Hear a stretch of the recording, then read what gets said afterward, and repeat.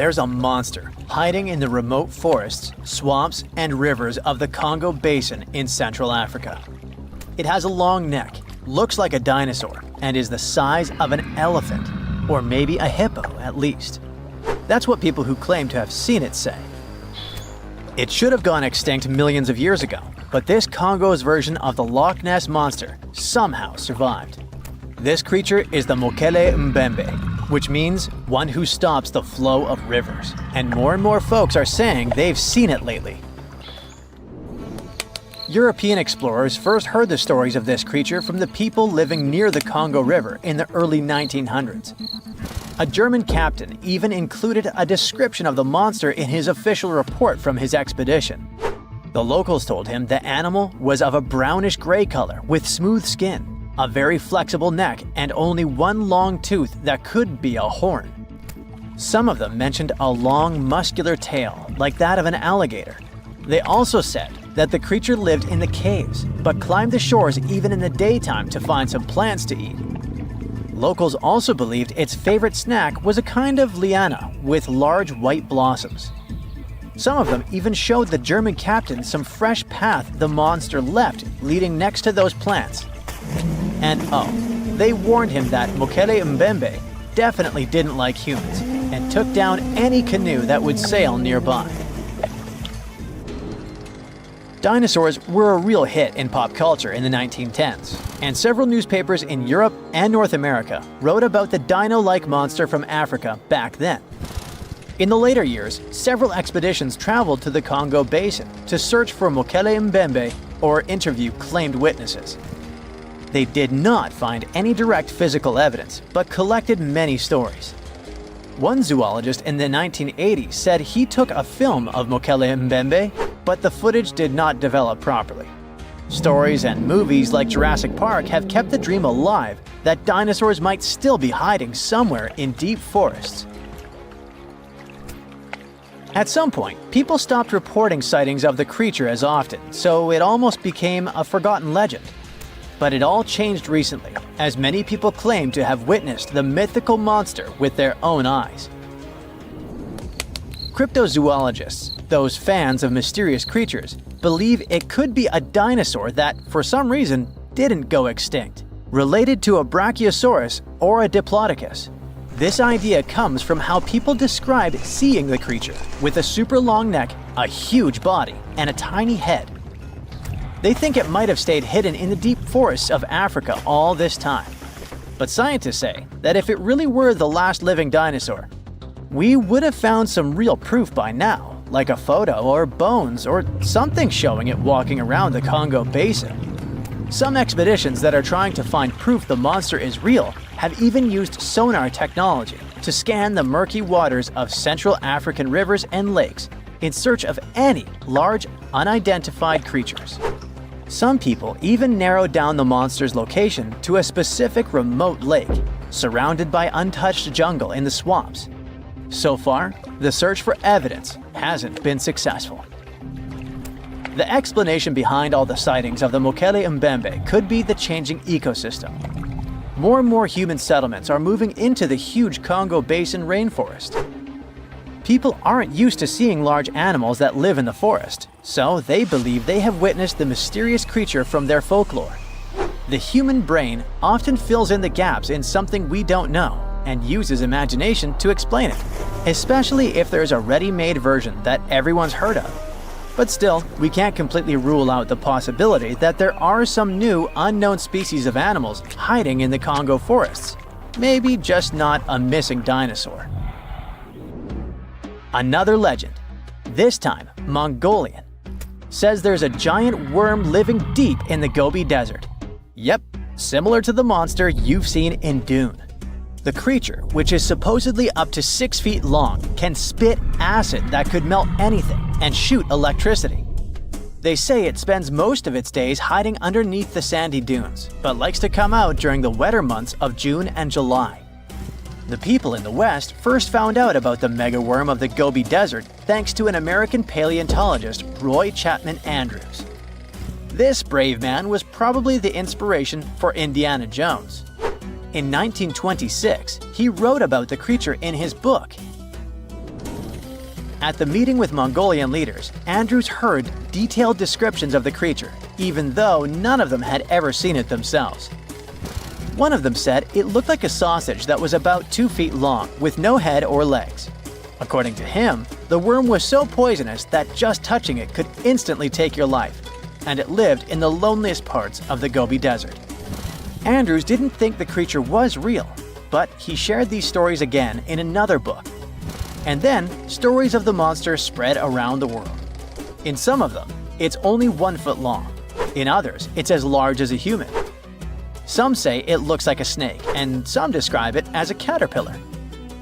Some people claim it has wings and can fly, and others think it could be a supernatural evil being without a body.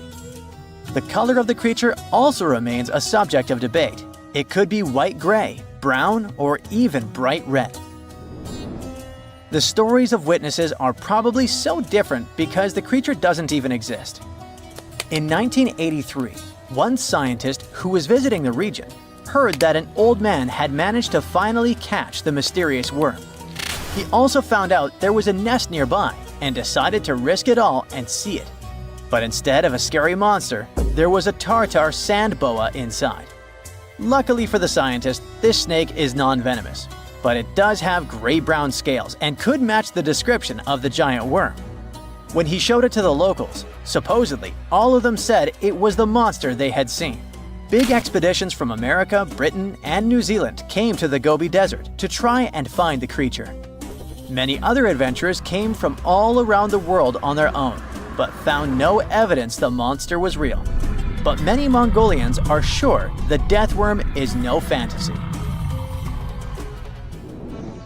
If you don't believe there's a monster in the Gobi Desert, how about one in Lake Worth in Texas? According to local folklore, there's a part human, part goat creature with scales and long clawed fingers hiding there. It all started back in July 1969, when locals claimed to have spotted this mysterious creature roaming around. The newspapers loved the story and started reporting about new sightings. One article said that the monster jumped out of a tree and landed on some guy's car. Another report claimed that the Lake Worth monster decided to throw an automobile tire at a group of people. Someone even managed to take a photo of the creature, and the newspapers published it. Locals started flocking to the lake at night, hoping to catch a glimpse of the creature, but no one could find any evidence it was real after all. The author of the monster's photograph later said it was most likely someone's prank, because the creature really wanted to be seen. Then, a reporter from the local newspaper received an anonymous letter saying that it was 3 high school students who decided to dress up and scare people. Even despite this, some cryptozoologists think it could have been an undiscovered primate species that walks on 2 legs. We don't know if the Worth monster is real, but it does one good thing and brings together the local community. Every year since 2009, they throw the Lake Worth Monster Bash.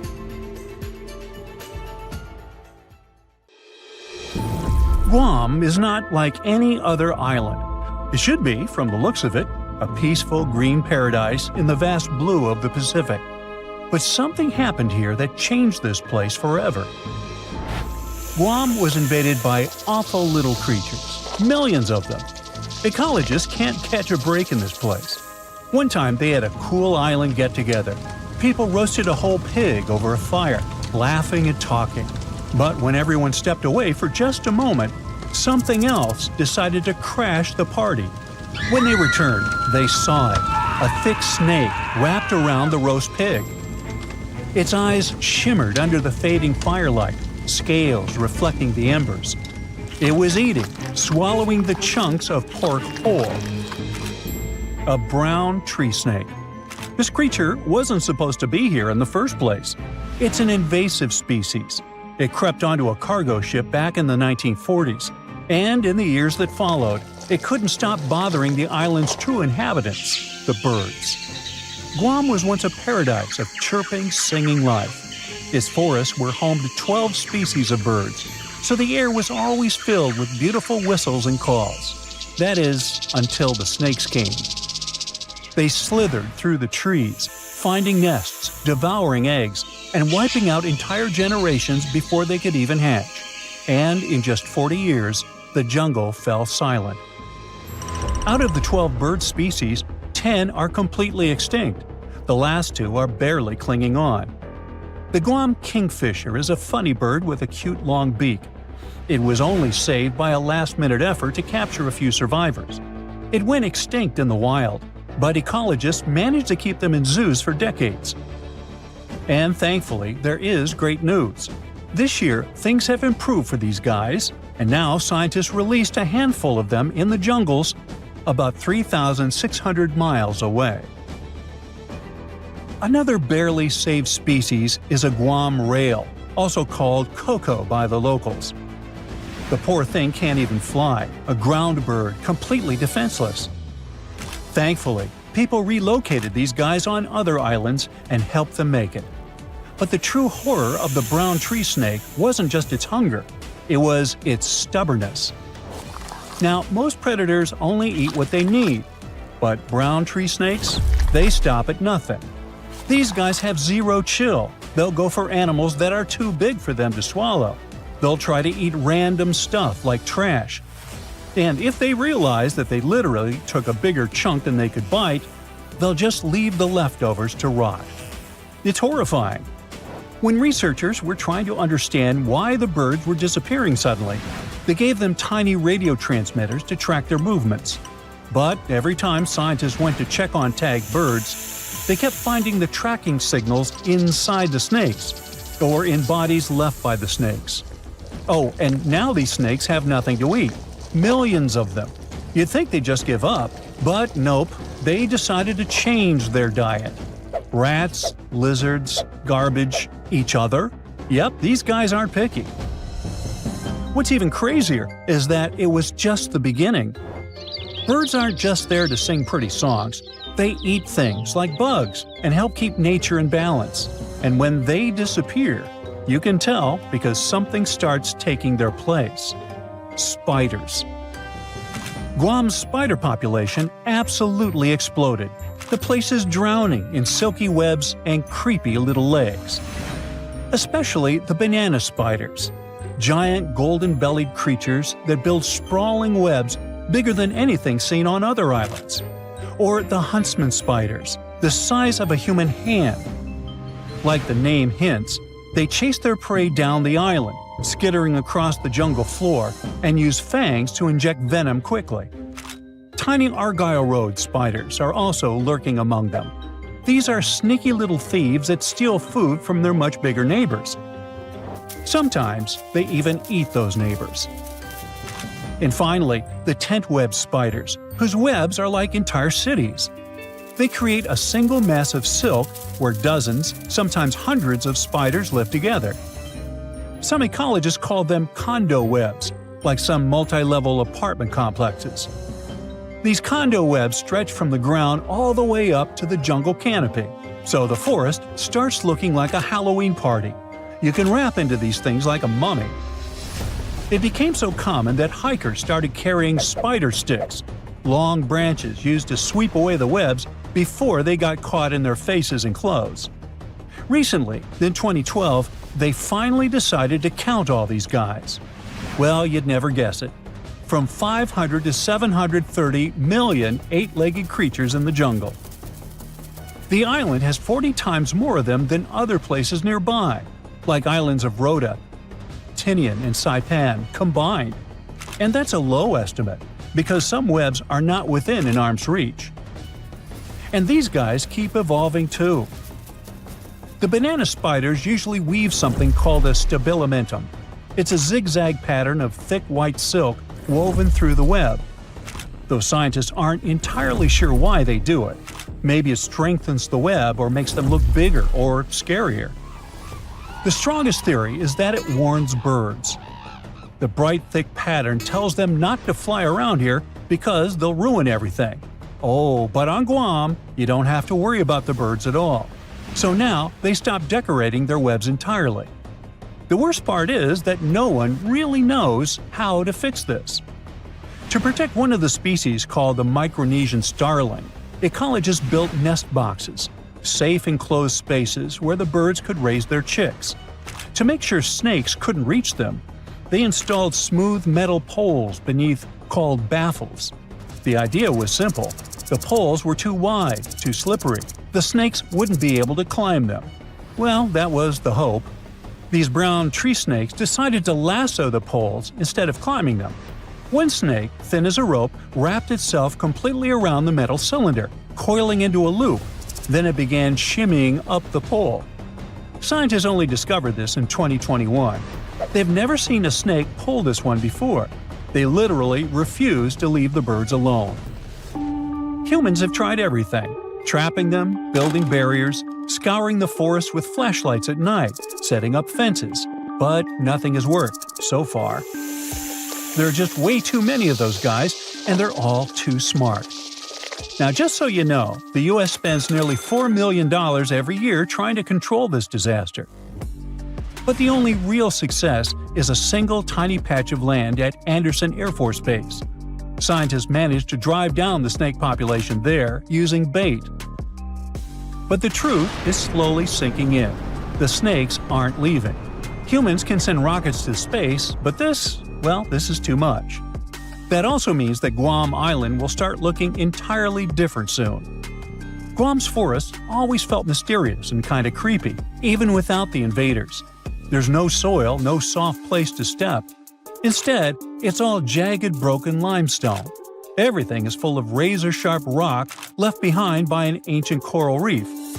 It was being pushed up over millions of years. Trees force their roots into the cracks. Everything is packed with twisting and curling plants. Breadfruit trees, prehistoric-looking cycads, spiky pandanus trees. And just as a cherry on top, a typhoon comes ripping through every few years, tearing it all apart. Luckily, plants usually grow back fiercely. Now, walking there is insane. It feels like walking in the sea, though instead of balancing on waves, you're trying not to trip and gash your shins open on the sharp rocks beneath you. You have to think through every step. But now, things are going to get so much worse. 70% of Guam's trees relied on birds to carry their seeds, spreading them far and wide. So, without the help of birds, the trees drop their fruit directly to the ground, where it sits and rots. So nothing grows. Well, perhaps the invaders' rule over Guam may last forever, and soon this place won't be friendly to tourists at all. It may become one of the worst places on Earth, if it isn't already. Now, if Earth's history were a movie, we humans would only take up the last second of the end credits. Our planet has been around for about 4.6 billion years, but our human story began about 300,000 years ago, in Africa. Now our ancestors had some wild adventures in nature. They could have run into creatures so big they'd make today's elephants look like puppies. The woolly mammoth is a pretty famous animal, sure. His cousin, though, the Columbian mammoth, not so much. This giant used to roam places from Canada all the way down to Mexico. Unlike the furrier woolly mammoths, which hung out in colder places, these animals had shorter hair, resembling huge elephants. They also had incredibly large tusks, like 12 feet worth of spiraling, sturdy tusks. And they weren't just for show, they came in handy when facing predators. That includes our ancestors.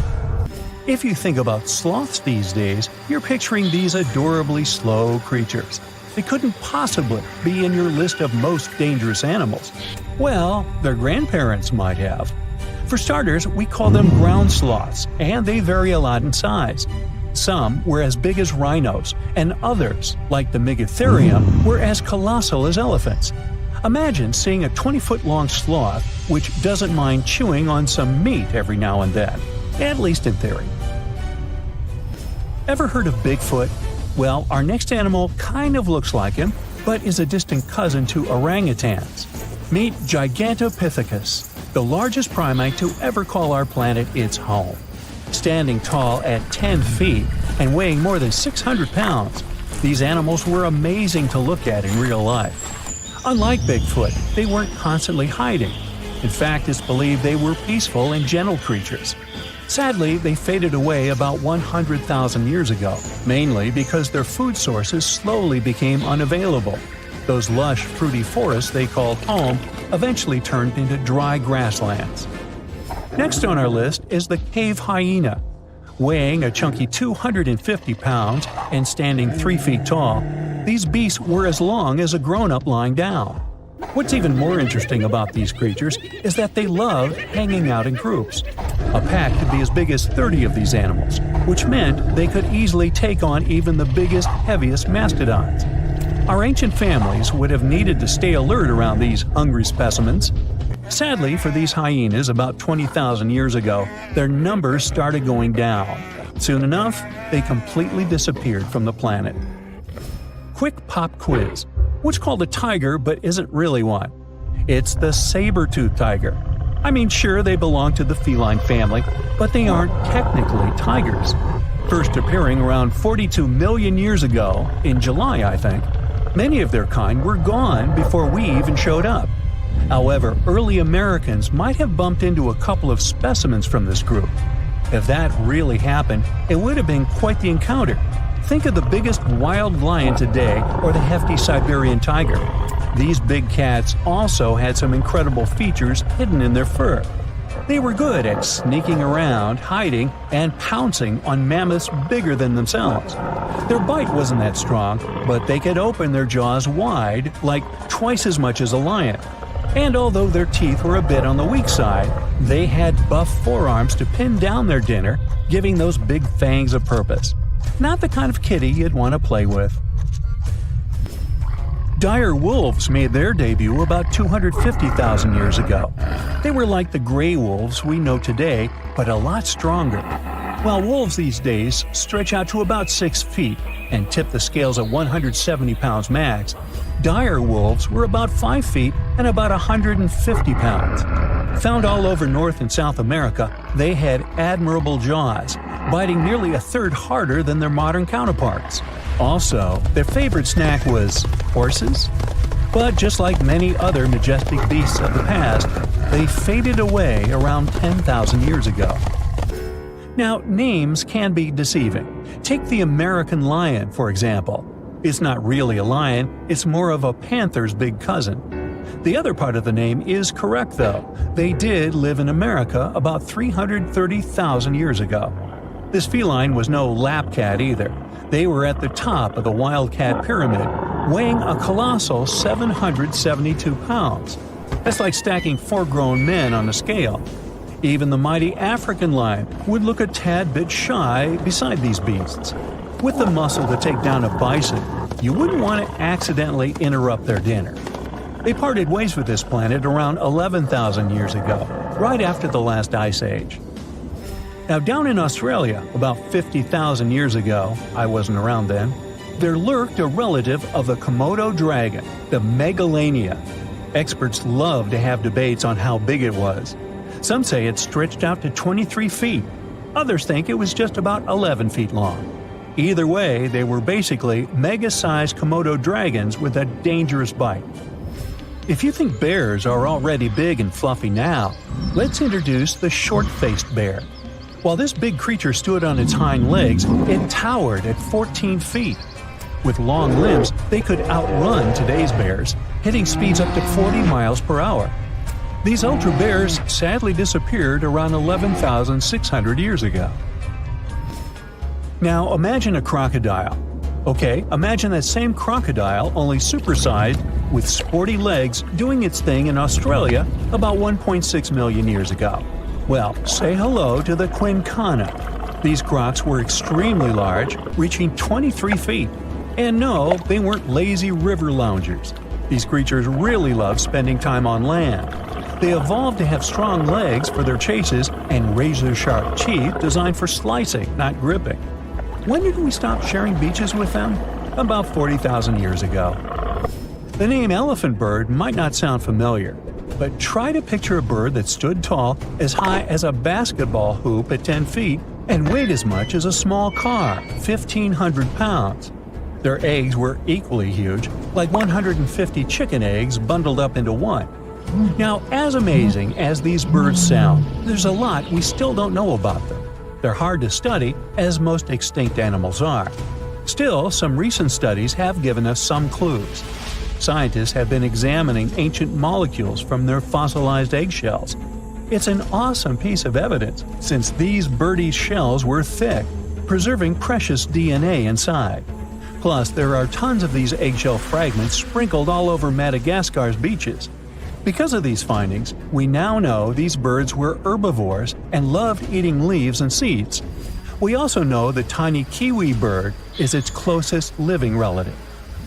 Now, dodos were these amazing birds we also used to share the planet with. They're like distant cousins to ancient pigeons. To give you some perspective, imagine a chunky bird weighing about 50 pounds.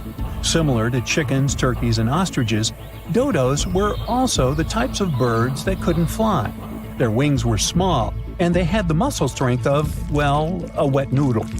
Now, you might have heard the word dodo used as a name for creatures that aren't that bright. Don't get confused, though, by this name. These birds were in fact intelligent. Scientists were able to figure that out by studying their fossils. It turns out that they were good at smelling stuff, unlike most birds that are all about the visuals. These creatures aren't around for us to study anymore, but that might change. One evolutionary biologist is on a mission to fully understand these amazing ancient birds. On that note, she revealed that the dodo's DNA has been completely sequenced. There are even talks about potentially bringing dodos back to life. They would make a nice addition to the lovely beaches of Mauritius, the place they used to call home many years ago. Australia used to have its own giants. Those were huge animals that could have dwarfed anything living on this continent these days. Scientists found the remains of many of those ancient creatures in the Narracuta Caves in South Australia, 4 hours away from Adelaide. It's a lovely region, but it can be treacherous. Watch out for holes the ground is pocked with. Known as pitfall traps, many of them are no wider than a coffee table. They're deep and plunge into the darkest of caverns. One of such caverns is called Victoria Fossil Cave, and it's a treasury that's been hiding the bones of around 45,000 animals for centuries. Some of the oldest bones belong to creatures far more terrifying than any animal you can encounter today. Those were the ancient Australian megafauna, huge beasts that roamed the continent during the Pleistocene epoch. During those, there were giant snakes, huge flightless birds, wombat-like creatures the size of a rhinoceros, and many others. One of the largest examples of the Australian megafauna scientists have discovered so far is the Diprotodon. That giant herbivorous creature was 10 feet long and 6.5 feet tall, and weighed more than 6,000 pounds, about as much as a small Asian elephant. Even though this terrifying beast didn't eat meat, it could have smashed other animals with its sheer weight. Scientists have found the remains of hundreds of such creatures all over Australia, so it's safe to say that no other animal from that time or in that location was larger than this giant. Despite its creepy appearance, the Diprotodon was a relative to the modern-day wombat, and those are known to sometimes pounce humans. The Diprotodon had toes that pointed inward and were well suited for digging burrows. On the other hand, Diprotodon was a giant, and it was unlikely that it used to do so. It was likely a trait it had inherited from its smaller burrowing ancestors, or it could have used its claws to search for roots. This theory is supported by the fact that the animal's pouch was facing backward. It prevented any dirt from collecting inside while the creature was digging. Since this animal was so big, it didn't have to worry much about predators. Up until 60,000 years ago, when the first humans appeared on the continent, full-grown Diprotodons only had to look out for creatures like the quincana. Measuring in at a whopping 20 feet long, the quincana was a land crocodile. It lived in Australia from around 20 million to 40,000 years ago. It disappeared along with most other mega creatures of the last ice age. It's thought to be the result of the first humans coming to the continent. Even though the quincana was extremely fast and dangerous, it was possible that this creature got out-competed by human hunters who took all available prey. Unlike modern crocodiles that are mainly aquatic, that mighty beast was a land dweller. Scientists figured it out by studying the quincana's legs. They were able to support and carry the body clear off the ground. It means there was no escape for ancient people once the quincana spotted them. Modern crocodiles can only push themselves along on their bellies. Such an adaptation allowed the quincana to chase its prey for long periods of time, exhausting it in the process. Another creepy feature of this ancient monster was its teeth. Aquatic crocs have conical teeth. Those are great for gripping and holding on to prey underwater. But quincana had knife-like teeth, ideal for slicing soft-bodied animals like, mammals. Another Australian monster, Thylacoleo, wasn't all that large, but it didn't make it any less terrifying. It was still among the top predators and the biggest carnivorous animals in Australia. This creature was a true oddity of nature, even by prehistoric standards. First, its teeth resembled not those of a regular predator, but those of a rodent. Its front incisors were enlarged, taking the place of canines. Premolars were also shaped like blades. They were used for cutting flesh and bone. At first, scientists thought that Thylacoleo used those teeth to eat nuts and fruits. But later, a study showed that the use of such teeth was better suited on necks and spines. The jaws of this ancient creature were immensely powerful. A 220-pound Thylacoleo had a bite force similar to that of a present-day 550-pound lion. It means that the animal could easily bring down prey much larger than itself. Then there was Thylacoleo's tail. It had strong muscles which provided the animal with the ability to use the tail as support when tackling large prey. The Thylacoleo had retractable claws, and this feature is very uncommon among marsupials. It allowed the animal to keep its razor-sharp hooks from getting blunt and could help it get a better grip on its prey. Scientists are quite sure that, like today's leopards, the Thylacoleo could climb trees and jump on other animals from above. It was done so fast and stealthily, they never knew what hit them. The creature's rear feet support this theory. The first toe there was reduced, but the foot had a rough pad like what modern-day possums have. It allowed them to have a better grip while climbing. Right after scientists found the first skull of the Meliolania, this animal was classified as a lizard. That's why its name translates to small groomer. But after they discovered more complete fossils, it turned out that the Meliolania was a giant turtle. But that's not all. It was one of the largest land turtles to ever have existed. The main reason researchers initially believed the creature to be a lizard was the fact that its skull was adorned with a series of spikes. It's something the modern-day horned lizard can boast. But even after discovering the true nature of the Meliolania, scientists still don't know how to properly catalog it. It might have been a creature that folded its neck under its spine, or it could have folded it to the side. Beside those defensive mechanisms on its head, the Meliolania was also equipped with a spiked tail, which was probably used to prevent predators from attacking the animal from behind. Most species of the Meliolania disappeared around 2,000 to 3,000 years ago because of humans who hunted them to extinction in both Australia and on the surrounding islands. It took around 2 centuries for these turtles to go extinct in that region of the globe.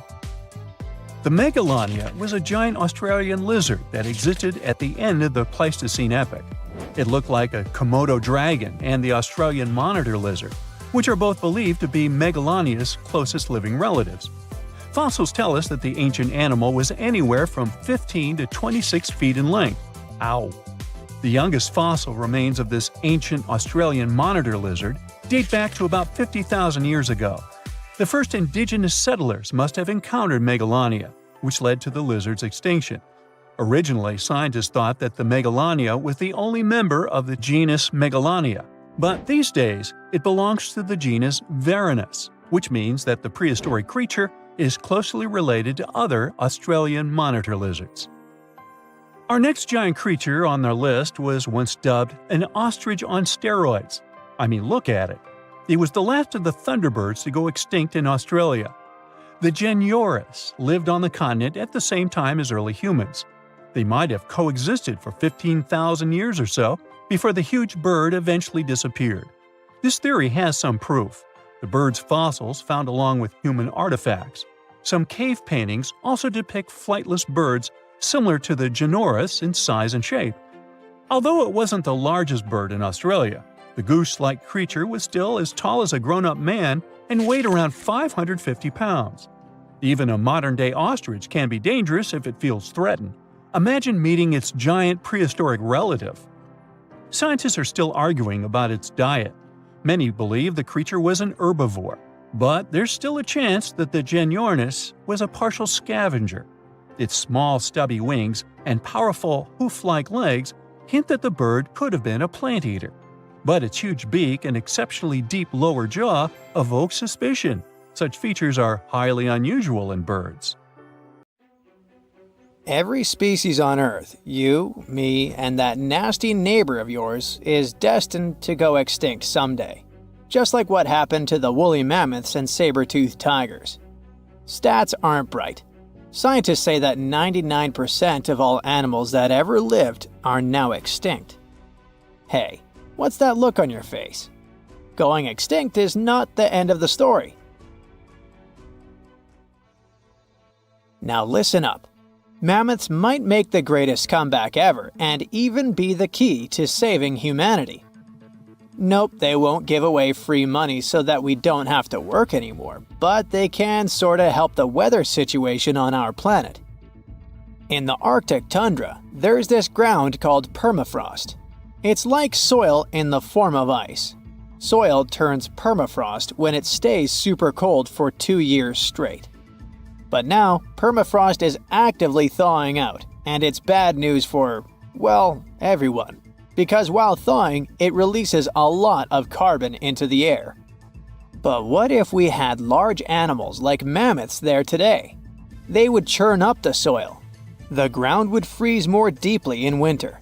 And then, in summer, a layer of grass would help keep the ground cool and prevent the permafrost from melting. Some scientists think that's a great solution. So now there's a company in the US that's trying to bring mammoths back to life. Okay, you got me. Not actual mammoths, but a sort of hybrid between an elephant and 1% mammoth DNA. It would be a northern elephant. Getting mammoth DNA is easier than you might think. They actually only went extinct about 10 to 14,000 years ago. Scientists are hoping to have their first elephant-mammoth hybrid by 2027. Let's hope it doesn't turn into a real-life Jurassic Park. Ah, Australia. A nightmarish place and a home to the most fascinating creatures on Earth. But here, the sad fate befell the Tasmanian tiger, also known as thylacine. Don't mix it up with the Tasmanian devil. That one is living and thriving. Nope, the thylacine was a marsupial predator that used to chill in Australia, South Tasmania, and New Guinea. It was a nocturnal who preyed on other marsupials, like kangaroos. In the 30s, the farmers suddenly claimed that thylacines were eating their livestock. Looking back at it now, that was probably an exaggeration. But humans started to hunt poor thylacines until they were all gone. And then it turned out that hunting away the important predator isn't the brightest idea. Who would have thought? You see, thylacines kept things in check by eating bad animals. So once they disappeared, the Australian wildlife was basically doomed. 35% of total mammal extinctions on Earth happened here. That's an awful world record. I know it sounds gloomy, but hey, maybe we can fix this. Remember that company we mentioned? It wants to bring back the thylacine too. Luckily, many thylacine embryos are still preserved in jars, like some creepy pickles. If we bring them back to Tasmania, this could help revive the entire ecosystem. Would you be happy to see them back in the wild? Me too. And I would also be happy to see you hitting those like and subscribe buttons so you can keep up with amazing facts all year round. We also have some huge dreams about tiny creatures. Take a trip to Mount Hotham Ski Resort in Victoria, Australia, and here you can find the mountain pygmy possum, a tiny bundle of cuteness. These guys are super rare. We even thought that they were extinct. All we had was their fossils. But then, some skiers spotted a possum in a log pile at the ski lodge in 1966. Imagine suddenly making a great discovery while chilling on vacation. These little possums can spend 7 months of the year sleeping under the snow. They wake up occasionally to eat some stored food, and then they wake up in the spring to eat even more, find a mate, and go back to sleep again. What a relatable fella. Since they've made it into this video, you can guess they're pretty endangered. There are less than 2,000 left in the wild, all because their current homes don't fit them that well. But hooray, we can help them too! You see, their ancestors lived in lowland forests about 20 million years ago, so maybe mountain possums could live better if we moved them there? Of course, we can't just take them to the woods and expect them to survive. Instead, scientists want to slowly release possums into the forest and check up on how they get on with it. Let's hope these cute creatures will adapt to woodland life. The southern gastric brooding frog, also called the platypus frog, was quite a unique creature. It was discovered in 1972 in Queensland, Australia. Back then, this fella shocked the scientists with its super weird birthing practices. Check this out. The mother frog swallows her eggs, turning her stomach into the womb. Then she doesn't eat at all for 6 weeks straight. I could never. Meanwhile, the tadpoles hatch in her stomach, start to grow, and eventually get so big that the mom literally has to breathe through her skin. And then she literally spews out her offspring left and right. Bleh. But this insane process is a great evolutionary achievement, which is why it drew everyone's attention. But the wonder didn't last long. By the mid-80s, all known species of these frogs vanished from their natural habitats. Why? We have no idea. There are many theories, but almost no evidence to back them up. In any case, over the years, these guys officially became extinct. But it all changed in 2013. Scientists started a groundbreaking project named the Lazarus Project. Now they want to resurrect these frogs to learn cool cloning techniques from them. Are you guys ready to copy their genetic preservation method? Yeah, me neither. But let's dive deeper. Literally go in the water. Meet the Coelacanth. This creature lived in the oceans back when the dinosaurs roamed our planet, and didn't even notice the asteroids. These guys are the Methuselahs of the sea. They can live up to 100 years, and they don't even start thinking about leaving offspring until they're around 55. At least they've got plenty of time to live for themselves. We actually thought this creature had gone extinct about 65 million years ago. But then, the first Latimeria specimen was discovered off the coast of South Africa in 1938. Now they're known as living fossils. And these fish are enormous. They weigh around 200 pounds. They're also super stylish, with those lobe-fished paddles that make them look like disco balls. Oh, and they're great aerialists. Thanks to those versatile fins, they can even do headstands and swim belly up. The Coelacanth is also a bit of a homebody. It's not very energetic and likes to live in underwater caves during the day, only coming out at night to snack on smaller fish and squid. Another animal who's literally me. Now we're trying our best to preserve this species, and I won't be surprised if it outlives us all. And finally, let's talk about the largest and most awkwardly looking flightless bird from New Zealand, the South Island takahe. The tale of the takahe started way back in the Middle Ages. Humans accidentally hunted them all away, and by the late 19th century, it seemed there were none of them left. But then, they were rediscovered in New Zealand in 1948. Poor guys did all they could to hide from us in the mountains, but we still got them. But it's different now. Since then, we've been trying our best to save them from extinction. There's a takahe recovery program going on, and it shows great results. They managed to greatly boost the number of birds in the wild. As of 2023, the takahe population has grown to around 500 birds. They're now considered nationally vulnerable, not nationally critical. It's a little progress, but progress nonetheless. Let's keep it up. Currently, there are approximately 20 billion animals inhabiting our world. If everything were ideal, we would have 5 billion more animals on Earth. But many species have gone extinct, and around 44,000 species are currently endangered. The largest, most recent mass extinction event in history occurred during the dinosaur era, leading to the eradication of 75% of species on Earth.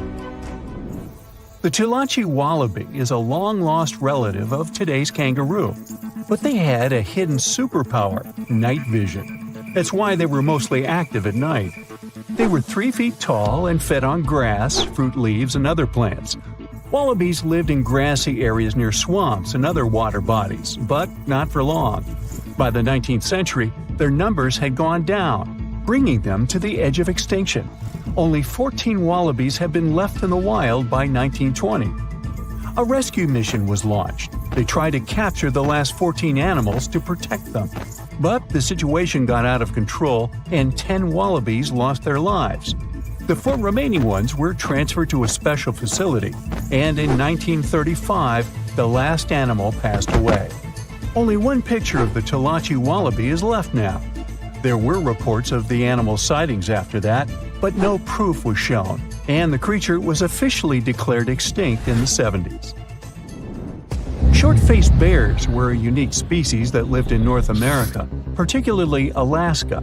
It was a massive bear, weighing around 1,500 pounds. When standing on its hind legs, it was around 12 feet tall, a whole foot taller than today's biggest beast in this family, the polar bear. This animal was different from today's bears because almost all of them are omnivores, except for polar bears. But this monster was solely carnivorous, which was the reason for their extinction. During the end of the Ice Age, many herbivores were gone, and those bears did not have enough food to survive. They were the Usain Bolt of the bear world, the fastest Bruins to have ever lived, reaching a top speed of 40 miles per hour, which is 5 miles faster than grizzlies. There are around 400 million pigeons in the world now. Some time ago, in America, a species of birds called passenger pigeons were abundant throughout the country, especially in the eastern forests. There were more than 1 billion of them, but they went from 1 billion to 0 in a few years. They had small heads and necks, but long tails and wings and strong breast muscles that allowed them to fly super long distances. The last passenger pigeon passed away in captivity in 1914. It was named Martha. With that, the ecosystem in the U.S. has never seen this bird again. Now, elks are enormous animals, but they look tiny when you compare them to long-gone Irish elks. That elk was around 7 feet tall at the shoulder with a humongous antler of 12 feet. Today, elk are only 4.5 feet tall at the shoulder and have around 4-foot-long antlers. Despite its name, this elk was found all over the world, from Asia to Europe. It got its name because, in Ireland near Dublin, researchers found a perfectly preserved specimen. Since then, it's been called the Irish elk. The last one passed away in Ireland. The main reason for their disappearance was their inability to adapt to changes. When the Ice Age ended, the elk could not survive and became extinct. Now, somewhere deep in the forests of Costa Rica lives the interesting-looking golden toad. It was discovered in 1966 in one particular spot where all toads would gather to mate. In 1967, a large population of this golden nugget was noted in that same spot. But the following year, only 10 to 11 toads were seen, and the year after that, in 1968, only one lonely male toad showed up at the spot. For years, there were searches for golden toads. In 2004, the toads were officially declared extinct. Humans were not responsible this time. The drought in the area in the 80s had a significant impact on the toads. Still, the last straw was the arrival of a new fungal species that caused the animal's skin to thicken, eventually leading to the toad passing away. This chytrid fungus is responsible for the extinction of more than 90 frog and amphibian species, becoming one of the biggest threats to their lives.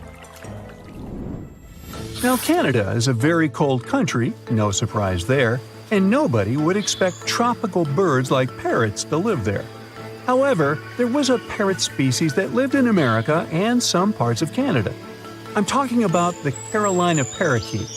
Those were truly beautiful birds with orange-yellowish heads and green bodies. Their favorite rest spots were big trees alongside rivers. This parrot's favorite food was cocklebur seeds, which are poisonous to us, but the bird had no problem eating them. Also, they used the dangerous cockleburs as a defense mechanism. After they ingested loads of them, their meat became poisonous, and predators do not enjoy eating toxic birds. Carolina parakeets were abundant, there were millions of them. But since the Ice Age, their numbers had been gradually going down because of natural reasons, mainly temperature. By 1935, no such parakeets were left in the wild. Today's African lion had a much more prominent and notorious cousin, the Barbary lion. Those cats were mentioned in many famous old books. They were described as mean, terrifying beasts. It's believed that they were the largest lion species ever. Those big cats weighed around 600 pounds and were 9 feet from the head to tail. Unfortunately, this lion was declared extinct in the 90s due to many factors. Today, we only have one photo of this animal taken from a plane. Paradise parrots were native to Australia. They were genuinely amazing birds with captivating colors. What was unique about them was their nesting habits. They only nested in termite mounds. This parrot was always on the edge of extinction, and the reason for that is still unknown. Mice, rats, and other animals also hunted them, and it added fuel to the fire. The last bird was spotted in the year 1972. Since then, paradise parrots have only been seen in museums. The Gulf of Mexico was once home to Caribbean monk seals. This species of seals enjoyed spending time in the warm subtropical climate of the Caribbean. Most of the time, they were found near reefs and islands, foraging for food. Like most of us, they also loved sandy beaches and were usually seen in groups of 100 seals, resting before the next adventure. In the year 1886, monk seals were declared extinct. You can still see this animal in 2 museums. Both are located in the UK. As we all know, zebras have black and white stripes. But once, a zebra species had only half the body covered with brown and white stripes. The rest was just brown, and the belly was white. It was called the quagga. They lived in the southern part of Africa in grass fields and wet pastures, like today's zebras, and ate grass and other plants. The last quagga perished in 1888, but not all hope is lost. Today, extensive research is being done to bring this animal back into the wild. Australia is home to many outlandish animals, but the craziest ones are probably gastric brooding frogs. This species is not like your ordinary frog that lays eggs. They hatch their young inside their stomach and give birth by vomiting around 25 fully formed young frogs. Sometimes their stomach becomes so bloated that they have to breathe through their skin. 2 species of this frog were discovered in the northern and southern parts of Australia in the 1970s by Mike Taylor. A decade after their discovery, both species are gone. The main reason for their extinction is the chytrid fungus. Luckily for them, they're also part of a de-extinction program that's putting serious efforts into bringing them back into the wild. Welcome, dear listeners, to a journey back in time, to a moment that forever altered the course of our planet's history. Picture this, a serene Earth where mighty dinosaurs roamed freely, ruling every corner of the land, from the densest jungles to the vast open plains. Their thunderous footsteps echoed as a testament to their reign, a reign that seemed unending. But the universe, in its infinite vastness, had other plans. Enter the Chicxulub incident. A name that might sound unfamiliar to some, but its impact, both literal and metaphorical, is deeply etched into the very fabric of our planet. This wasn't just any cosmic event, it was a cataclysm, a celestial sledgehammer that came hurtling from the abyss of space. Imagine a rock, not just any rock, but one the size of Mount Everest, weighing trillions of tons, racing towards Earth with a speed so immense that it could traverse from New York to Anchorage faster than one could prepare a morning breakfast. This monstrous entity, dear listeners, was destined to collide with our planet, and when it did, it didn't just make a dent. It reshaped life as it was known. The Chicxulub incident wasn't merely an event, it was a turning point, a moment where the rulers of the Earth, the mighty dinosaurs, faced an adversary so powerful that it brought their long-standing dominion to a tragic end. But why is this incident so significant? As we journey through the annals of time, retracing the steps of the Chicxulub incident, we find ourselves drawn to a specific location on our planet, a place that today is known for its pristine beaches, vibrant culture, and the allure of ancient civilizations. Yes, dear listeners, we're talking about modern-day Mexico, specifically the Yucatan Peninsula. But let's rewind the clock back to that fateful day and paint a picture quite different from the holiday destination we know today. The Yucatan Peninsula, a region now synonymous with Cancun's turquoise waters and Mayan ruins, was the epicenter of this cosmic catastrophe. As the colossal asteroid approached, it wasn't heading for some remote, uninhabited corner of the Earth. No, it was on a direct collision course with what is now the heart of Mexico. And then, with a force beyond comprehension, it struck. The very ground trembled, and the skies lit up as if a second sun had dawned. The vast ocean waters that covered the Yucatan Peninsula could do little to cushion the blow. Instead, they became part of the cataclysm, amplifying the devastation. The immediate aftermath was nothing short of apocalyptic. The impact was so immense that it pierced through the Earth's crust, releasing energy equivalent to billions of atomic bombs. The skies were set ablaze, and a shockwave of unimaginable proportions rippled across the globe. The serene waters of the Yucatan were violently displaced, giving rise to tsunamis that towered as high as the Statue of Liberty, rushing forth to distant shores with wrathful intent. But this was just the beginning. The Earth, our home, was in turmoil. The very fabric of the environment was being rewritten in a matter of moments.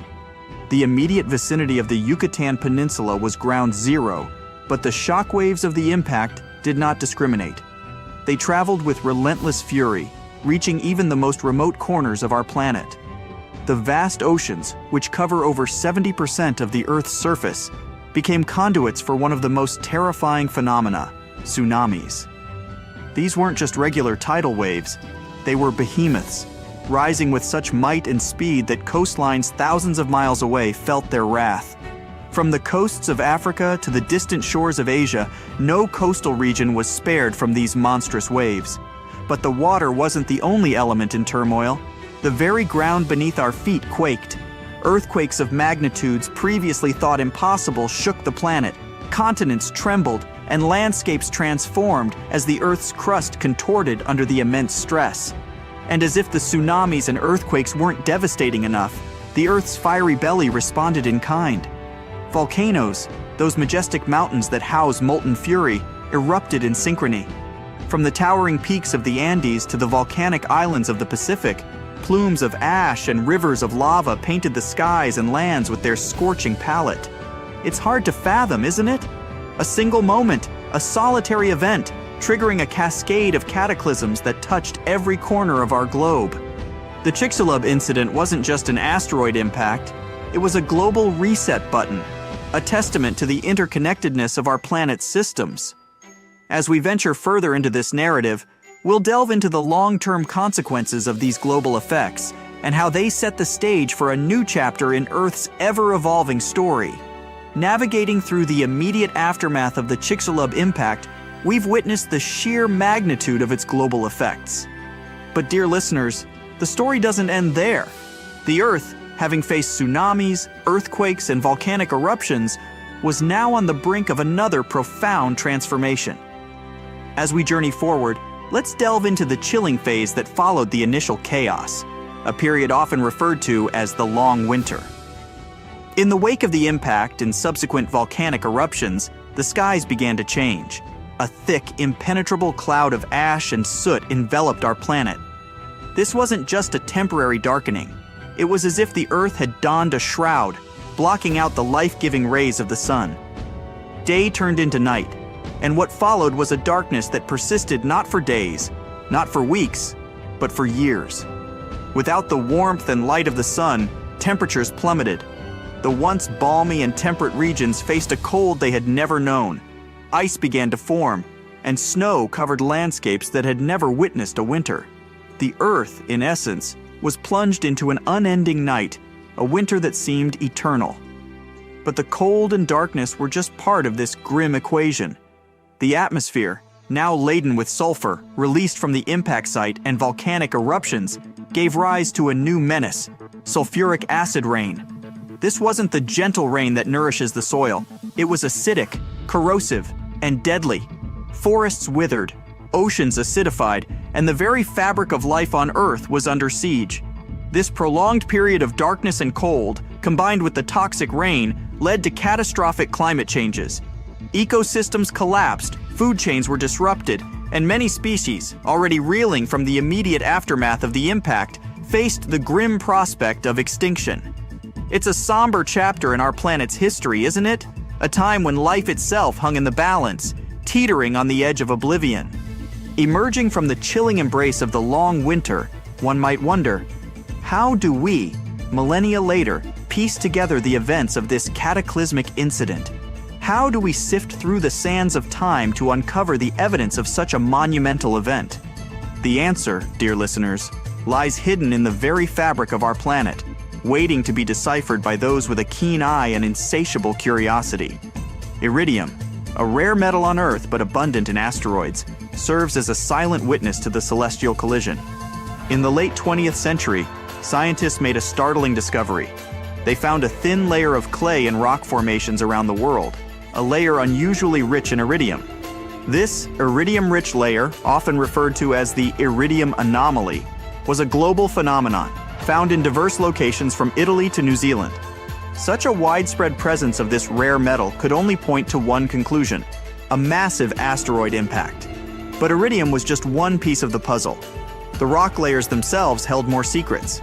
Beneath the iridium-rich layer, scientists found a distinct boundary, often termed the Cretaceous-Paleogene or KPG boundary.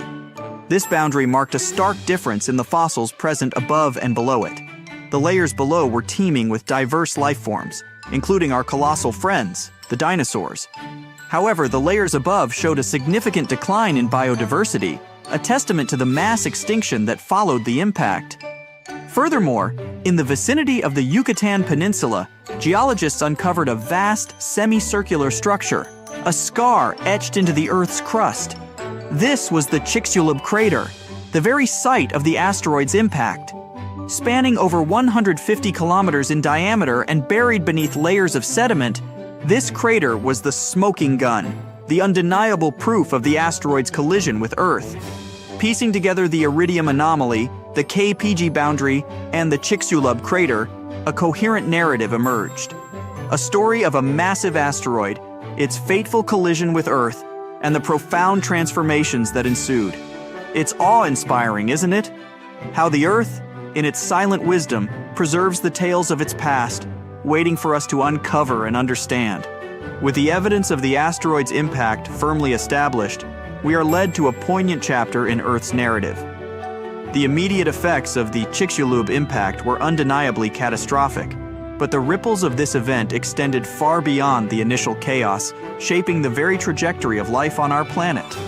The dinosaurs, those magnificent creatures that had ruled the Earth for over 160 million years, found themselves in a world transformed. The prolonged darkness, plummeting temperatures, and acid rains created an environment hostile to these giants. Food sources dwindled as plants, the base of many food chains, struggled to survive without sunlight. Herbivorous dinosaurs, deprived of their primary food source, faced starvation. And as they perished, the carnivores that relied on them for sustenance were similarly affected. It was a domino effect, a cascading collapse of ecosystems. But it wasn't just the dinosaurs. Many marine species, especially those reliant on photosynthetic algae, faced extinction as the oceans acidified and the sun's rays were obscured. On land, the lush forests of ferns and palms gave way to fungi, which thrived on the decaying organic matter. The skies, once ruled by pterosaurs, saw a decline in these winged wonders. In total, it's estimated that nearly 75% of Earth's species were wiped out in this mass extinction event. The world, in essence, had hit a reset button.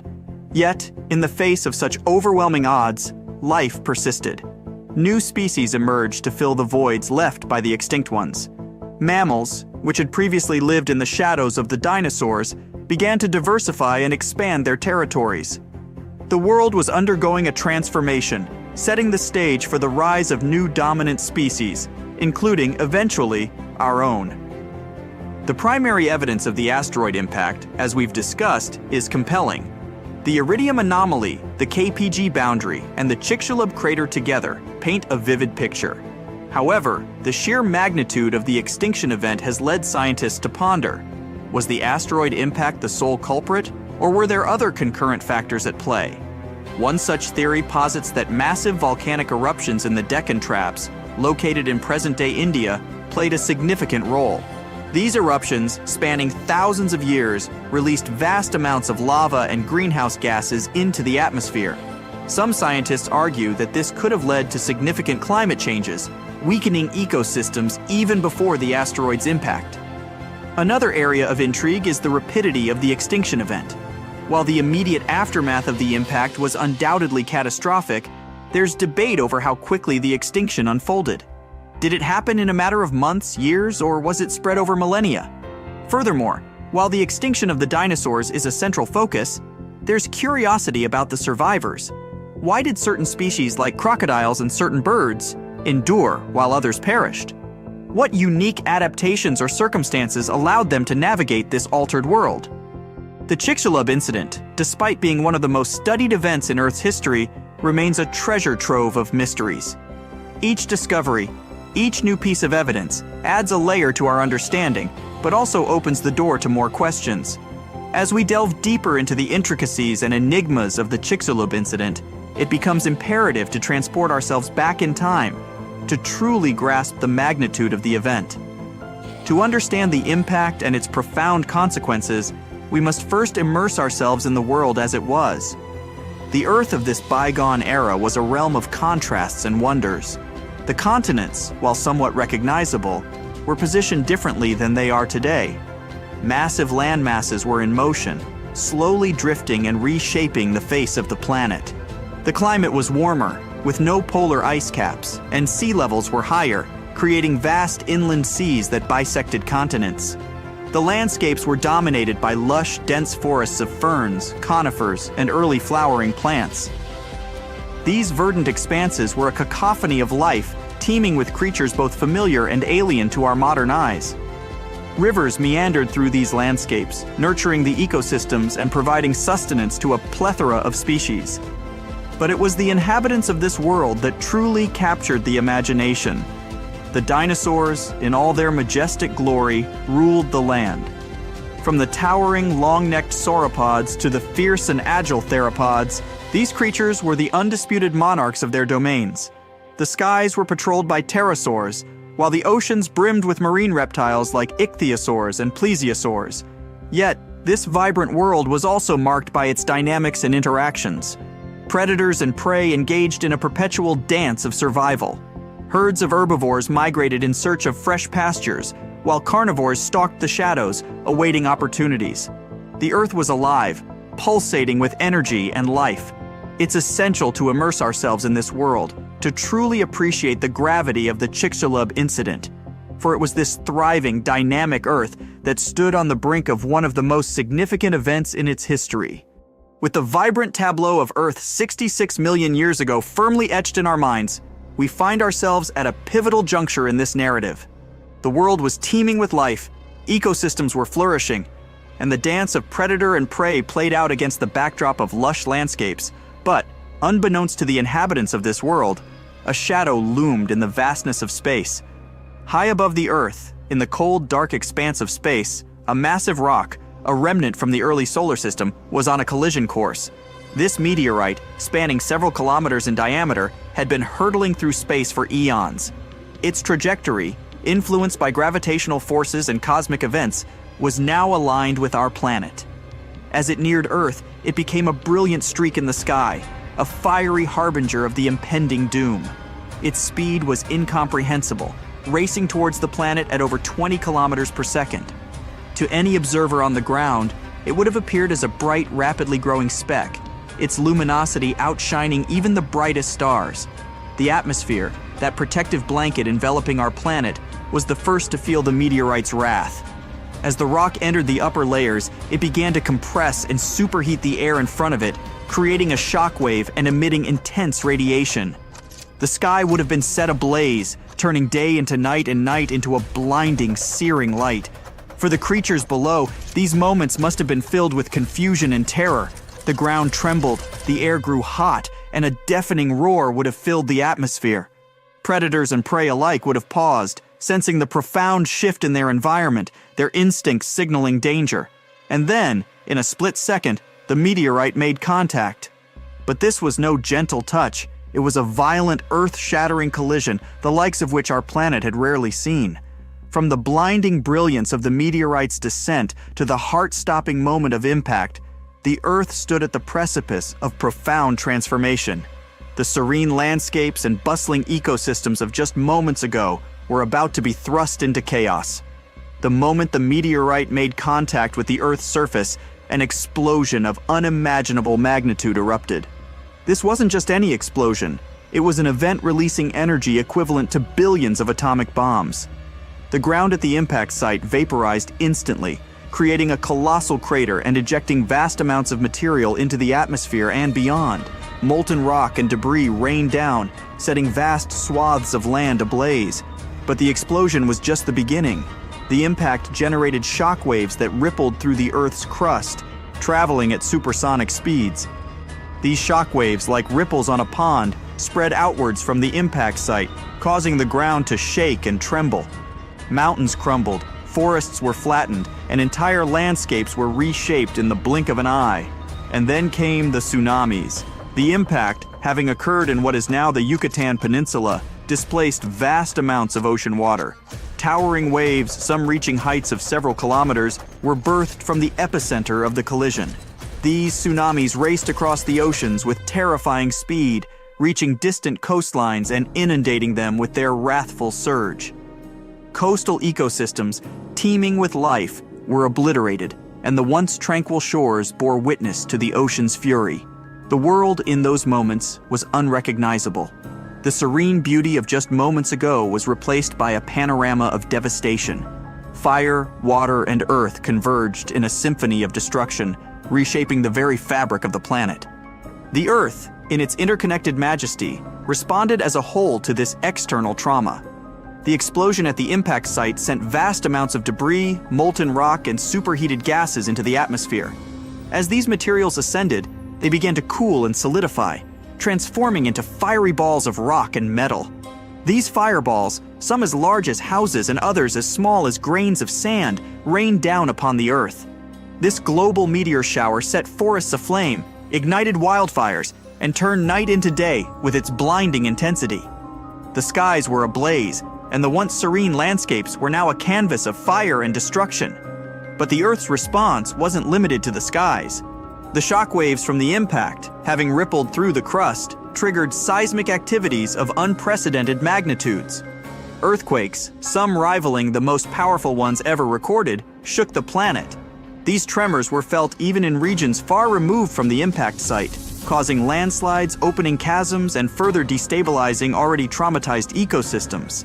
And the oceans, having borne the initial brunt of the impact, were not done with their fury. The seismic activities, coupled with the displacement of water from the impact, gave rise to more tsunamis. These waves, while perhaps not as colossal as the initial ones, were still monstrous. They raced across ocean basins, reaching shores that had already been battered and bringing with them further devastation. The global consequences of the Chicxulub impact were a testament to the interconnectedness of our planet's systems. No corner of the Earth was untouched, no ecosystem left unscathed. It was a time of upheaval, a period where the very essence of life and the environment was put to the test.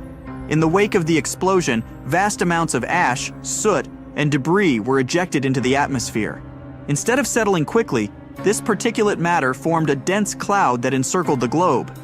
This ash cloud acted as a veil, obscuring the sun's rays and casting the Earth into a prolonged period of darkness.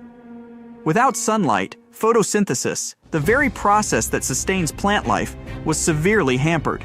Forests withered, grasslands became barren, and the primary producers in the food chain were crippled. This darkness, combined with the cooling effects of the ash cloud, led to a significant drop in global temperatures. The Earth, which had been a warm and temperate realm, was now facing conditions akin to a nuclear winter. Regions that had never known frost and snow were now blanketed in white, and the cold became a relentless adversary for the planet's inhabitants. But the challenges weren't limited to the land. The oceans, the cradles of life, faced their own set of trials. The ash and soot, combined with the sulfur released during the impact, led to acid rain. This rain, when it reached the oceans, caused a significant drop in pH levels, leading to ocean acidification. The delicate balance of marine ecosystems was disrupted. Calcifying organisms like corals and certain plankton species struggled to build their shells and skeletons. As these foundational species faced challenges, the entire oceanic food chain felt the ripple effects. From the tiniest plankton to the massive marine reptiles, the oceans were in turmoil.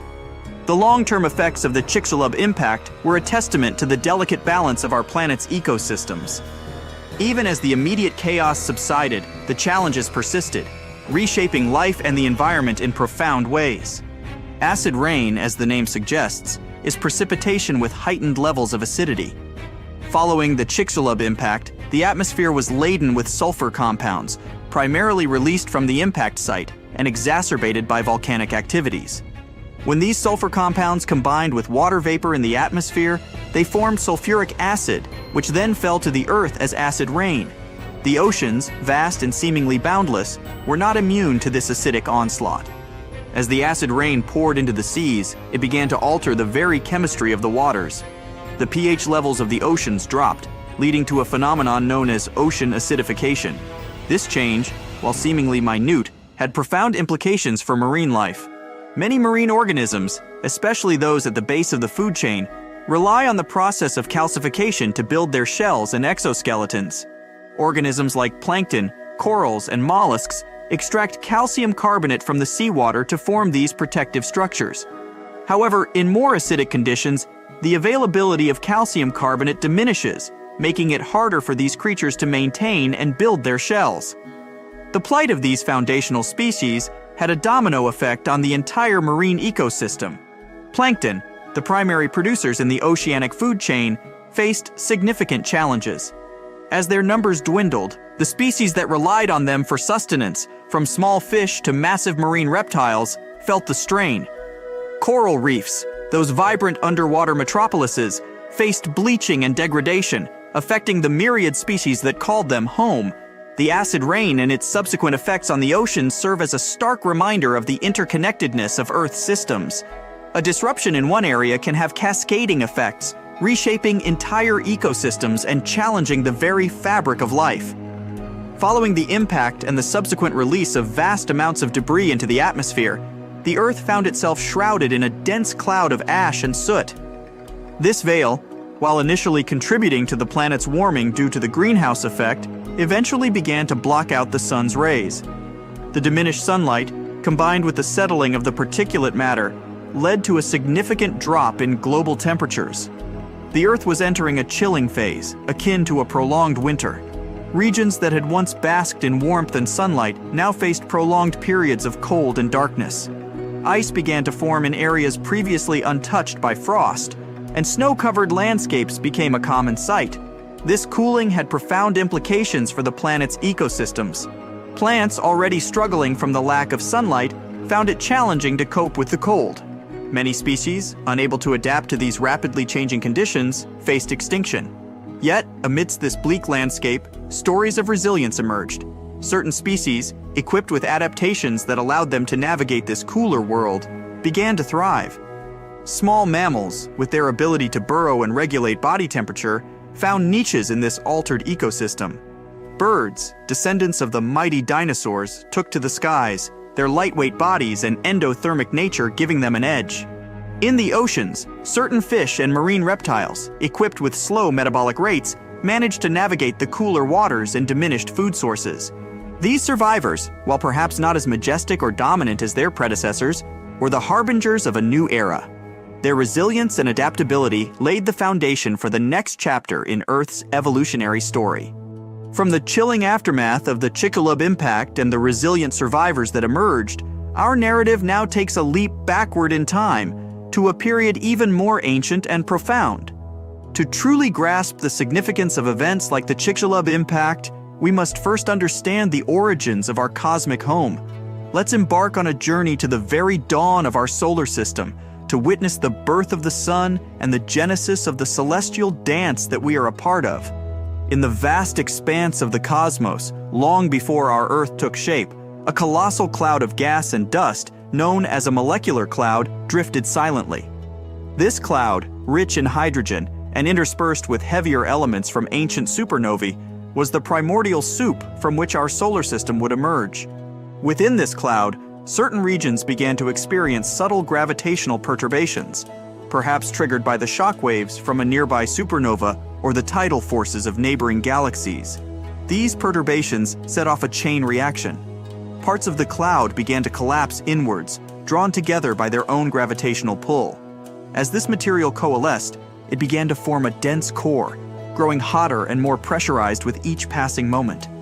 Around this core, the remaining gas and dust swirled, forming a protoplanetary disk.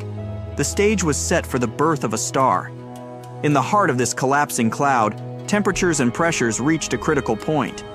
Nuclear fusion ignited, and the core began to shine brightly. This was the birth of our sun, a blazing beacon that would become the heart of our solar system. Its intense heat and light began to influence the surrounding protoplanetary disk, shaping and molding the materials within. The sun, in its fiery infancy, was both a creator and a destroyer. Its solar winds swept away lighter materials, while its gravitational pull orchestrated the dance of the remaining gas and dust. From this dance, the planets, including our Earth, would eventually emerge. Having marveled at the birth of our sun and the radiant heart of our solar system, our narrative now hones in on a specific celestial body, one that holds a special place in our hearts, our very own Earth. From the vast protoplanetary disk that swirled around the nascent sun, a unique and intricate process was set into motion, leading to the formation of our planet. In the early days of our solar system, the region that would become Earth was a chaotic battleground.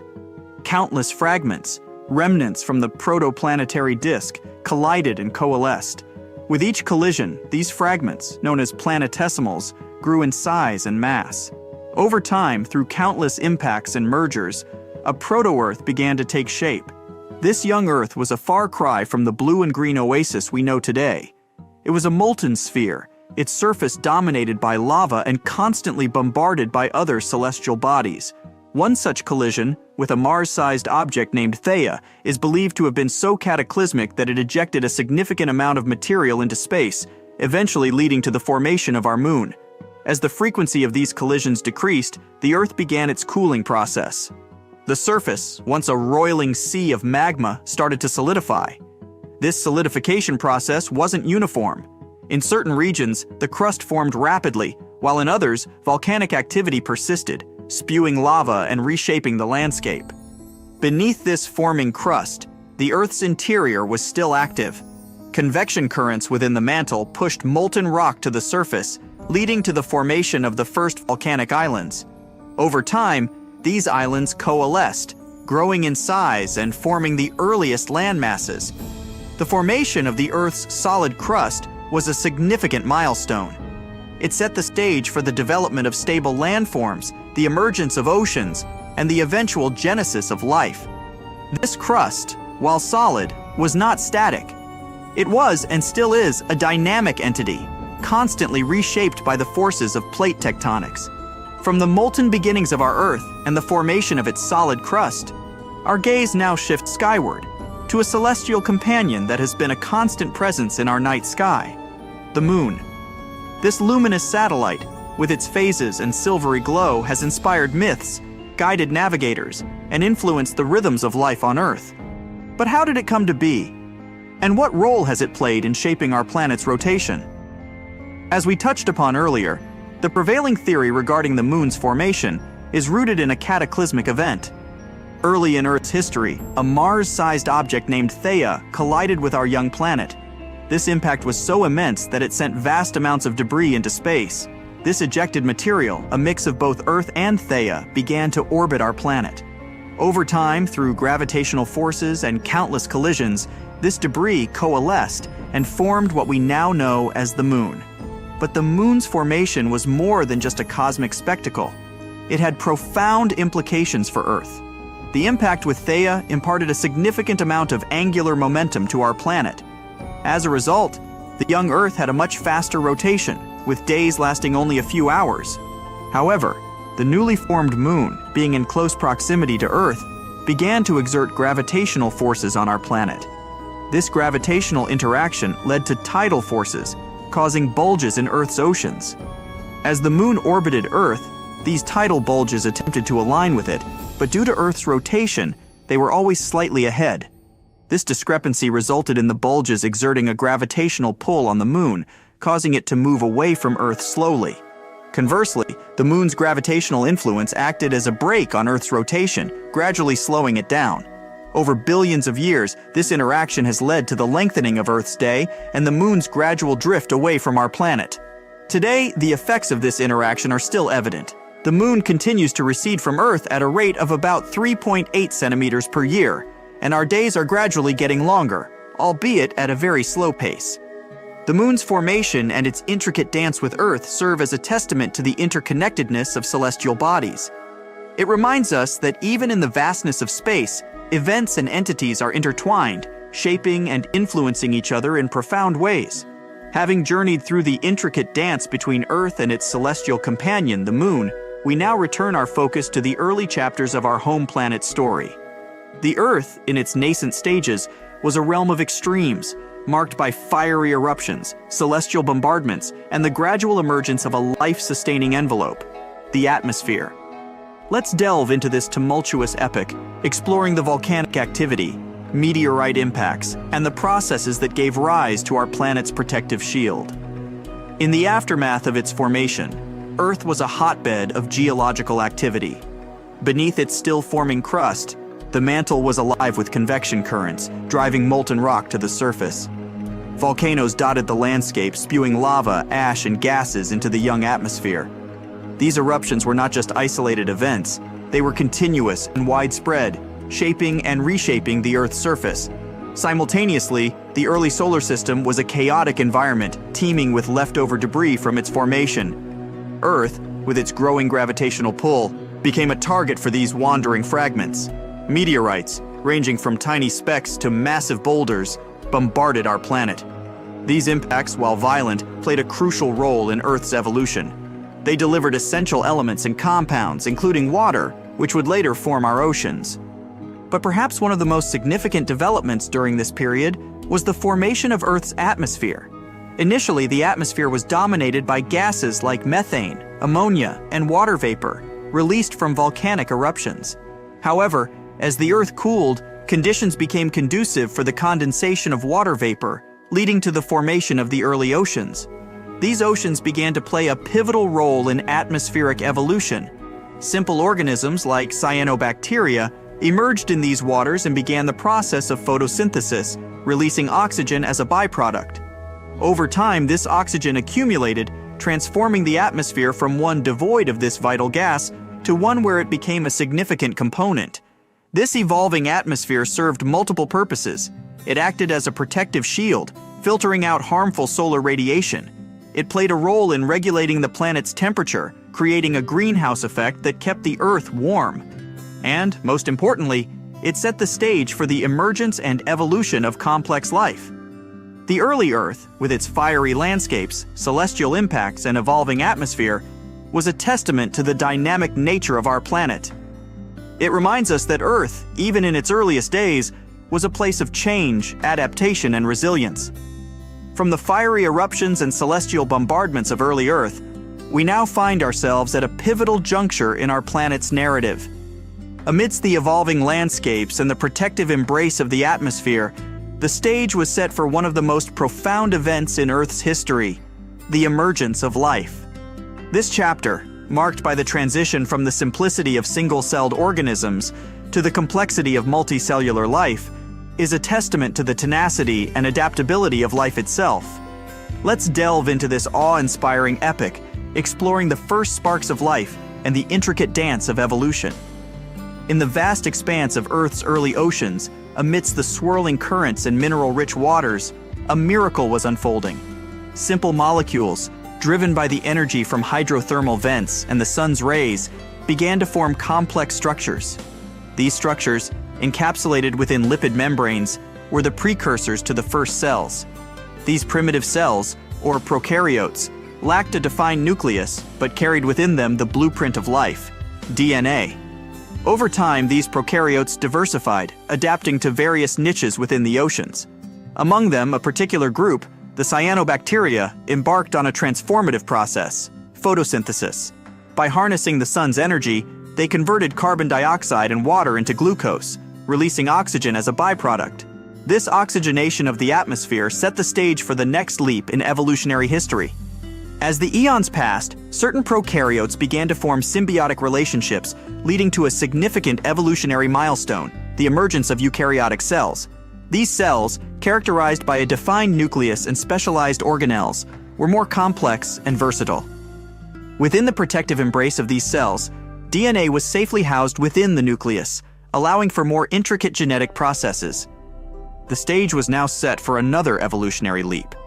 These eukaryotic cells, having thrived in the oceans, began to come together, forming colonies. Over time, these colonies became more specialized, with certain cells performing specific functions. This was the dawn of multicellularity. From simple colonies, complex organisms began to emerge, each cell playing its part in the symphony of life.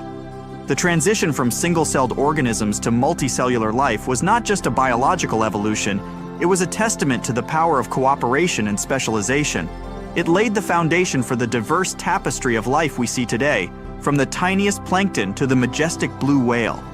From the delicate dance of single-celled organisms coming together to form the marvel of multicellular life, our narrative now propels us to a period in Earth's history that stands as a testament to the sheer diversity and adaptability of life. This epoch, known as the Cambrian explosion, was a burst of evolutionary creativity, a time when the tapestry of life became rich with color and complexity. Let's journey into this vibrant period, exploring the myriad forms that emerged and the factors that fueled this unparalleled diversification.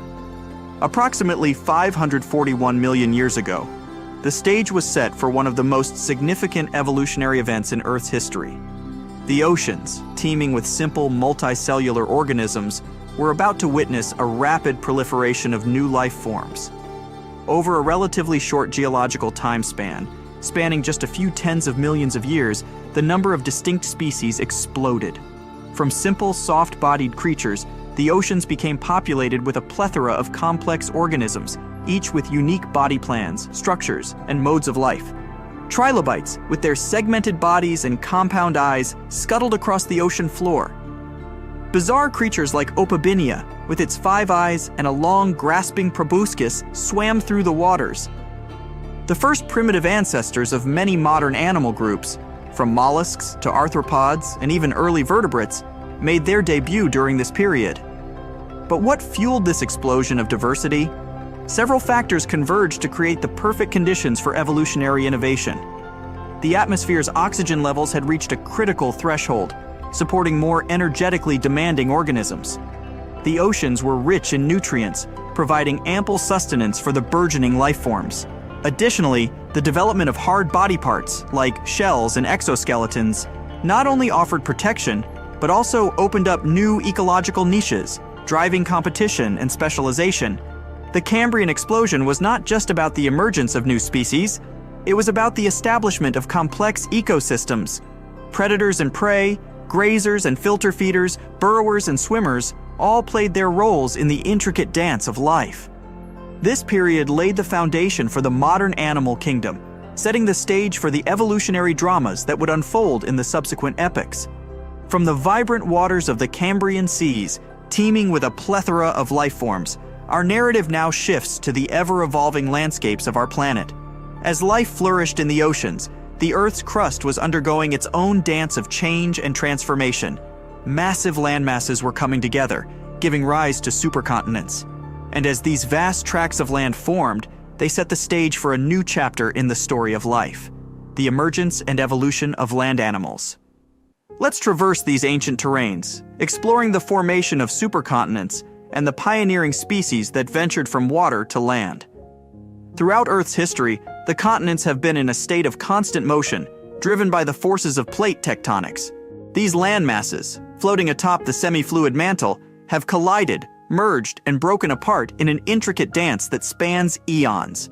One of the most significant outcomes of these movements was the formation of supercontinents, vast landmasses that brought together multiple smaller continents.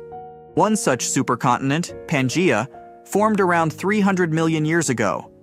As Pangaea took shape, it brought with it profound changes to the planet's climate, ocean currents, and ecosystems. The interiors of this massive landmass became arid, while the coastlines were marked by lush, swampy environments. It was against this backdrop that a significant evolutionary transition occurred. Life, which had primarily been confined to the oceans, began to explore the terrestrial realm. The first pioneers of this transition were plants, which colonized the land and transformed it into a green, hospitable environment. These plants played a crucial role in creating stable ecosystems, producing oxygen, and providing a food source for the animals that would soon follow. Among the first animals to venture onto land were the arthropods, including early ancestors of insects and spiders. Their exoskeletons provided support and protection, allowing them to navigate the challenges of the terrestrial environment.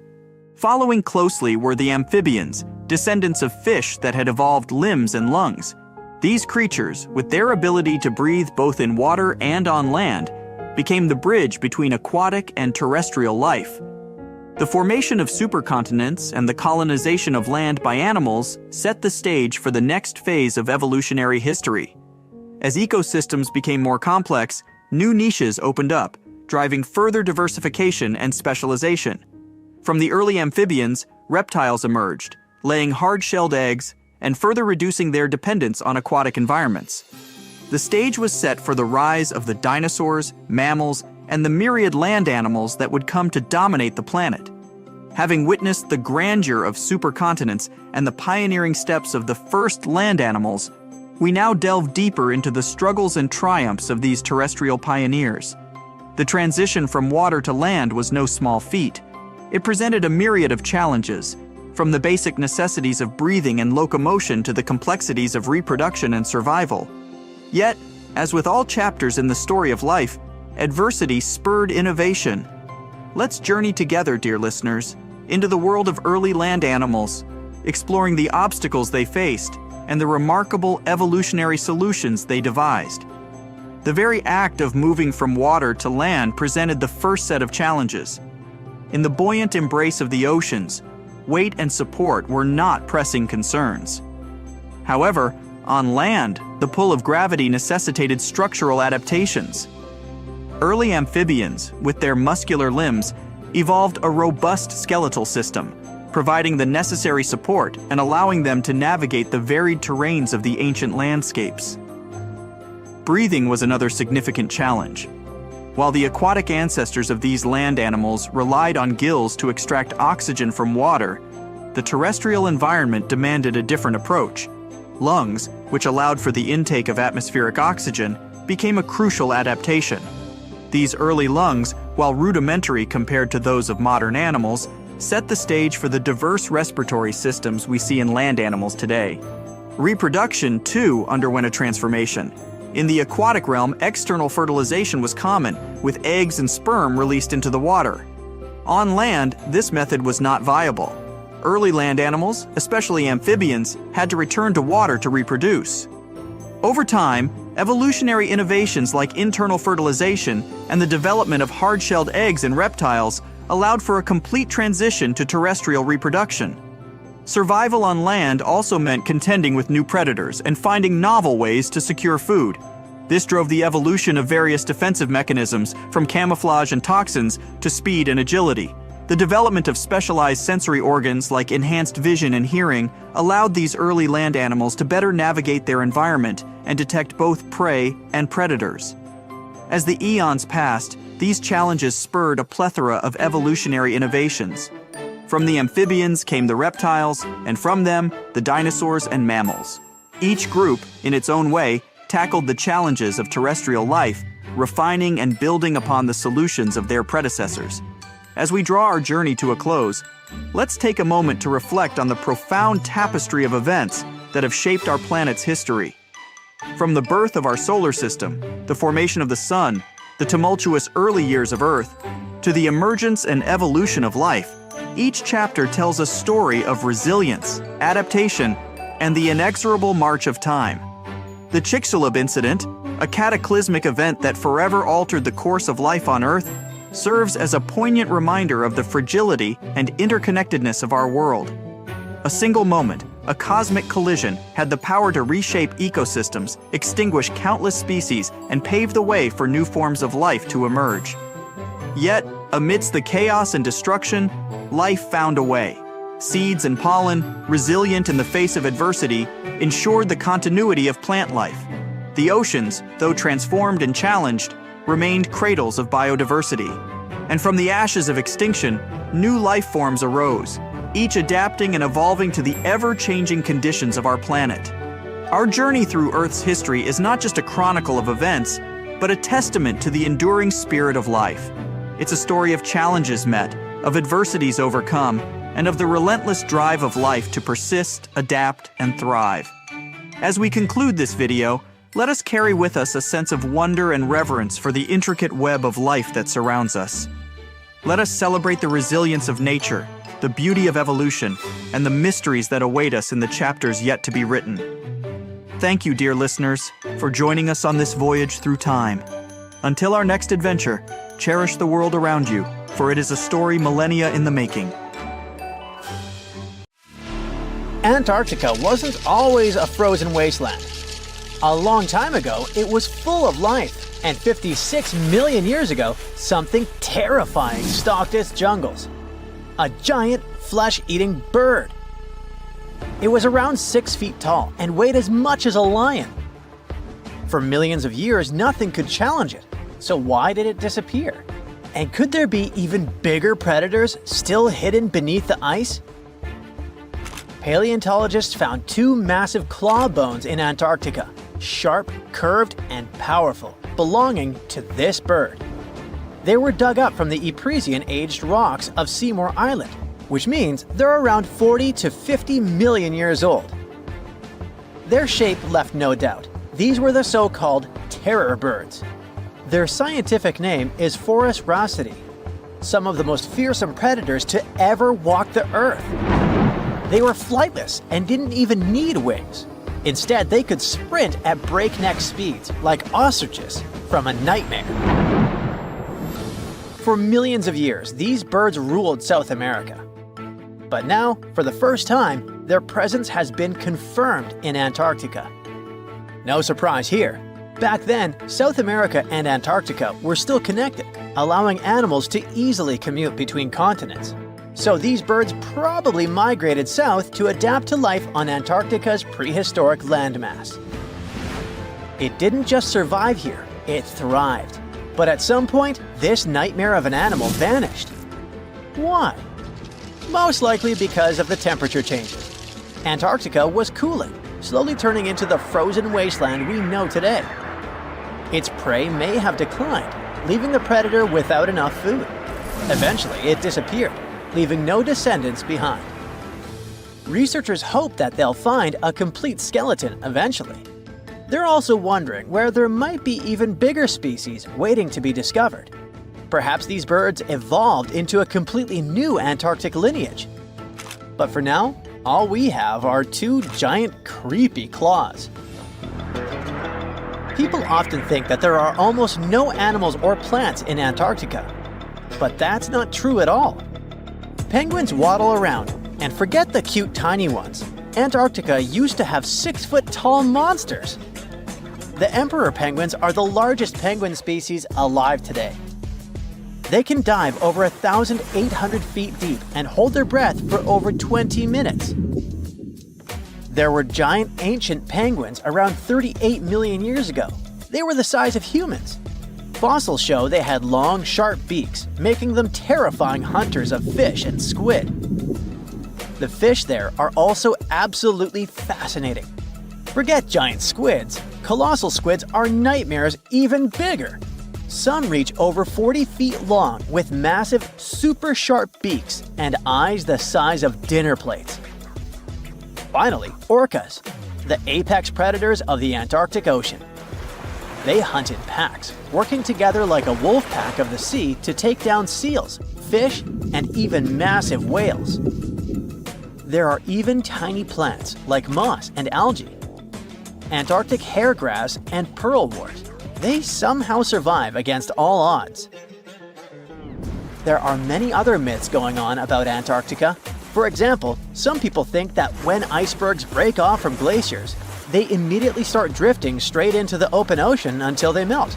But the reality is way more chaotic. First, when an iceberg breaks off from a glacier or ice shelf, it has to deal with underwater obstacles. It can stay stuck on the seafloor for decades without moving. Then they get caught in powerful whirlpools and spin in place for months. One iceberg, a 23A, spent nearly 40 years frozen in place before finally breaking free, only to get caught in a swirling ocean vortex for another 8 months.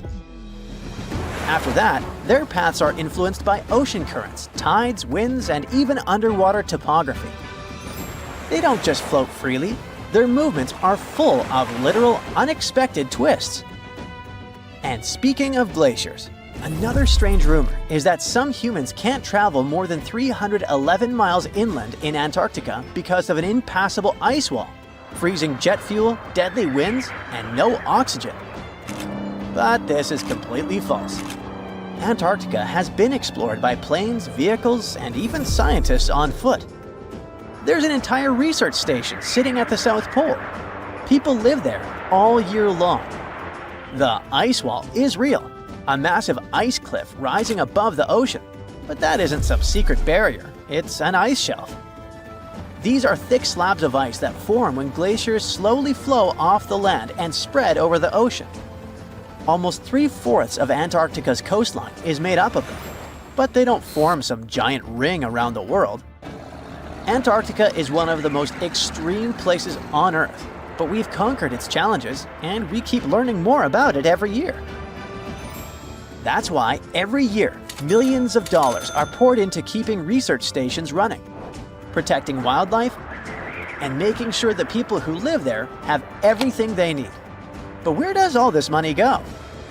Well, Antarctica stations are basically small cities.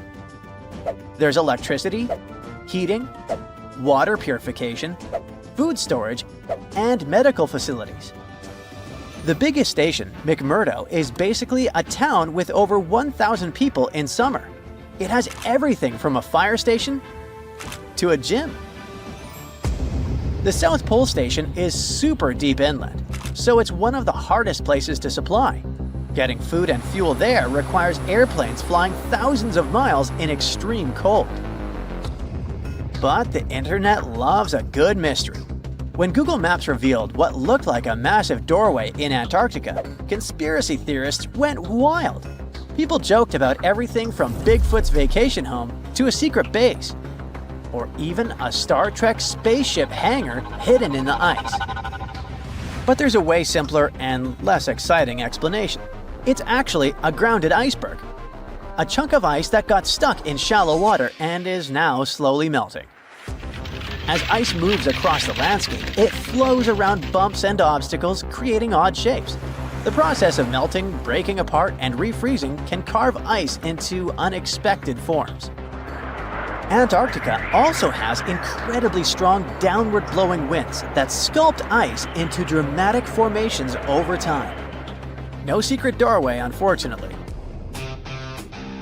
And speaking of doors, for years, Ushuaia, Argentina, has been called the gateway to Antarctica, the last stop before the icy continent, the place where expeditions begin.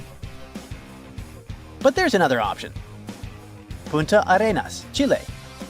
Let's compare them. Ushuaia is closer to Antarctica. It's the top departure point for tourists going on cruises. But no regular flights to Antarctica. No major scientific bases operating from here. It's basically controlled by the military, which refuses to allow private flights, only commercially operated ships. Yes, Punta Arenas is further from Antarctica, but 22 countries and global organizations use it as their main base. There are regular flights to Antarctica happening there every year. Private airlines can actually operate here, making it the real air connection to Antarctica. Ushuaia may have the best location physically, but Punta Arenas actually runs the show. Argentina made a huge error in picking its Antarctic airbase. Instead of setting up a simple, accessible base at sea level, they built Marambio Base, very high on rough terrain, completely impossible to reach by land. Everything has to be flown in by helicopter, making operations slow, expensive, and frustrating. For 50 years, Argentina stubbornly stuck to this bad decision, while Chile set up efficient, well-planned bases that the world now uses. If things don't change, Ushuaia will be nothing more than a tourist stop. But what's terrifying is that Antarctica seems to be returning to its past. It's supposed to be the coldest place on Earth, but something shocking happened just recently. For the first time in recorded history, temperatures in Antarctica broke 68 degrees Fahrenheit. This continent is buried under miles of ice. Usually, temperatures there can drop to minus 112 degrees. But in the winter of 2020, scientists recorded an insane 69 degrees on Seymour Island, hotter than many places in Europe at that time. Scientists believe there are several reasons for that. First, there are changes in the way heat moves around the planet's waters. Second, melting permafrost due to the planet warming. It looks like the climate is changing faster than expected. A piece of whale rib has recently been found in a North Carolina mine. Not a big deal, some might think. Hey, why can't a whale be a miner, right? But this fragment offers scientists a unique glimpse at the interactions between prehistoric sharks and whales from around 3 to 4 million years ago. The thing is, 3 tooth marks embellish the rib. That means that the whale was once badly bitten by an animal with a super powerful jaw. Judging by the spacing between the tooth marks, and it reaches almost 2.5 inches. This animal could be a mega-toothed shark. I'm talking about the megalodon. Or it could be a different shark species which was around at that time. The curvature of the shark's jaw shows that the animal was relatively small, between 13 and 20 feet long. Yeah, small. As for the whale, it seems to be the ancestor of a great blue or humpback whale. Researchers are amazed. You don't usually expect to find evidence of animal interaction and behavior preserved in the fossil record. After examining the sample carefully, they concluded that the shark must have gone away with a mouthful, but the whale had survived because most of the fossil fragment is covered with what is known as woven bone. It quickly forms in response to localized infection. Such bone isn't particularly strong, and later the body remodels it into compact bone tissue. But it takes time. The presence of this bone means that the healing was incomplete and the whale passed away 2 to 6 weeks after the unfortunate encounter. On the other hand, its demise could have been unrelated to the infection and injury. Only a handful of fossils show such kinds of interactions between ancient animals. You can often find bite marks on fossils indicating where the animal passed away and its carcass was scavenged. But this fossil is one of a few examples that not only show a wound inflicted by another animal, but also demonstrate that the prey survived. All fossils are exciting for paleontologists. Yes, they need to get out more. But some might look terrifying to regular people. For example, look at this picture of tentacle arms and octagonal-shaped heads. When it first appeared in mass media, internet users claimed that it was some ancient organism that had come from space. Others thought the story was fake. But in fact, both the picture and the fossil are real. The fossil is known as a mortality plate, a fossilized representation of a mass extinction event of one or several species. The fossil actually contains more than a dozen specimens of a type of marine organism called a crinoid. Despite their looks, crinoids were not plants but marine animals. This particular species lived deep underwater on the seafloor. Crinoids were related to starfish, sea urchins, and brittle stars. These creatures could attach themselves to the seafloor with stalks made up of flexible porous discs connected by soft tissue. The stalks were hollow, and that's where the animal's nervous system was located. Crinoids absorbed oxygen through thin-walled tube feet. The creatures usually reached the length of more than 8 inches and had 5 arms lined with leathery-looking, tentacle-like structures. They fed on plankton and sloughed off organic material. Now, even though these fossil finds seem to be super exciting, few creatures in the fossil record confuse scientists as much as the Tully monster.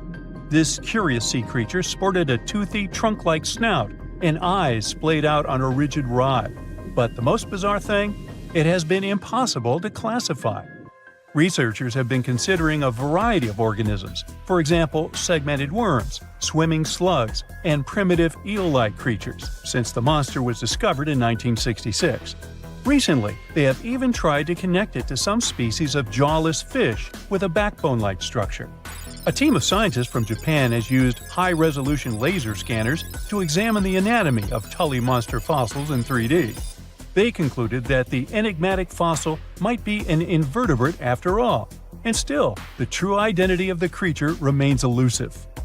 In the 1950s, amateur fossil hunter Francis Tully found a ghostly imprint of a torpedo-shaped organism with a huge tail fin in the Mizon Creek fossil beds in Illinois. Tully had never seen anything similar to the torpedo structure. He took his find to Chicago's Field Museum of Natural History. Paleontologists working there were baffled as well. Since then, scientists haven't been able to determine where the creature fits on the phylogenetic family tree, or where they should spend Thanksgiving. In 1741, an explorer and captain named Vitus Johansen Bering led an expedition to map the coast of Alaska. The ship he was on got shipwrecked on what later became known as Bering Island, and they got hungry. Half the crew survived thanks to the discovery of an extremely large sea cow. With the meat of these animals nourishing them, the sailors managed to build a small ship from the wreckage and return home. On their way back, a scientist who was among them spent his time documenting the animals and plants they had found. The sea cow was particularly interesting because without it, the crew wouldn't have survived. These animals were more than 26 feet long and weighed around 10 tons. All sea cows are member of the order Sirenia, marine mammals more closely related to elephants than cows. The scientists describe them as having black skin, a small head, and stubby forelimbs. Those sea cows floated on the water's surface, munching on kelp. After the information about these animals became widespread, sea otter fur trading expeditions made use of that convenient depot en route. Sea cows were docile and could be easily hunted. Long story short, within 27 years after the scientists mentioned those animals, they were driven to extinction. But it's not the saddest part. The fossil record reveals a much deeper and darker history. Fossils of sea cows have been discovered all over the world, from Japan to Mexico. It means that the animal once thrived in the vast kelp beds around the entire North Pacific Rim. That small population discovered by the expedition was probably the last remains of a once much larger and way healthier population. More likely, Aboriginal hunting had already reduced the numbers of these animals to near extinction levels, and the final blow came from Western hunters. The living close relatives of those ancient sea cows are rarely hunted today. Still, they're under threat of extinction themselves.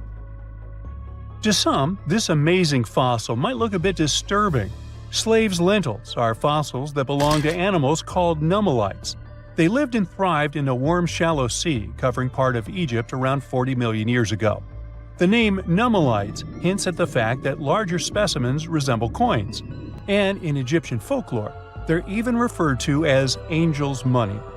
These creatures have a simple, single-celled structure, which contrasts with their super intricate skeleton. Look at this series of spiral overlapping whorls. Each whorl is divided into countless tiny chambers.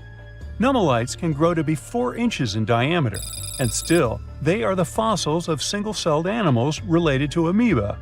How and why did they grow to be so large? The reason could be their symbiotic relationships with other smaller organisms. In the case of modern species, Such symbionts are tiny golden-brown single-celled algae called diatoms. The shells of nummulites are relatively transparent, and since they're flat, there's a large surface area for the light needed for the diatoms to photosynthesize. For some reasons, scientists are still debating about them. The presence of plant symbionts in animals dwelling in the sea encourages the growth of a calcareous skeleton in hosts. So, the gigantic size of the nummulites in Egypt could be due to their close relationship with symbiotic diatoms. Does that make sense? Fun fact: a species of nummulites evolve very fast, and their fossils change from one layer of sediments to the next. So, the limestone used for the pyramids of Giza are so packed with such fossils that it's known as nummulitic limestone. This limestone also contains two kinds of nummulites, the smaller slave's lentils and the larger angel's money. But those are not different species, but rather different stages in the life cycle of a single species. Now here's something. Baltic amber is one of the most common resins found in the world. The reason for this is that due to the vast forests of pine, their numerous deposits are so common, they provide wonderful treasures from long ago. Ants are especially common in the Baltic amber, which comes from pine trees. Its resin is rich in sugar, so the ants often live amongst the trees, close to the easy source of food. One block found in East Germany has preserved one ant that is estimated to be about 48 million years old. Think of the birthday cake. But what makes this find interesting is another animal inside the amber. It's a mite, notorious hunters in the insect world, capable of traveling at great speed. These guys quickly latch onto their hosts, sucking them dry. They're also capable of destroying entire hives in one go. And within this piece of amber, the amber provides a display of their final struggle.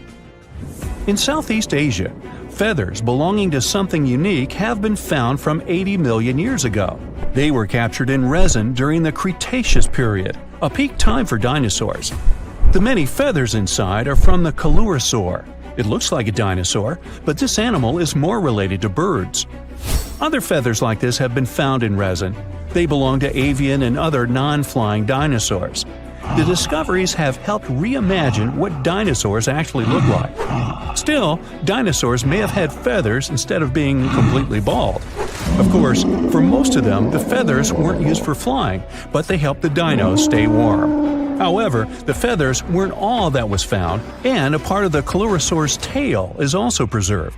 Still, it's so small and ancient that its DNA hasn't survived to map their entire genome. The enclosed tail is also very delicate, and it can't be removed from its protective amber shell. But although these findings can only be observed, they've still provided a great insight in the evolution of birds. But how does amber preserve things so effectively, even at the initial stages? The trees produce the resin to protect any small gaps in the bark against feeding insects. Its antiseptic nature and lack of water content ensures it doesn't degrade for a long time.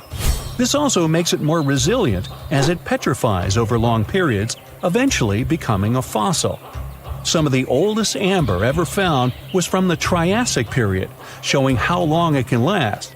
The pieces from Italy are about 230 million years old. And inside one of these ancient droplets holds the oldest arthropod ever recorded. This mite found inside has provided a broader understanding to their evolution. Today, they're known to mainly annoy gardeners by feeding on the petals of flowering plants. However, at the time the mite was caught, flowers didn't have any petals, and it would be without this tasty meal for another 100 million years. Now, 100 million years ago, Myanmar was part of Gondwana, the great supercontinent. At that time, Myanmar wasn't part of Asia yet. But it was still lush with a great forest, which contained many species of lizards that lived amongst the undergrowth, hiding away from dinosaurs. Many of them have been stored within amber. This fact helped discover ancestors of geckos and chameleons. By using CT scans, scientists have analyzed them, providing a glimpse into the formation of their scales, teeth, feet, and claws. It also provided an understanding of how these archaic creatures once appeared. Although mostly pieces of lizards, by using modern technology, the scientists have been able to create 3D images of the lizard. These images can reveal how those guys appeared in their full form. The images show that they still retain some of their exact features to this day, like the chameleon's sticky pads used for climbing. A salamander fossil from around 20 million years ago is one of the most intact specimens ever found in amber. Details of its final moments show that it had been attacked before getting stuck in the resin. However, what's confusing about this find from the Miocene era is that the amber was found in the Caribbean, but it came from a tree that's closer related to those from East Africa. The lizard also has ancestry from the same area. Finds like this have opened a whole new understanding about how these small lizards migrated. It's expected that they would have ridden fallen logs, which took them across the seas to new homelands, not only to the Caribbean, but to all continents except for Antarctica. Nobody goes there, it's too cold. In the Dominican Republic, you can find some of the rarest of all ambers. This Dominican amber came from neotropical forests from around 20 million years ago. Many of the trees that made the resin are now extinct. The amber is almost completely see-through and can come in an array of beautiful colors. The most common colors are red, yellow, and even blue, and are easily mistaken for gemstones.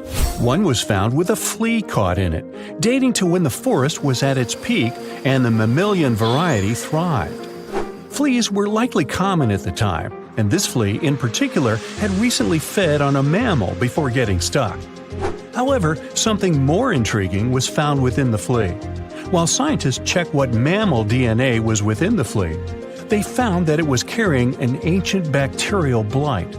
These blights have been constant throughout Earth's history, dramatically decreasing populations of animals and plants.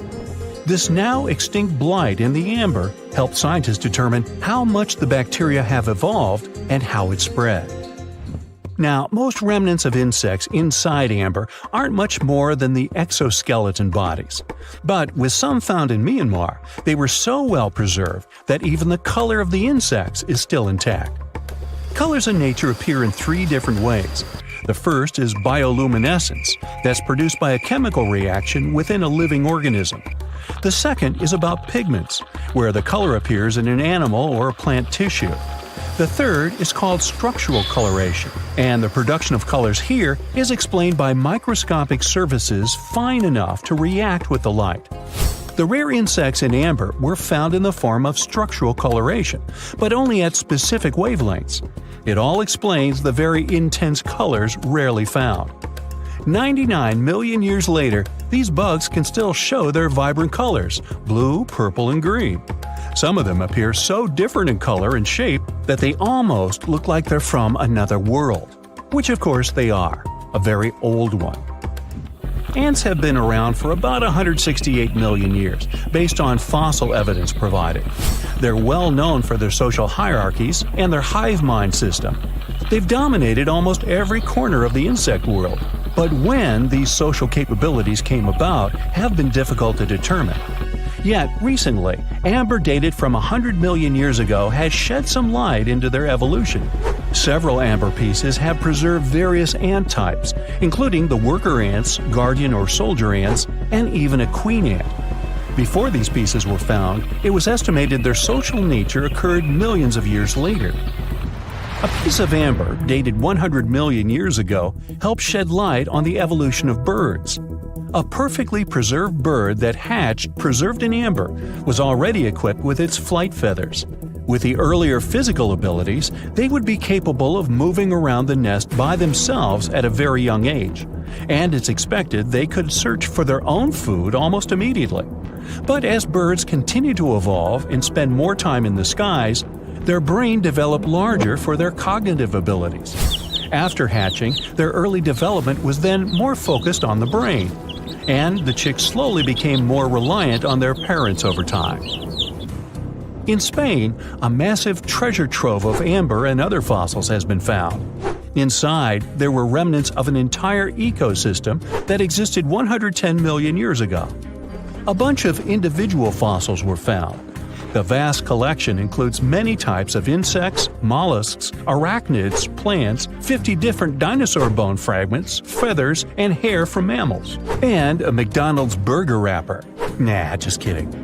With the abundance of findings, it's helped researchers understand the ancient terrestrial ecosystem that once existed. With loads of specific details of the environment, they've reconstructed the swamp. This way, it's now possible to experience what it was like in the world of dinosaurs. It was one of the biggest creatures ever to roam the Earth. It was longer than your average school bus and could easily weigh more than 10 elephants combined. But where did it live? How did it end up having this size? And most importantly, why is it extinct nowadays? Let's find out. The megalodon was the largest predator ever known in our planet's history. In terms of its location, the megalodon lived practically in all waters on our globe, except near the poles. The reason why there were no megalodon teeth found in Antarctica is probably that the gigantic creature adapted to only warm tropical and subtropical waters. The younger ones liked to keep to the shores, while full-grown adults preferred coastal areas. But they could easily move into the open ocean as well. How do we know the megalodon was so widely spread? We can only presume, based on the fact that they discovered the most northern fossils off the coast of Denmark and the most southern in New Zealand. The discussion of how the megalodon got this size is still open in the scientific community. They recently found out that not all the specimens from this fascinating species reach the same huge size. This has to do with a little something called the Bergmann's Rule, which says that the temperature of the surrounding environment affects the animal's body size because they either need to conserve or shed heat. The megalodons that reach cooler waters probably needed more body weight to make sure they survived in low temperatures. On the contrary, those living in warmer waters had to be smaller to avoid burning up. But what did this enormous fish look like? Most modern depictions show the megalodon resembling an enormous great white shark. But well, it seems it may not necessarily be correct. The megalodon likely had a much shorter nose and a flatter jaw that looked almost squashed when compared with a great white shark. It also seems to have something in common with the modern blue shark: extra long pectoral fins. They needed these to support their weight and size while navigating the planet's waters. Lastly, the lady megalodons, seem to have been about twice as large as the gentlemen. As for their offspring, even a small megalodon was enormous, at least 6.5 feet from nose to tail. How do we know that? Because specialists have stumbled upon megalodon nursery habitats in Panama, Maryland, the Canary Islands, and Florida. Even the piles of used diapers were enormous. Nah, not really. Surely the scariest aspect of the megalodon's looks was its mouth. I mean, think about it. Megalodon had whales for dinner, so it obviously needed to open its mouth wide enough. Scientists have estimated that its jaw would span a mind-boggling size, 9 by 11 feet wide. Just to paint you a better picture, that means it could have easily gulped down 2 adult people side by side. Wait, which 2 adults? Those impressive jaws also feature 276 teeth. Based on modern reconstructions of the force of its bite, it looks like it may have been one of the most, if not the most, powerful animals of prey ever to exist. For comparison, humans can have a bite force of around 1,300 newtons. Today, great white sharks have been estimated to be able to bite down with a force of over 18,000 newtons. The megalodon tops all the records, with an estimated power of bite up to 10 times greater than that. It could basically crush a car with very little effort. Its teeth were also pretty amazing. Similar to sharks, the megalodon was fast in replacing its broken or worn teeth.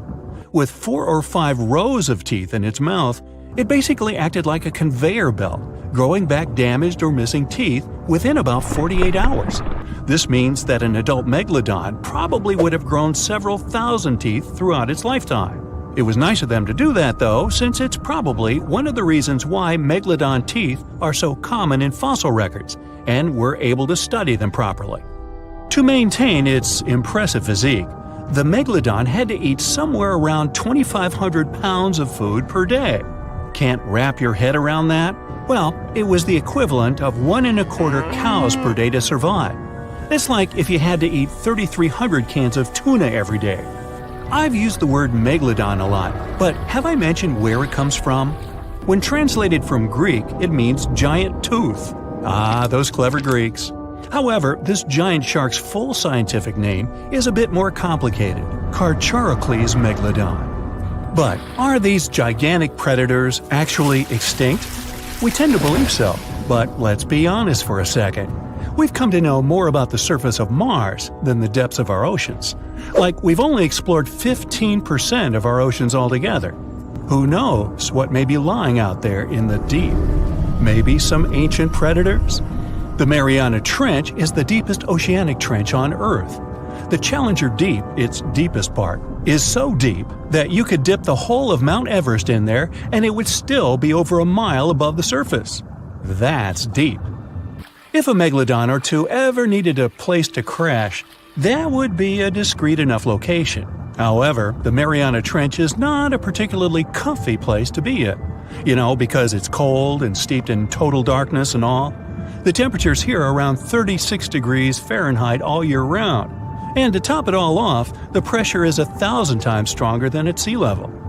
So it's safe to assume that if any megalodon is hiding in here, its teeth and bones might not be looking so good. Because of the intense pressure here in the Mariana Trench, proteins and calcium start to dissolve and disintegrate. That's why, for example, the Haddell snailfish, the deepest dwelling fish we've discovered, has evolved to feature flexible cartilage instead of bones. To survive here, the megalodon would also need to learn to navigate in complete darkness. That means it would have to either become luminescent or evolve to grow massive eyes like the giant squid. While it may sound like an intriguing and good idea for a movie script, most scientists don't think it's possible. Why? Well, most of them say it's because of the megalodon's size. Most foods that megalodons like to eat live in shallow ocean areas and not in the deep, deep sea. Specialists believe that if these animals were actually still roaming our waters, there's no way we wouldn't know about it. They would need to come up for dinner every now and then, right? Their food is also the most likely cause of why the megalodon is not alive anymore. While some specialists believe the megalodon became extinct because of a drop in the ocean water temperature, most scientists suggested that the shifting food chain dynamics may have been more to blame. Why? Because at some point, there was less and less of its primary food source, baleen whales, and at the same time, the numbers of its natural competitors, like smaller predatory sharks like the great white shark and whales, increased. The megalodon did live on this planet a lot more than we did, and way back when we didn't even exist yet. They were here for nearly 70 times longer than we, modern humans, have, inhabiting the oceans for around 20 million years. Homo sapiens appeared around 300,000 years ago. The megalodon managed to survive for so long mostly because of its unbeatable size. I mean, they can make a meal out of almost everything in the sea at the time. We may think about both of them as prehistoric creatures, but the megalodons and the dinosaurs never coexisted on Earth. The dinosaurs probably died out about 66 million years ago. Megalodons seem to have appeared a bit later. That's because the oldest megalodon fossils we have yet discovered are from the Miocene epoch, which began 23 million years ago. So long, Meg. Do you know that NASA explores not only stars, planets, galaxies, or black holes? Hard to believe, but yes. The agency also works on discoveries here on our home planet Earth. So what has NASA recently discovered? Is there life under the ice? While they were analyzing data recently, they discovered something unbelievable hiding under Antarctica's ice. And this discovery not only changes everything we know about the whole water system of the Earth, but it may also help with research about life in space. Humankind's existence might depend on understanding Antarctica and its secrets. So, the recent discoveries reveal vital information about our survival. But before we continue, let's see how much you know about this place, where it's only ice as far as your eyes can see. Antarctica is one of the world's 7 continents in the southern hemisphere. It's the 5th largest continent in terms of total area, and that means it's almost twice the size of Australia. Want to see real meteorites? Go to Antarctica. Due to its dry climate, Antarctica is one of the best places to observe space. But what's even greater is that you can find meteorites on the white surface of the continent. Scientists have already plucked about 45,000 meteorites from the ice, and they think they can see another 300,000. Since there aren't many terrestrial rocks there, it's easy for them to spot them, thanks to their dark color. Antarctica's dry desert environment also helps preserve them, even the ones that fell to Earth more than 1 million years ago. And can you imagine any volcanic activity in Antarctica? It's hard. But this place is where fire meets the ice. West Antarctica is where most volcanic activity occurs. Scientists recently found that 138 volcanoes exist in West Antarctica alone. Wow! You would think that Antarctica is always cold, but no. Its coastal regions can get as warm as 50 degrees Fahrenheit. But have you ever wondered what Antarctica would look like if there were no ice? It may seem unimaginable now, but it was not always covered by ice. That was 34 million years ago, though, so nobody could tell how the continent's surface would be without the ice. But NASA changed that. They generated computer simulations and created the most accurate map of it as of today. What they saw was incredible. The continent was not flat at all, like it seemed. It's pretty bumpy, with valleys, rolling plains, and high mountains. But this was nothing next to what they had discovered under Antarctica's ice. So, what is it? Drum roll, please. NASA found 2 new subglacial lakes.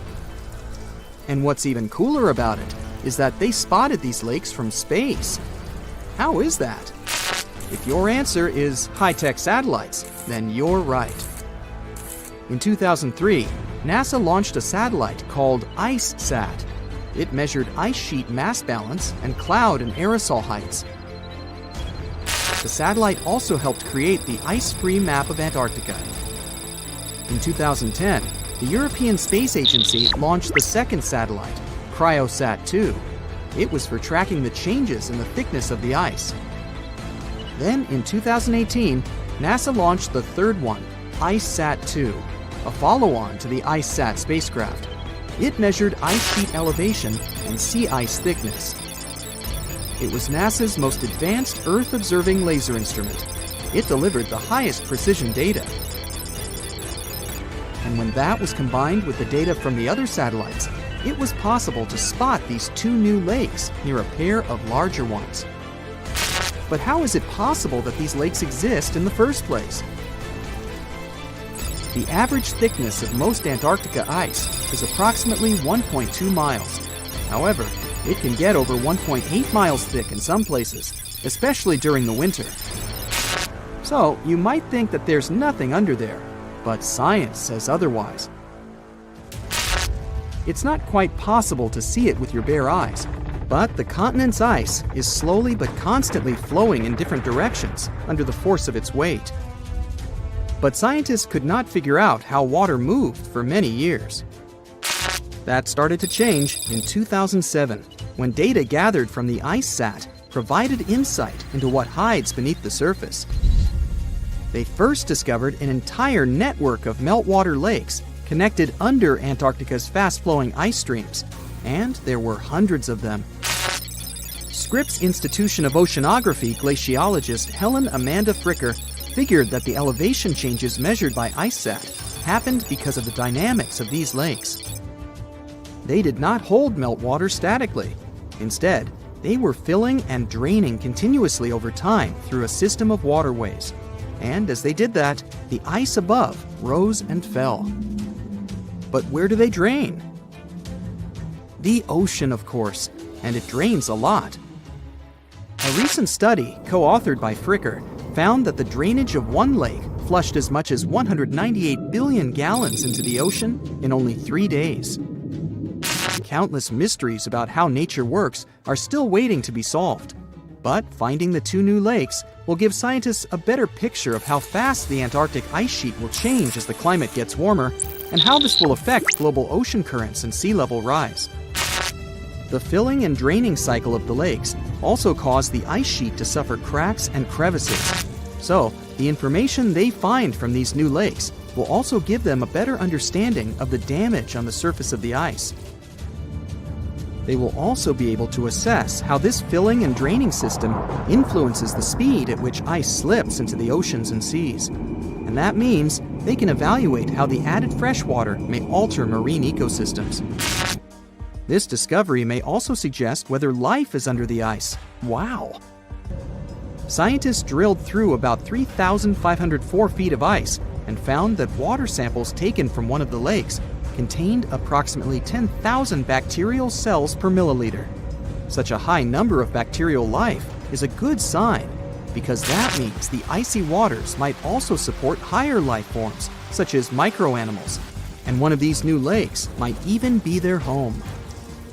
But the most exciting thing is that the new lakes might help them understand whether life on other planets is possible. Scientists believe any life below the frozen surface of the planet Mars might follow the patterns seen in Antarctica's lakes. So, there is a possibility that they might find critical new information on the type of life that may have existed on the red planet. You wouldn't want to be there during the winter, though. The lowest temperature on Earth you can experience is negative 128 degrees Fahrenheit. In 2010, there was an even lower temperature of negative 135 degrees Fahrenheit. And you may feel this cold much worse due to the strong and dry winds. Did you know that the size of the ice surface on Antarctica also changes throughout the year? It's about 1.2 million square miles during the summer, but when it's winter, it grows to 7.3 million square miles. Yet, despite the change, it remains the largest piece of ice on Earth. Sorry, Arctic, you lose. Do you know these cute little penguins? Consider these animals the locals, because there is no native population in Antarctica. It's a no man's land, because no single country owns it. But do you know who really owns it? 5 different species of penguins, seals, and killer whales. Ha. Despite the continent's harsh conditions, you can visit it as a tourist for fishing and research purposes. Around 5,000 people reside on the continent during summer at research stations. But when winter comes, the number naturally drops down to 1,000. Antarctica's ice blanket makes up 70% of the world's freshwater reserves. Imagine what would happen if it melted. The global sea levels would be raised by almost 200 feet. Look at those lush coniferous forests and tundra. What a wonderland. You may have mistakenly thought it's Canada, but it's not. It's Antarctica, about 34 million years ago. So what makes Antarctica this frigid today? It turns out a mix of dropping carbon dioxide levels and some tectonic shuffle played a huge role in transforming this ice-free paradise into the frozen continent we know now.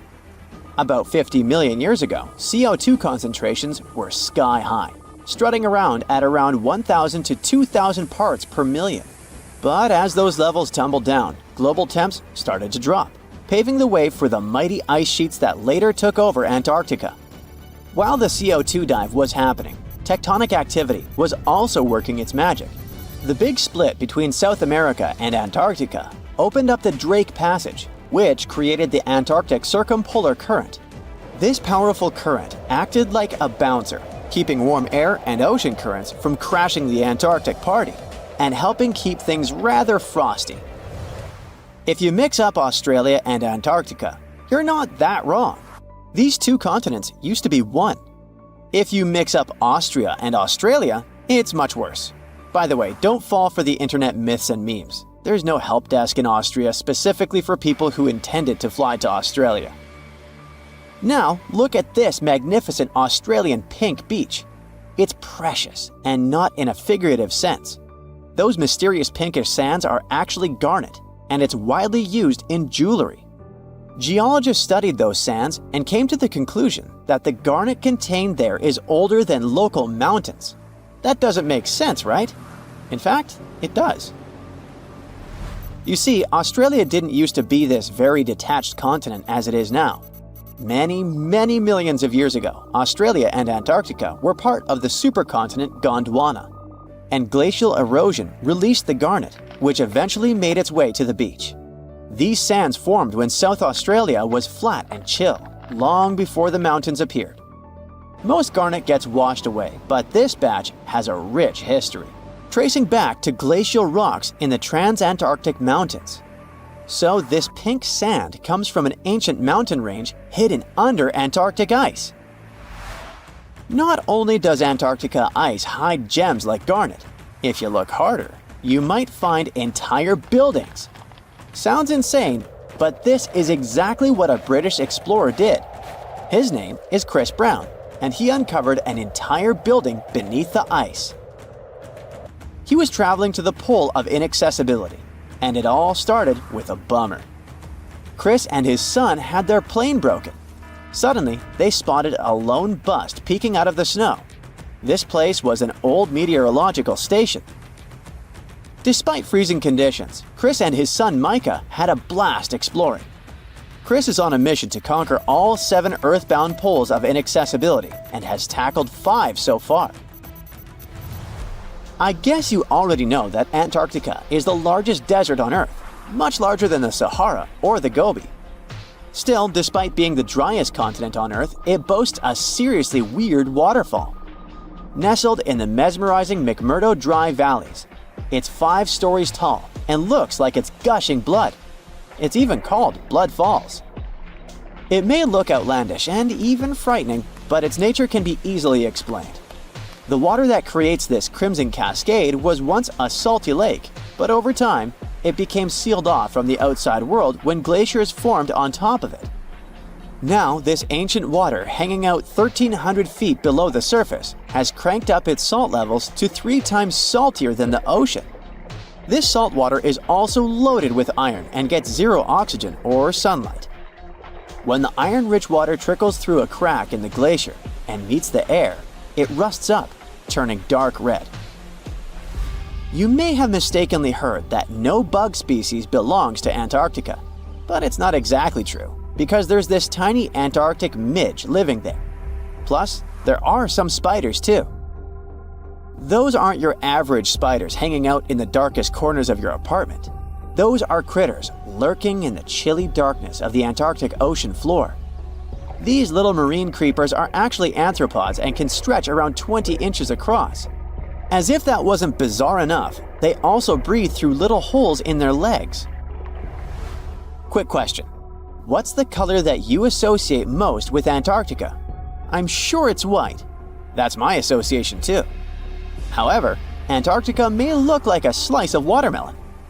That colorful snow comes courtesy of a tough little algae called Chlamydomonas nivalis.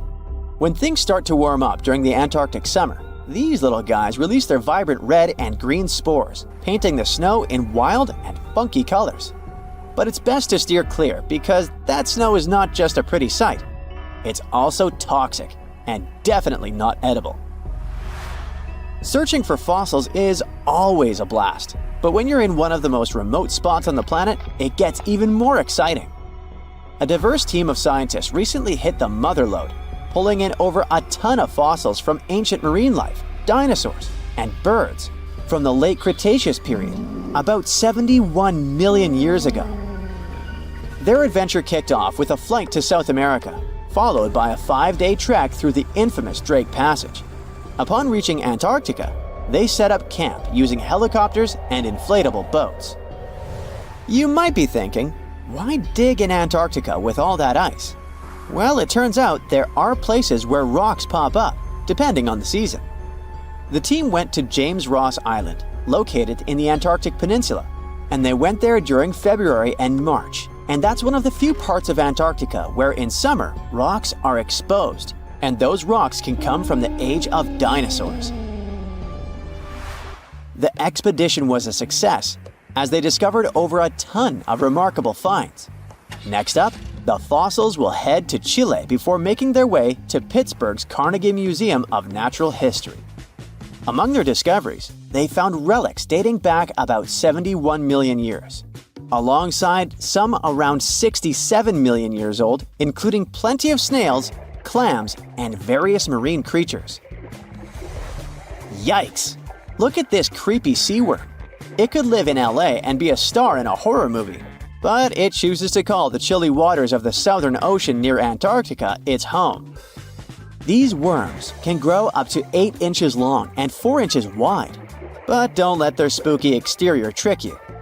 Research suggests they might actually be superheroes in disguise, playing a vital role in keeping ecosystems buzzing. Now, see that head? It's not really a head. It's just a retractable throat that helps this toothy creature chow down on its meals. Antarctica has many creepy critters to offer. Let me introduce you to the Antarctic strawberry feather star. It's not like Patrick from SpongeBob, though. It's more like a deep-sea creature straight out of a horror movie. Picture this: 20 wiggly arms, some stretching up to 8 inches, all decked out with these bizarre little bumps. Yikes indeed. Back in 2014, scientists buried 34 seismic monitors in the snow on the Ross Ice Shelf, which is huge. Think of it as an ice slab the size of Texas, just chilling over the Southern Ocean. These clever little machines picked up a nearly non-stop buzzing. Even though our human ears usually can't catch these low-frequency sounds, scientists have worked their magic and made them audible for us. They even shared the creepy audio online. A glaciologist from the University of Chicago says that if you could hear this vibration, it'd sound like a swarm of cicadas taking over the backyard in late summer. But these glacier explorers weren't trying to capture spooky tunes. They're actually on a mission to monitor the Ross Ice Shelf because things are heating up, literally, and the ice is melting faster than ice cream on a hot day. Ice shelves are like Earth's safety plugs, keeping all that massive ice from surging into the ocean. So what exactly is making all that noise? It's likely just strong winds whipping across ice dunes, creating a kind of natural vibration. Consider Lake Enigma. What a fitting name. It's already strange enough because it's not even supposed to exist. But now, we stumbled upon actual life deep beneath it. And this just might help NASA in their search for life in outer space. The lake lies deep in the icy heart of Antarctica, so it's not really a water pool like we're used to, more like a lake-like block of ice, or so we thought. Just recently, Italian scientists discovered a secret that had been buried for ages, an actual body of water, and in this water, life is thriving. Various microorganisms, and even some weird little hunters, which is super weird, since Enigma sits in a remote and harsh corner of our planet, the northern Victoria Land in Antarctica. The entire South Pole is cold, but in this place, temperatures can plummet to a horrifying minus 41 degrees Fahrenheit, though on average it's around 7. Chilly. Like we said, this lake shouldn't even be there at all. Antarctica is technically the largest desert on Earth, even though it's covered in snow, because it's super dry. There are 0 rains, truly little snowfall, and the sun barely evaporates anything. And even if there is some water, the insane winds make sure to dry everything out super quickly.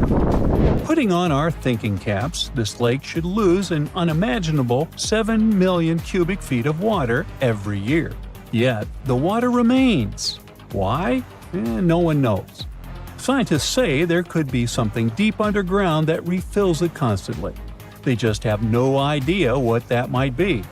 Maybe deep underground rivers, melting ice, or something else entirely. But hence the name, the Enigma Lake. The block of ice we mentioned is permanent and super thick, at least 36 feet of it, and that's higher than a 3-story building. So researchers decided to check out if there's anything beneath it. They used a so-called ground-penetrating radar, a super smart echo detector for the ground. This radar sends invisible radio waves into the Earth. When they hit something underground, like rocks, water, or anything else, they bounce back to the device. By measuring how long it takes for the signal to return and how strong they are, we can determine the distance and what exactly the radar hit. That's how animals like bats, whales, and dolphins can see underwater. And we humans stole this cool nature idea to research buried structures and hidden caves. Scientists used this device all over the Enigma surface. This way, they were able to create an entire map of this under-ice world beneath. The water itself wasn't surprising. It's the unique ecosystem in it that shocked them. Unfortunately, no secret monsters or extraterrestrial secrets this time. But there are microorganisms there that may not exist anywhere else on Earth. Somehow, these creatures have managed to survive in complete isolation in extreme cold. It's not that we don't know these microorganisms, we've met them before, just not exactly like this. There are a couple groups hanging out down there. The first one is Bacteroidota. They love breaking down complex molecules, especially in your stomach, and help digest tough plant fibers. They mostly hang out inside us, but in the outside world, we might occasionally find them in soils and oceans. Then Actinobacteriota, genius chemists among bacteria. They decompose organic materials and help the soil get healthier. They're also famous for producing antibiotics, so we owe a lot of our medicine to them. The third one is Pseudomonadota. These guys weren't a surprise. They're crazy adaptable. They can thrive pretty much anywhere, from soil to water to the human body. Some of them are good, helping plants grow and in nutrient cycles, but others can be opportunistic pathogens. Ooh, bad guys. But what is actually a surprise is that Lake Enigma has tons of passibacteria. They're ultra small even for microorganisms and can barely do anything themselves. So they prefer to live in symbiosis or be little parasites, relying on their hosts for nutrients and other necessities. All these little chompers might be ancient. They could be remnants of a time before the lake froze over completely, which is hundreds of thousands of years ago. It's simply weird to encounter these bacteria in the Enigma Lake, especially the little parasites. Paticibacteria usually love low-oxygen environments, but this lake is very oxygen-rich, not even mentioning an almost 40 feet of ice above. So all this means that even though we know who these guys are, this specific species might be new to us. They could have evolved with some unique adaptations and abilities using the lake's unusual chemistry. They probably rely on a super simple and delicate food web. Some of the microorganisms produce energy from light, well, whatever light gets down there, or the lake's chemicals. The symbiosis guys most likely survive by living on or inside their neighbors. Yep, these microscopic creatures hunt each other. Nope, things can't be peaceful even in a place like that. If we find out what their secret to survival is, we might learn more about chemistry, medicine, and even extraterrestrial life. Because if life can endure such extreme conditions, then it can probably appear pretty much anywhere, including our closest neighbors, Europa or Enceladus, the moons of Jupiter and Saturn. They definitely hide oceans beneath their frozen surfaces, and now there's a very high chance there might be some life there. Antarctica must be the closest thing we have to extraterrestrial exploration before we actually land on other planets. It's full of hidden mysteries and surprising creatures. Even outside of Lake Enigma, the South Pole harbors life. Just take the McMurdo Dry Valleys, which are often referred to as Earthly Mars. These are among the most mysterious and extreme places on our planet. They're stretching across Victoria Land in Antarctica, and this is one of the driest places on Earth. Makes sense if you remember the name. Surprisingly, unlike other parts of the South Pole, this land is almost entirely devoid of snow and ice, just lots of super cold ground. There might even be some sand dunes nestled here and there between the rugged mountains. The ground is mostly covered in loose gravel, scattered with ancient rocks made of granite, and something interesting called gneiss, just spelled differently. It's the type of rock that's been through a lot, literally. It's usually born when granite and sedimentary rocks have to endure insane pressure or horrifying heat for a while, a process called metamorphism. These conditions are so intense that they literally rearrange the minerals into layers. That's why gneiss has such beautiful foliated looks. It's the planet's version of baking a layered cake. It's amazing because this place is almost exactly the way it was millions of years ago. These valleys are frozen in time, and they give us a little glimpse into Earth's distant past. And that includes life. Once again, local winds are absolutely terrifying gusts of cold air racing downhill, and they evaporate snow faster than it can even melt. So, logically, you shouldn't find much water here, not even mentioning life. But somehow, you can still stumble across frozen lakes and saline ponds in the dry valleys. And local life stretches all reason and our understanding of biology. It exists inside the rocks themselves.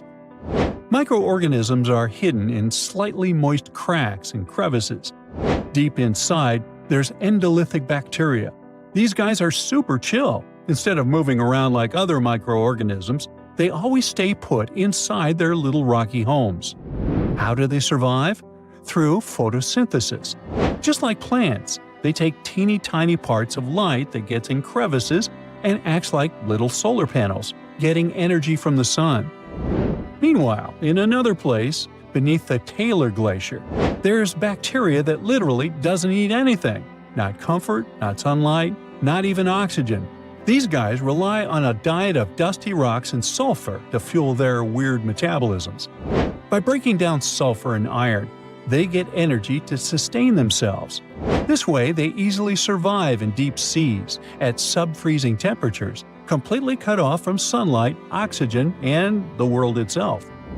This place is fascinating for both its life and the lack of it. In some parts of the valleys, like University Valley, yes, that's what it's called, the permafrost is so harsh that no microbes were found at all. This might be one of the only places on Earth where life appears to be completely absent, a quite scary idea. Anyway, now scientists are thinking about learning more about Lake Enigma and drilling this Mars-like environment, exactly for that reason, to see how we could get samples from Mars in the future. Antarctica wasn't always a frozen wasteland. A long time ago, it was full of life, and 56 million years ago, something terrifying stalked its jungles. A giant, flesh-eating bird. It was around 6 feet tall and weighed as much as a lion. For millions of years, nothing could challenge it, so why did it disappear? And could there be even bigger predators still hidden beneath the ice?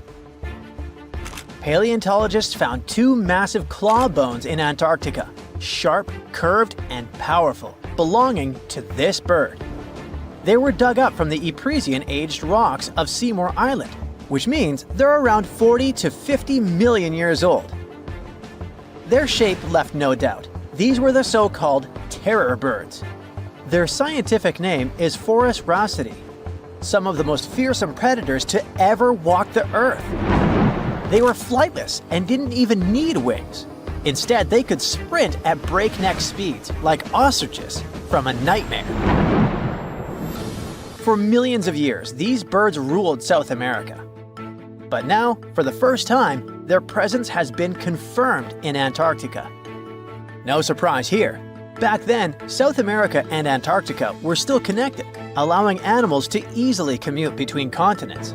So these birds probably migrated south to adapt to life on Antarctica's prehistoric landmass. It didn't just survive here, it thrived. But at some point, this nightmare of an animal vanished. Why? Most likely because of the temperature changes. Antarctica was cooling, slowly turning into the frozen wasteland we know today. Its prey may have declined, leaving the predator without enough food. Eventually, it disappeared, leaving no descendants behind. Researchers hope that they'll find a complete skeleton eventually. They're also wondering where there might be even bigger species waiting to be discovered. Perhaps these birds evolved into a completely new Antarctic lineage. But for now, all we have are 2 giant, creepy claws. People often think that there are almost no animals or plants in Antarctica. But that's not true at all. Penguins waddle around, and forget the cute tiny ones. Antarctica used to have 6-foot-tall monsters. The emperor penguins are the largest penguin species alive today. They can dive over 1,800 feet deep and hold their breath for over 20 minutes. There were giant ancient penguins around 38 million years ago. They were the size of humans. Fossils show they had long, sharp beaks, making them terrifying hunters of fish and squid. The fish there are also absolutely fascinating. Forget giant squids. Colossal squids are nightmares even bigger. Some reach over 40 feet long with massive, super sharp beaks and eyes the size of dinner plates. Finally, orcas, the apex predators of the Antarctic Ocean. They hunt in packs, working together like a wolf pack of the sea to take down seals, fish, and even massive whales. There are even tiny plants like moss and algae, Antarctic hairgrass and pearlwort. They somehow survive against all odds. There are many other myths going on about Antarctica. For example, some people think that when icebergs break off from glaciers, they immediately start drifting straight into the open ocean until they melt. But the reality is way more chaotic. First, when an iceberg breaks off from a glacier or ice shelf, it has to deal with underwater obstacles. It can stay stuck on the seafloor for decades without moving. Then they get caught in powerful whirlpools and spin in place for months. One iceberg, a 23A, spent nearly 40 years frozen in place before finally breaking free, only to get caught in a swirling ocean vortex for another 8 months. After that, their paths are influenced by ocean currents, tides, winds, and even underwater topography. They don't just float freely. Their movements are full of literal, unexpected twists. And speaking of glaciers, another strange rumor is that some humans can't travel more than 311 miles inland in Antarctica because of an impassable ice wall, freezing jet fuel, deadly winds, and no oxygen. But this is completely false. Antarctica has been explored by planes, vehicles, and even scientists on foot. There's an entire research station sitting at the South Pole. People live there all year long. The ice wall is real, a massive ice cliff rising above the ocean. But that isn't some secret barrier, it's an ice shelf. These are thick slabs of ice that form when glaciers slowly flow off the land and spread over the ocean. Almost 3/4 of Antarctica's coastline is made up of them, but they don't form some giant ring around the world. Antarctica is one of the most extreme places on Earth, but we've conquered its challenges, and we keep learning more about it every year. That's why every year, millions of dollars are poured into keeping research stations running, protecting wildlife, and making sure the people who live there have everything they need. But where does all this money go? Well, Antarctica stations are basically small cities. There's electricity, heating, water purification, food storage, and medical facilities. The biggest station, McMurdo, is basically a town with over 1,000 people in summer. It has everything from a fire station to a gym. The South Pole Station is super deep inland, so it's one of the hardest places to supply. Getting food and fuel there requires airplanes flying thousands of miles in extreme cold. But the internet loves a good mystery. When Google Maps revealed what looked like a massive doorway in Antarctica, conspiracy theorists went wild. People joked about everything from Bigfoot's vacation home to a secret base, or even a Star Trek spaceship hangar hidden in the ice. But there's a way simpler and less exciting explanation. It's actually a grounded iceberg, a chunk of ice that got stuck in shallow water and is now slowly melting. As ice moves across the landscape, it flows around bumps and obstacles, creating odd shapes. The process of melting, breaking apart, and refreezing can carve ice into unexpected forms. Antarctica also has incredibly strong downward-blowing winds that sculpt ice into dramatic formations over time. No secret doorway, unfortunately. And speaking of doors, for years, Ushuaia, Argentina, has been called the gateway to Antarctica, the last stop before the icy continent, the place where expeditions begin. But there's another option. Punta Arenas, Chile. Let's compare them. Ushuaia is closer to Antarctica. It's the top departure point for tourists going on cruises. But no regular flights to Antarctica. No major scientific bases operating from here. It's basically controlled by the military, which refuses to allow private flights, only commercially operated ships. Yes, Punta Arenas is further from Antarctica, but 22 countries and global organizations use it as their main base. There are regular flights to Antarctica happening there every year. Private airlines can actually operate here, making it the real air connection to Antarctica. Ushuaia may have the best location physically, but Punta Arenas actually runs the show. Argentina made a huge error in picking its Antarctic airbase.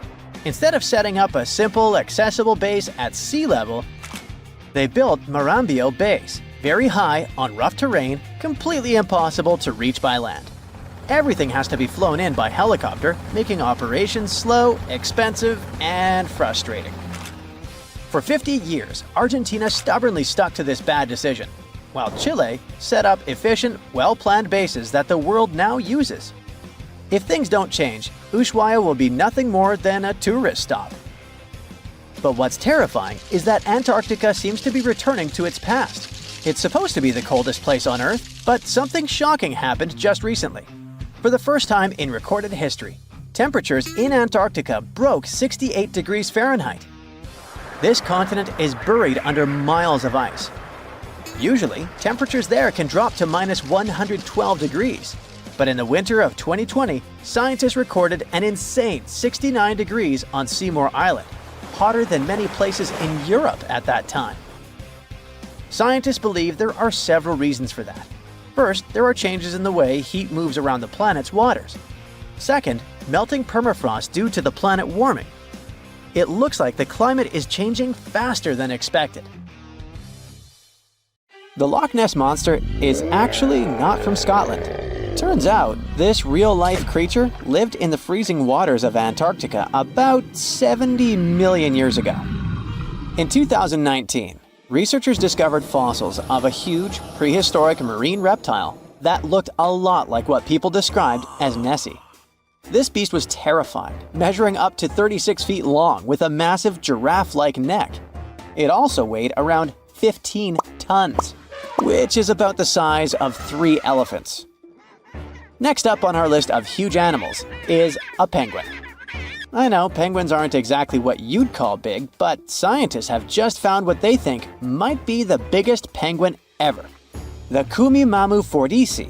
It's believed that these giant birds were hanging around New Zealand about 55 million years ago, and they were huge, weighing over 330 pounds.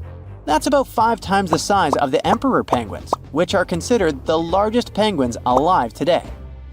Now, let's move on from massive creatures to something much smaller. Meet B. Manfred Schmitti, a great ape that lived around 12 million years ago in what is now Germany. This creature is very special, as it's the tiniest great ape ever discovered. And when I say tiny, I really mean it. These ancient animals only weighed about 22 pounds. They were basically no bigger than a super chunky cat. If you think small creatures aren't scary, wait until you meet the electric blue tarantula.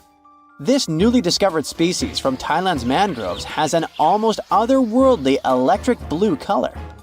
Its vibrant hue doesn't come from pigment, it is actually caused by the unique structure of its hair, which reflects blue light, making it look like an extraterrestrial being. We're going even further now, diving into the freezing pitch-black depths. At around 2,000 feet deep in the Andaman Sea, scientists found a new species of ghost shark, which they named Chimera supape. Their appearance is straight out of a horror movie. They have sleek, pale bodies, frills that look like feathers, and large, creepy eyes. These ghost sharks aren't actually sharks, but they are related, having diverged from their cousins about 400 million years ago. The good news is they're not too scary since they're only a bit bigger than a shoebox. Just when you think we can't find stranger creatures, we come across this ancient amphibian from Brazil. Scientifically known as K. rosae. This newly discovered giant crocodile-like creature lived during the Triassic period, over 240 million years ago. At nearly 10 feet long, it had a powerful jaw, resembling the modern-day alligator. This beast was definitely a survivor since it adapted to the most severe conditions ever seen on the planet. Last year, scientists were tracking the dense Amazon rainforest at night when they found some quirky orange spiders that looked like they were wearing black boots. The team soon discovered it was a new type of giant crab spider. And no, they don't look like crabs at all. They only got their name because, while perched on plants, these spiders spread their legs out to the sides, just like crabs. Do you know that some new species are named after celebrities? Hollywood icon Harrison Ford now has his very own snake, for example. Discovered in Peru, T. Harrison Fordy honors the actor famous for his role as Indiana Jones, an archaeologist with a notorious fear of snakes. Unlike the film's menacing serpents, this new snake species is quite modest in size, measuring about 16 inches long.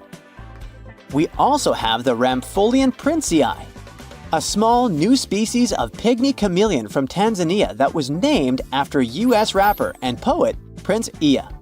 He received this honor because of his work raising awareness about global environmental issues. Another celebrity namesake is DiCaprio's snail-eating snake, which hangs out in the shrubs of Panama's forests. This S. Irmelindi caprioi is about 15 inches long and spends its nights on palm fronds looking for snails and slugs. Its round eyes look like glowing coals that can be a bit scary, but overall, the creature is super chill. Even when it feels threatened, it doesn't bite. It just coils up around its head and gives off a really bad smell. Now something a bit more sinister. Meet Venomius tomhardii. Does that name ring a bell? Exactly.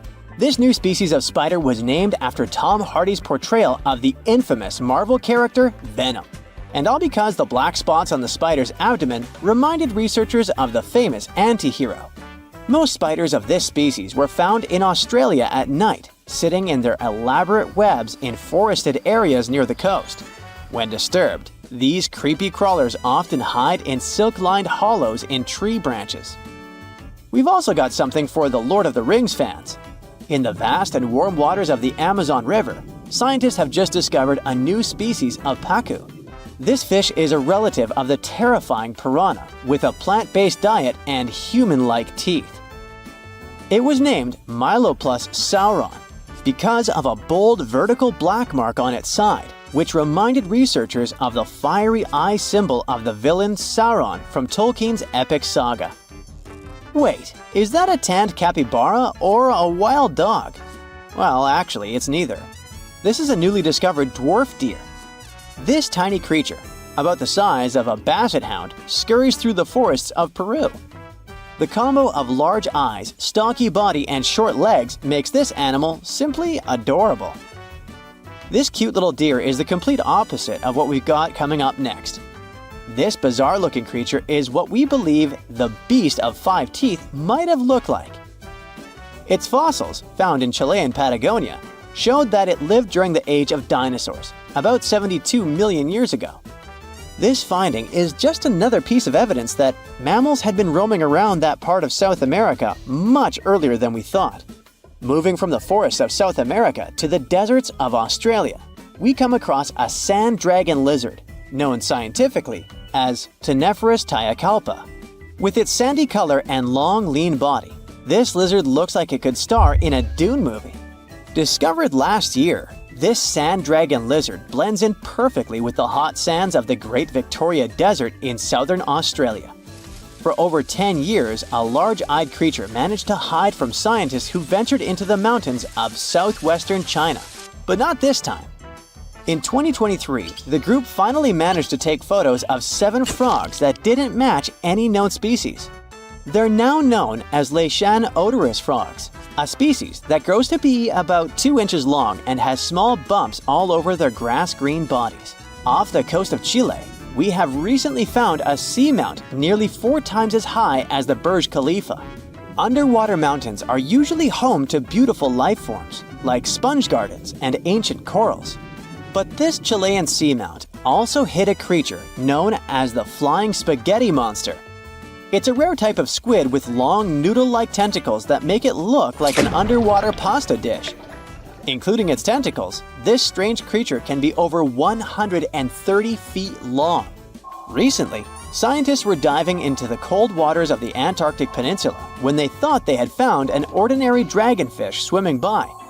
But there was something unusual about this one. It turned out that this fish had two darker vertical stripes along its slender body. That's when they realized they were looking at a new species, the banded dragonfish. From bizarre sea creatures to a cute one. In 2017, locals were diving near Kuma Island in Japan when they found the skeleton panda sea squirt. This deep-sea oddity quickly won people over with its look because its black spots actually resemble a panda bear's eyes and ears. At least if you have a good imagination. This unusual creature filters water to catch its food, and is yet another reminder of the ocean's hidden wonders. The Meg, aka Megalodon, roamed the oceans long after dinosaurs were wiped out by the Great Meteorite. It was one of the largest and most dangerous hunters that have ever lived on Earth, as well as the biggest shark. But then, about 3.6 million years ago, the last of its kind disappeared from our planet, leaving only huge teeth for modern archaeologists to keep finding. There are a few theories about why it could have happened, but scientists might have found the true reason. The Megalodon, which means big tooth, was the largest shark ever to exist. It reportedly lived around 20 to 3.6 million years ago and was truly enormous. Its bite was more powerful than that of a T-Rex, and likely any other powerful predator that has ever roamed this planet. It's probably not surprising since this marine creature had extremely strong jaws that could span from 9 to 10 feet wide. That's enough to swallow two grown-up people side by side. The jaws were also lined with 276 teeth, and they reached 7 inches in length. That's as long as a small hedgehog. Once these teeth got worn down, the shark got rid of them and grew new ones. Such large sedated teeth helped the Meg to eat meat easily. The shark itself could grow up to 59 feet long. That's twice the length of a London double-decker bus. The animal was also pretty heavy. While a fully grown T-Rex weighed about 8 tons, the weight of a large megalodon could be more than 30 tons. With no competitors, the enormous shark was the real king of the oceans. It hunted other sharks, large fish, and even whales. Then why did such a magnificent creature disappear from the face of the earth? The previous theories mentioned the great white shark. The megalodon is usually described as some gigantic version of this marine animal. And this is a common mistake made because most people think these creatures were related. But in reality, the Meg looked more like a modern bull shark. Its snout was snout, its lower jaw was rather flat, and long and massive pectoral fins supported the animal's weight. But what's more important, the ancestors of today's great whites existed at the same time as the megalodon. Now, with great size comes great clumsiness. And although the Meg was huge and powerful, it was also not as nimble as smaller and quicker great white sharks. Great whites could have rivaled a megalodon for food, and were often more successful hunters thanks to their agility. They couldn't fight the Meg openly, but were fast enough to steal its food. So according to this theory, the only food left for the megalodon were whales and equally big marine animals. Grown-up Megs could easily catch such beasts, but their offspring were much smaller and more vulnerable than their parents. Could smaller sharks have used this to their advantage? Maybe while megasharks were still little, they became a meal for great whites, as well as bull and tiger sharks. Even at those times, a great white shark could reach the length of 20 feet, while a megalodon kid was definitely smaller. But even if there had been no open confrontation between young megalodons and smaller grown-up sharks, Meg kids wouldn't have been able to find food for themselves to grow to adulthood. The reason is the same. The population of other sharks was growing, and they were rivaling each other and the Meg for convenient food. The more great whites and other sharks appeared in the oceans, the less food remained for young monster sharks. Eventually, they probably starved. But it's just one of the theories that try to explain why the Meg went extinct, and here's another one. A new study has shown that the Meg was most likely a warm-blooded predator able to regulate its body temperature, and that might have been the reason why this species disappeared with time. Scientists analyzed isotopes of the tooth enamel of the megalodon and concluded that the animal could easily maintain a body temperature that was around 13 degrees F warmer than the temperature of the surrounding water. Such a temperature difference is much greater than what other sharks living at the same time as the Meg had. and it's large enough for the ancient predator to be classified as warm-blooded. These days, most fish are cold-blooded. Their body temperature is the same as the surrounding water. But some sharks, like mackerel sharks, keep the temperature of all parts of their bodies a bit warmer than the surrounding water. But it doesn't make them completely warm-blooded because they simply store heat generated by their muscles. And in mammals, body temperature is regulated by a special region of the brain called the hypothalamus. Anyway, the Meg's warmer body allowed the animal to move faster, deal with cold water better, and spread out all over the world. But eventually, it might have led to a disaster. The megalodon lived during the Pliocene epoch, pronunciation. It began approximately 5.3 million years ago and finished 2.5 million years ago. During that period, global cooling occurred. It also caused the changes in sea level, which the megalodon probably didn't survive. The main problem for the predator was to maintain an energy level allowing its body temperature to remain elevated. But to do it, the animal had to eat a lot, and I mean it. But it was a challenging task in a time of changing marine ecosystems and while competing with newcomers, such as the great white shark. If this theory is true, then the amount of energy the Meg had to use to remain warm could have contributed to its extinction. This new information is very important to us. It shows that many marine predators in modern oceans might be experiencing the effects of ongoing climate change too. By the way, have you heard that there have been several cases when people were sure they had seen the Meg? Or at least some similar extremely large monsters. And these sightings happened relatively recently. For example, in July 1916, the New Jersey coast of the US was terrified by a series of shark attacks. They happened during an oppressive heat wave when hundreds of beachgoers tried to find shelter from the heat near the water. People described the culprit that had caused all that havoc as a giant shark, much bigger than any regular one. Since then, scientists have been debating which shark species was involved in those accidents. The most popular guesses have been the bull shark and the great white. A picture of a huge shark roaming the Pacific Ocean not far from Guadalupe Island appeared in 1999. The creature was nicknamed Deep Blue. It could be distinguished from others by a wavy pattern separating its gray back and white belly.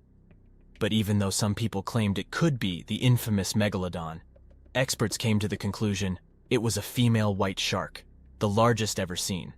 The average length of a male white shark is 11 to 13 feet. Females are bigger, up to 15 or 16 feet, but Deep Blue reached more than 20 feet in length. No wonder people were confused. For the last time, Deep Blue was spotted in 2013 near the western coast of Mexico's Baja California. But look, there's another jumbo shark, and you can meet it in any part of the world. The largest specimens can reach 40 feet long and weigh about 5 or even 6 tons. Could it be, if not the megalodon itself, but one of its relatives? Again, a wrong guess. That's the basking shark. This animal prefers subpolar seas, with temperatures not higher than 58 degrees F. Even though some of these animals do migrate to warmer places. Like whale sharks, basking sharks are harmless and don't attack snorkelers or divers. These creatures have loads of small teeth, but they don't use them when feeding. Instead, they swim with their huge mouths open and swallow plankton. A grown-up basking shark can filter nearly 2,000 tons of water per hour.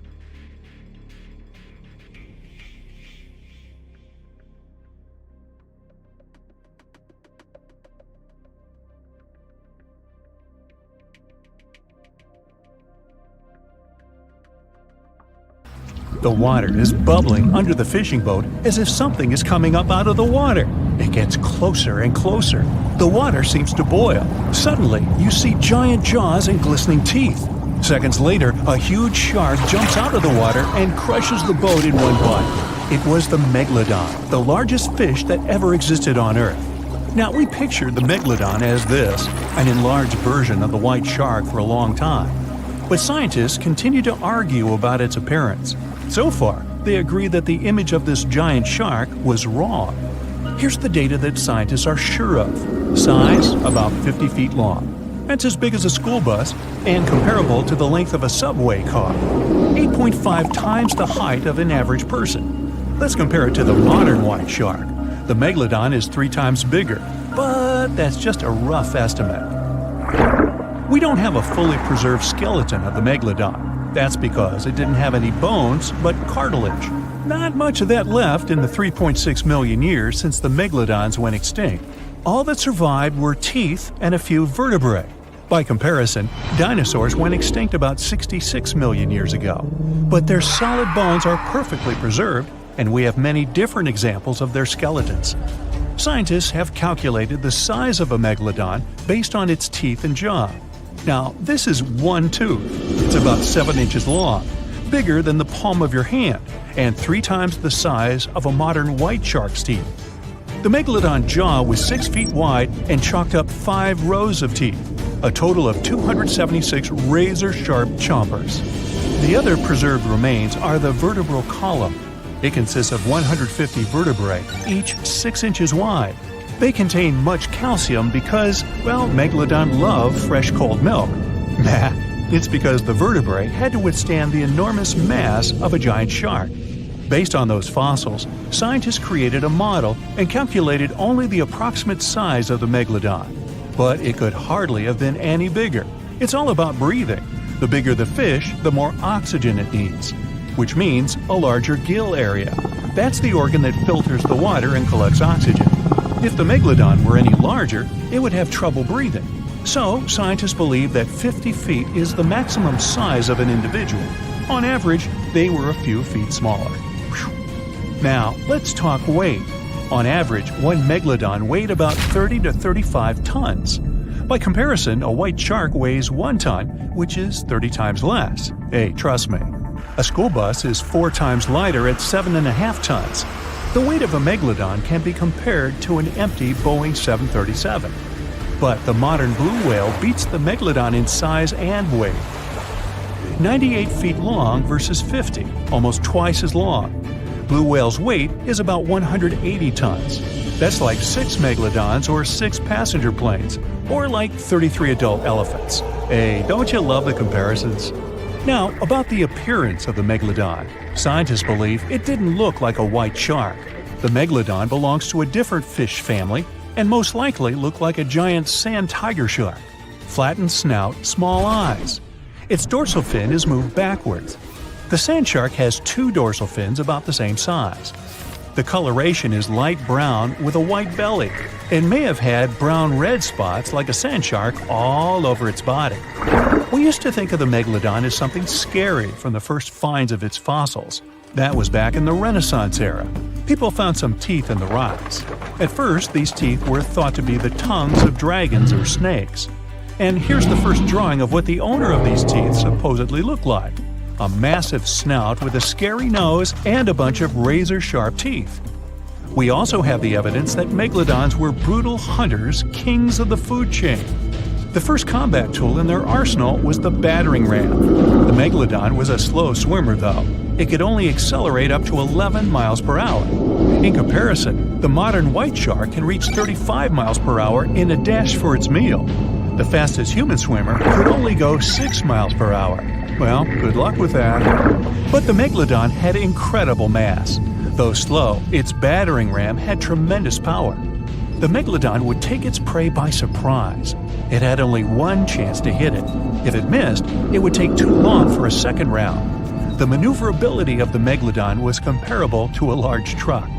But if the ram was successful, the prey was stunned and couldn't move. At this point, the megalodon aimed at vulnerable spots, like the fins and tail of the prey.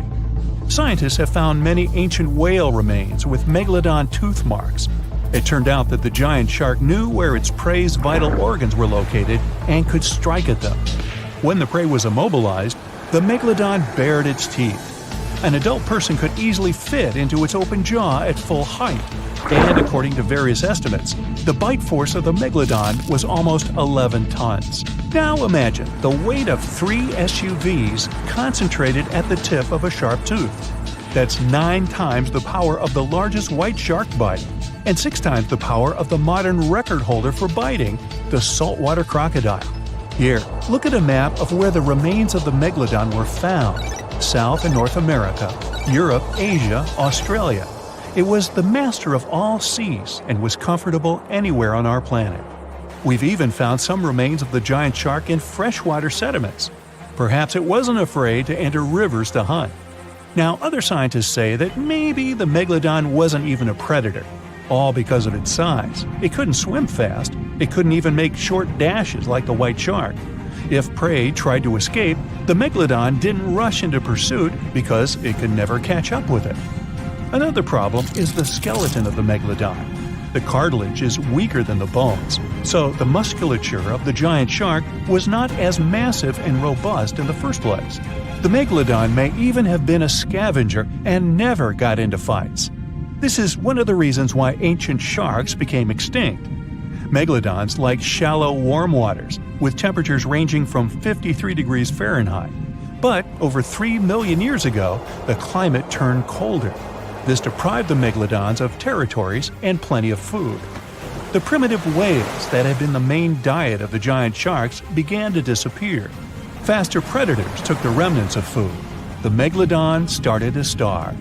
In evolution, a new player entered the field, the toothed whales, ancestors of the modern killer whales. They lived in packs and had bigger brains than the megalodon. So, over time, they started to compete with the megalodon. They took advantage of its clumsiness. A group of killer whales could easily win a competition against a giant shark.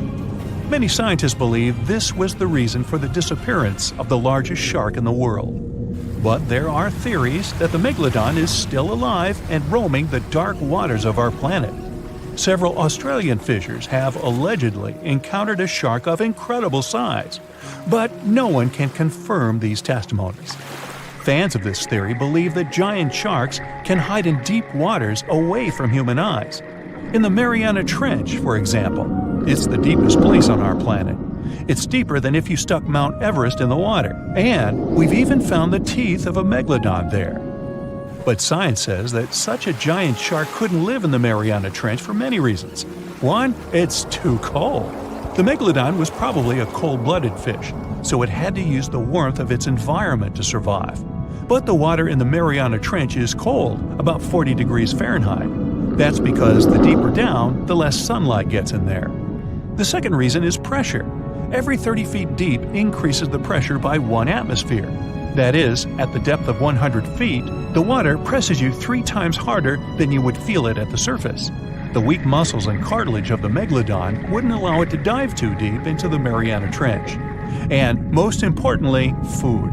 The farther from the ocean's surface, the fewer living organisms. Megalodons used to eat primitive whales, ranging from 10 to 20 feet. Small fish only inhabit the Mariana Trench. A megalodon would never be able to catch one. And, judging by its size, all the megalodon did was eat and then look for food again. Compare its weight to that of a human. The average human should get about 2,000 calories a day with an average weight of about 180 pounds. The megalodon weighed 470 times that and needed many more calories. So, even all the fish inhabiting the Mariana Trench could hardly feed a megalodon for even a few days. So, all these theories, of course, are not true. But still, it's just smart to be careful out there. Know what I mean? Currently, there are approximately 20 billion animals inhabiting our world. If everything were ideal, we would have 5 billion more animals on Earth. But many species have gone extinct, and around 44,000 species are currently in danger. The largest, most recent mass extinction event in history occurred during the dinosaur era, leading to the eradication of 75% of species on Earth. The Tulachi wallaby is a long-lost relative of today's kangaroo, but they had a hidden superpower, night vision. That's why they were mostly active at night. They were 3 feet tall and fed on grass, fruit leaves, and other plants. Wallabies lived in grassy areas near swamps and other water bodies, but not for long. By the 19th century, their numbers had gone down, bringing them to the edge of extinction. Only 14 wallabies had been left in the wild by 1920. A rescue mission was launched. They tried to capture the last 14 animals to protect them. But the situation got out of control and 10 wallabies lost their lives. The 4 remaining ones were transferred to a special facility, and in 1935, the last animal passed away. Only one picture of the Tulachi wallaby is left now. There were reports of the animal's sightings after that, but no proof was shown. and the creature was officially declared extinct in the 70s. Short-faced bears were a unique species that lived in North America, particularly Alaska. It was a massive bear, weighing around 1,500 pounds. When standing on its hind legs, it was around 12 feet tall, a whole foot taller than today's biggest beast in this family, the polar bear. This animal was different from today's bears because almost all of them are omnivores, except for polar bears. But this monster was solely carnivorous, which was the reason for their extinction. During the end of the Ice Age, many herbivores were gone, and those bears did not have enough food to survive. They were the Usain Bolt of the bear world, the fastest Bruins to have ever lived, reaching a top speed of 40 miles per hour, which is 5 miles faster than grizzlies. There are around 400 million pigeons in the world now. Some time ago, in America, a species of birds called passenger pigeons were abundant throughout the country, especially in the eastern forests. There were more than 1 billion of them, but they went from 1 billion to 0 in a few years. They had small heads and necks, but long tails and wings and strong breast muscles that allowed them to fly super long distances. The last passenger pigeon passed away in captivity in 1914. It was named Martha. With that, the ecosystem in the U.S. has never seen this bird again. Now, elks are enormous animals, but they look tiny when you compare them to long-gone Irish elks. That elk was around 7 feet tall at the shoulder with a humongous antler of 12 feet. Today, elk are only 4.5 feet tall at the shoulder and have around 4-foot-long antlers. Despite its name, this elk was found all over the world, from Asia to Europe. It got its name because, in Ireland near Dublin, researchers found a perfectly preserved specimen. Since then, it's been called the Irish elk. The last one passed away in Ireland. The main reason for their disappearance was their inability to adapt to changes. When the Ice Age ended, the elk could not survive and became extinct. Now, somewhere deep in the forests of Costa Rica lives the interesting-looking golden toad. It was discovered in 1966 in one particular spot where all toads would gather to mate. In 1967, a large population of this golden nugget was noted in that same spot.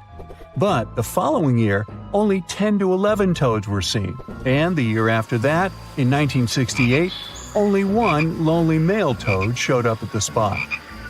For years, there were searches for golden toads. In 2004, the toads were officially declared extinct. Humans were not responsible this time. The drought in the area in the 80s had a significant impact on the toads. Still, the last straw was the arrival of a new fungal species that caused the animal's skin to thicken, eventually leading to the toad passing away. This chytrid fungus is responsible for the extinction of more than 90 frog and amphibian species, becoming one of the biggest threats to their lives.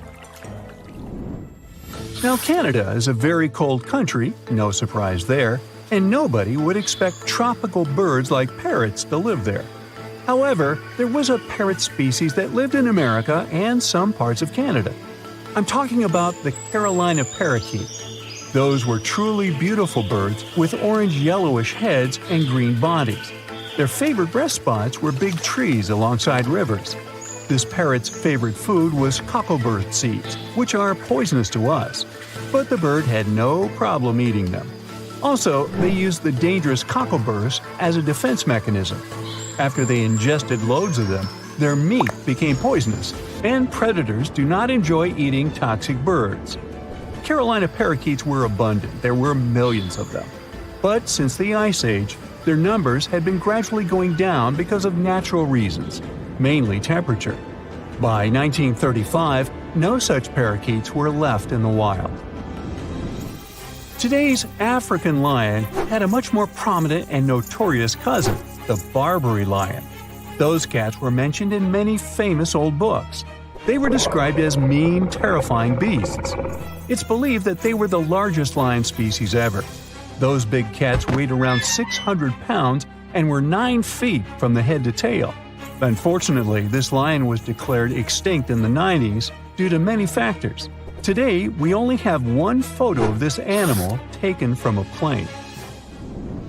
Paradise parrots were native to Australia. They were genuinely amazing birds with captivating colors.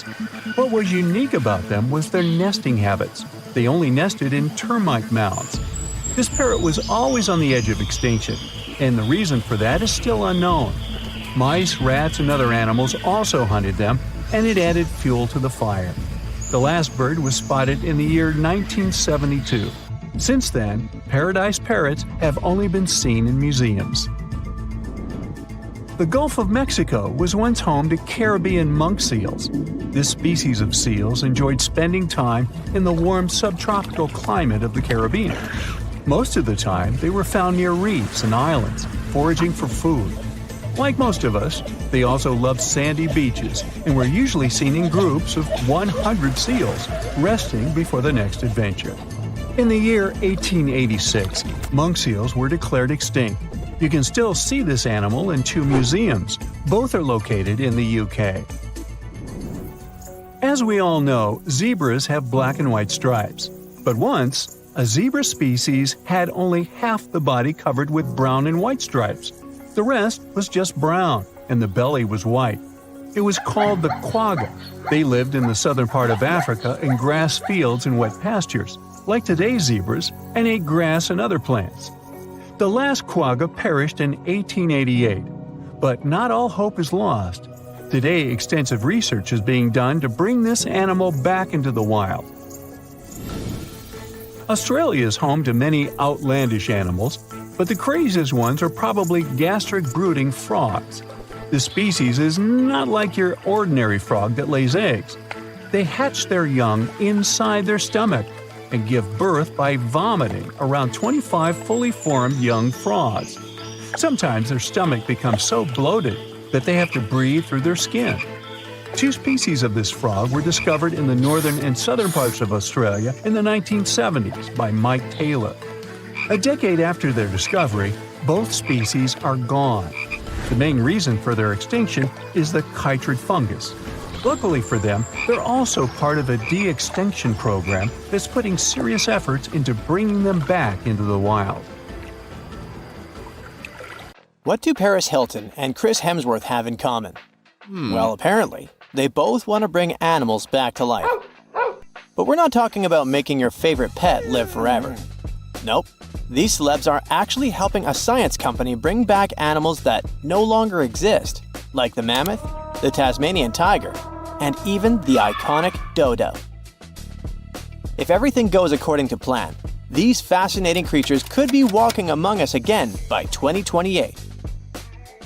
This groundbreaking effort is led by a company called Colossal Biosciences. At this very moment, they're working on a way to revive the core genes of animals that disappeared from Earth ages ago. The idea is to replicate those genes using DNA from a close, living relative. If that's all Greek to you, don't worry. We'll break it down a bit later. So, the mammoth is one of the animals they plan to bring back, and people are especially hyped about it. These incredible, massive creatures roamed parts of Africa, Europe, Asia, and North America until about 4,000 years ago. Some people might mix them up with modern elephants, but there are some key differences. For starters, they had huge curved tusks that curled inward and were used to dig for food. They also adapted to survive in freezing climates, like having 2 layers of thick fur to keep their blood warm. But mammoths and elephants do have a lot in common. The woolly mammoth shares 99.5% of its genes with its closest relative, the Asian elephant. That's huge because it means that mammoths are genetically closer to Asian elephants than Asian elephants are to African elephants, for example.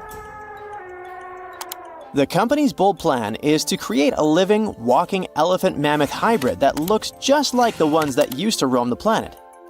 This animal will look like, walk like, and even sound like a woolly mammoth, but most importantly, it'll be able to live in the same ecosystem that the mammoth left behind. If the scientists succeed in bringing back enough of these creatures, one of their big goals is to help restore the Arctic tundra ecosystem. But how do they actually plan to create the mammoth?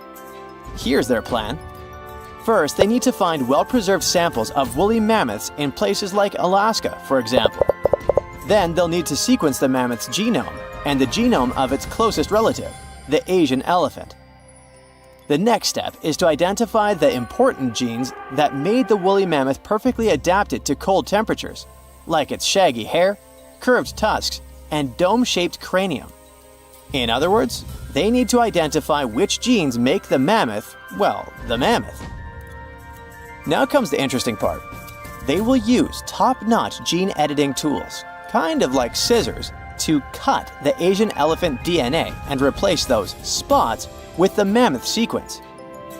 This will allow them to create a new cell line and, later, an embryo. This embryo will grow inside a healthy female Asian elephant, who will be the surrogate. And just like that, a new, cold-adapted elephant will be born. Or at least, that's what scientists hope. Specialists predict that this Mammoth 2.0 could be on Earth as early as 2028.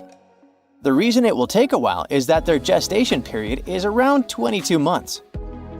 But if that deadline feels too far for you, there is actually a chance we could get a surprise a lot sooner. That's because some of the other animals they plan to revive have a much shorter gestation period, like Australia's thylacine, also known as the Tasmanian tiger. The company is also doing whatever it takes to give this animal a second shot at life. And the good news is that the process seems to be well advanced. Recently, the group announced that the Tasmanian tiger's genome is about 99% complete. This animal was native to the Australian mainland and the islands of Tasmania and New Guinea. A big part of the Tasmanian tiger population disappeared over 3,000 years ago. But about 5,000 of them kept roaming around until pretty recently. It's believed that the last thylacine passed away in 1936. To revive the Tasmanian tiger, scientists first need a sample of the ancient animal. So they took RNA molecules from a 110-year-old preserved head that had been kept in ethanol. The team was really lucky because it's rare to find old samples that are so well preserved, allowing scientists to use advanced DNA analysis techniques. And by that, I mean they did a full, complete analysis. By studying RNA samples from important tissue areas like the tongue, nasal cavity, brain, and eyes, experts were able to learn a bunch of interesting things about the Tasmanian tiger. They could figure out how its brain worked and also what this beast could smell, see, and taste. By the way, these semi-nocturnal animals had a special appetite for small rodents, lizards, and birds. After finding the perfect sample, the process of reviving it will be pretty much the same as with the mammoth, but with an elephant as a DNA donor, of course. In the case of the Tasmanian tiger, its closest living relative is a small marsupial called the fat-tailed dunnart. Even though this animal is small, it is a ferocious carnivore. So experts believe the whole DNA editing process will work just fine with its sequence. Their goal is to turn a fat-tailed dunnart cell into a thylacine cell. To accomplish that, they did more than 300 unique genetic changes into a dunnart cell. So there is no doubt they're pushing all the boundaries to make the dream of reviving animals a reality. This project also plans to revive the iconic dodo. You know, that funny-looking bird from the paradisiacal island of Mauritius in the Indian Ocean? And here, things get a little trickier, since we don't know much about this creature, which has origins that go back about 23 million years. Basically, the only clues we have about what dodos looked like when they were alive come from a handful of drawings, paintings, and written descriptions from the 17th century. But since those pictures are all pretty different from each other, and only a few of them were based on real, live dodos, we're still not 100% sure what they actually looked like. And as for how they behaved, well, we don't know much about that either. That's why reviving this long-absent legend will be super interesting and really enlightening. The sample they used to extract an old dodo genome came from a skull in the collection of the Natural History Museum of Denmark. And the dodo's closest living relative, which will provide the host cells, is the Nicobar pigeon, a gray bird with colorful features found in the Andaman and Nicobar Islands in India. If everything goes smoothly, in a couple of years we might see the fabulous and iconic dodo with our own eyes.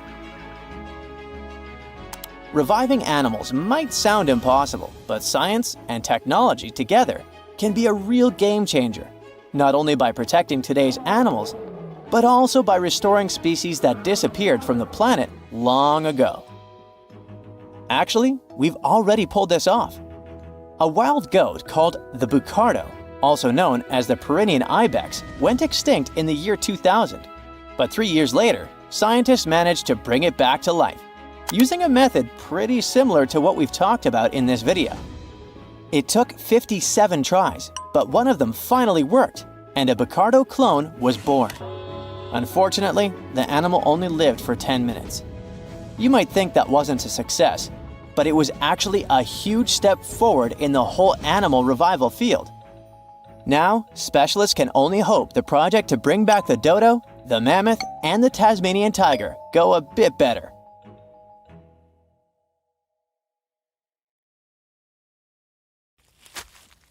Psst, run! Really, it's not safe out there. There's a saber-toothed tiger lurking around. You better be careful.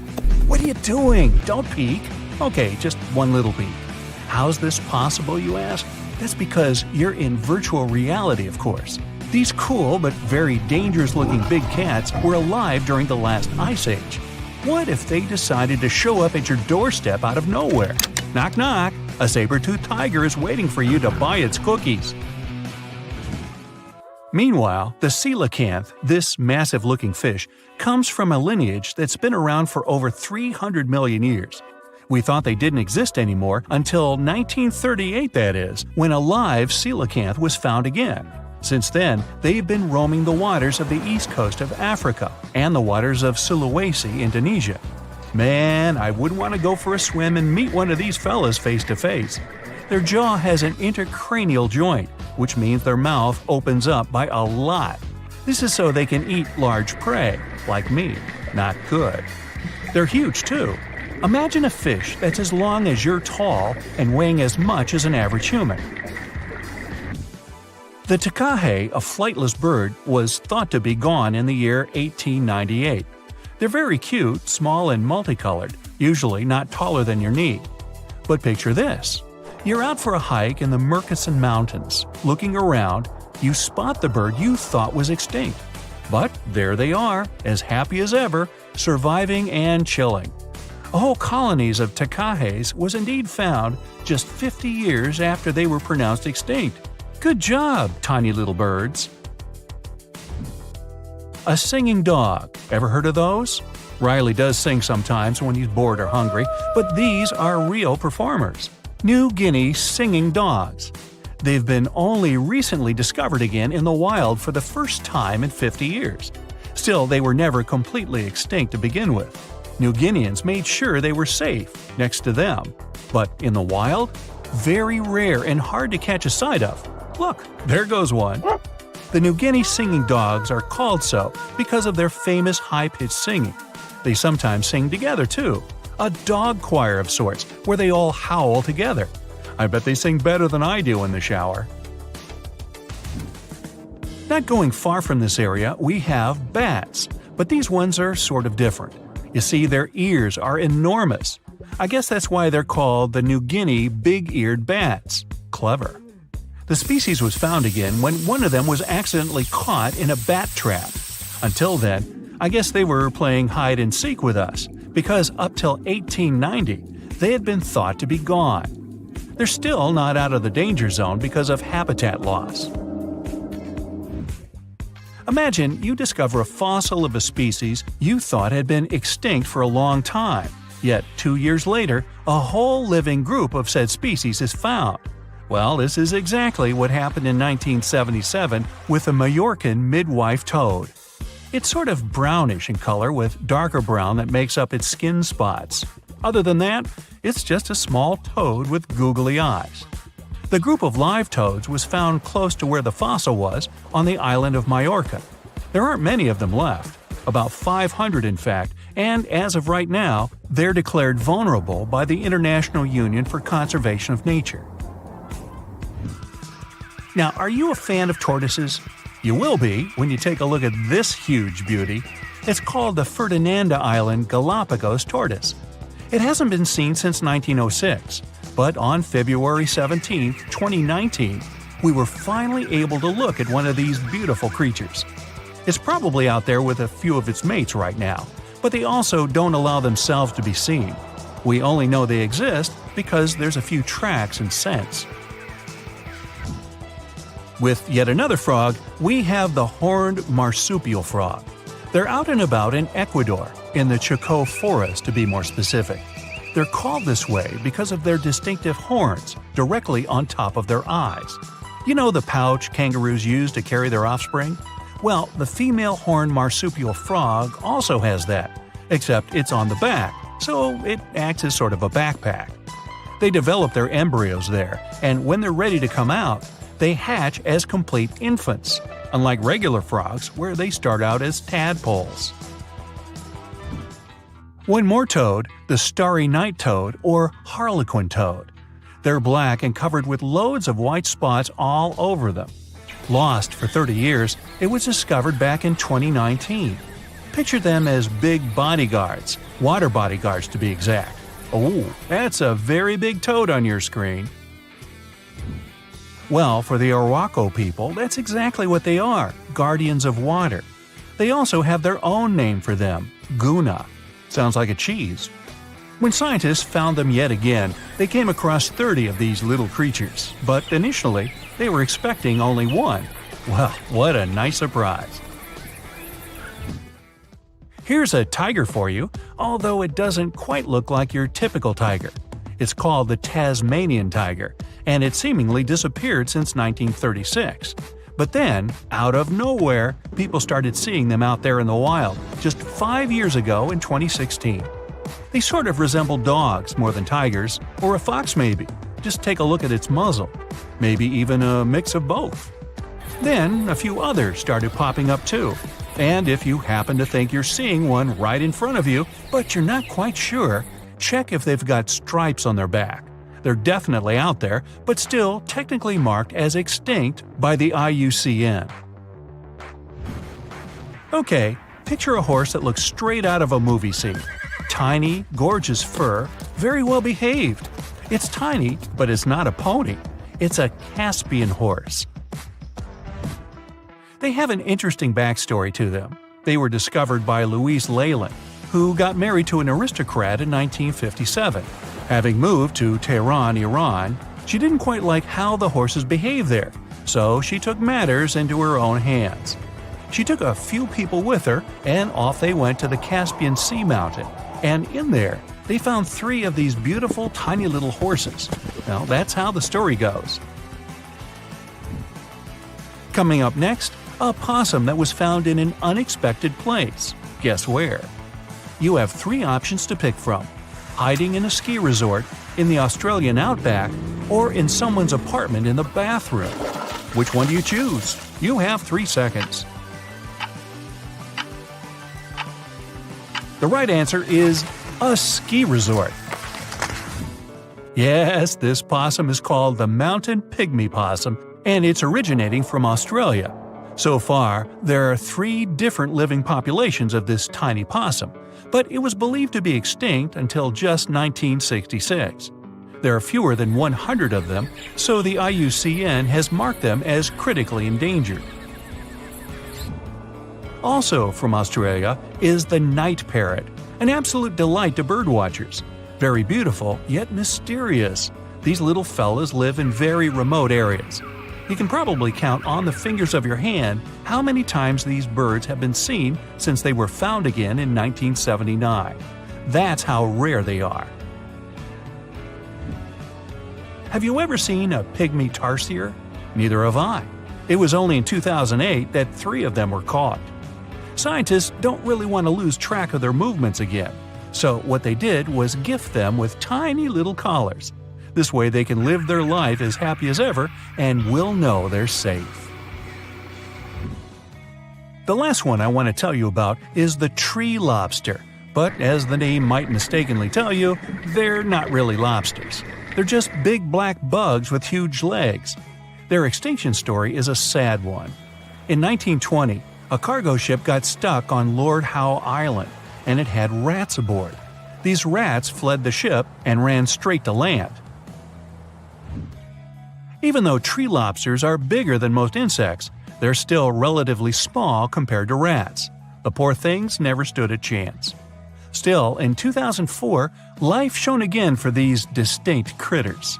A pair of Australian scientists were out and about on the island and came across 24 of them. All of them were living beneath one single shrub. Hey, if there's enough space for everyone, it's not small, it's cozy.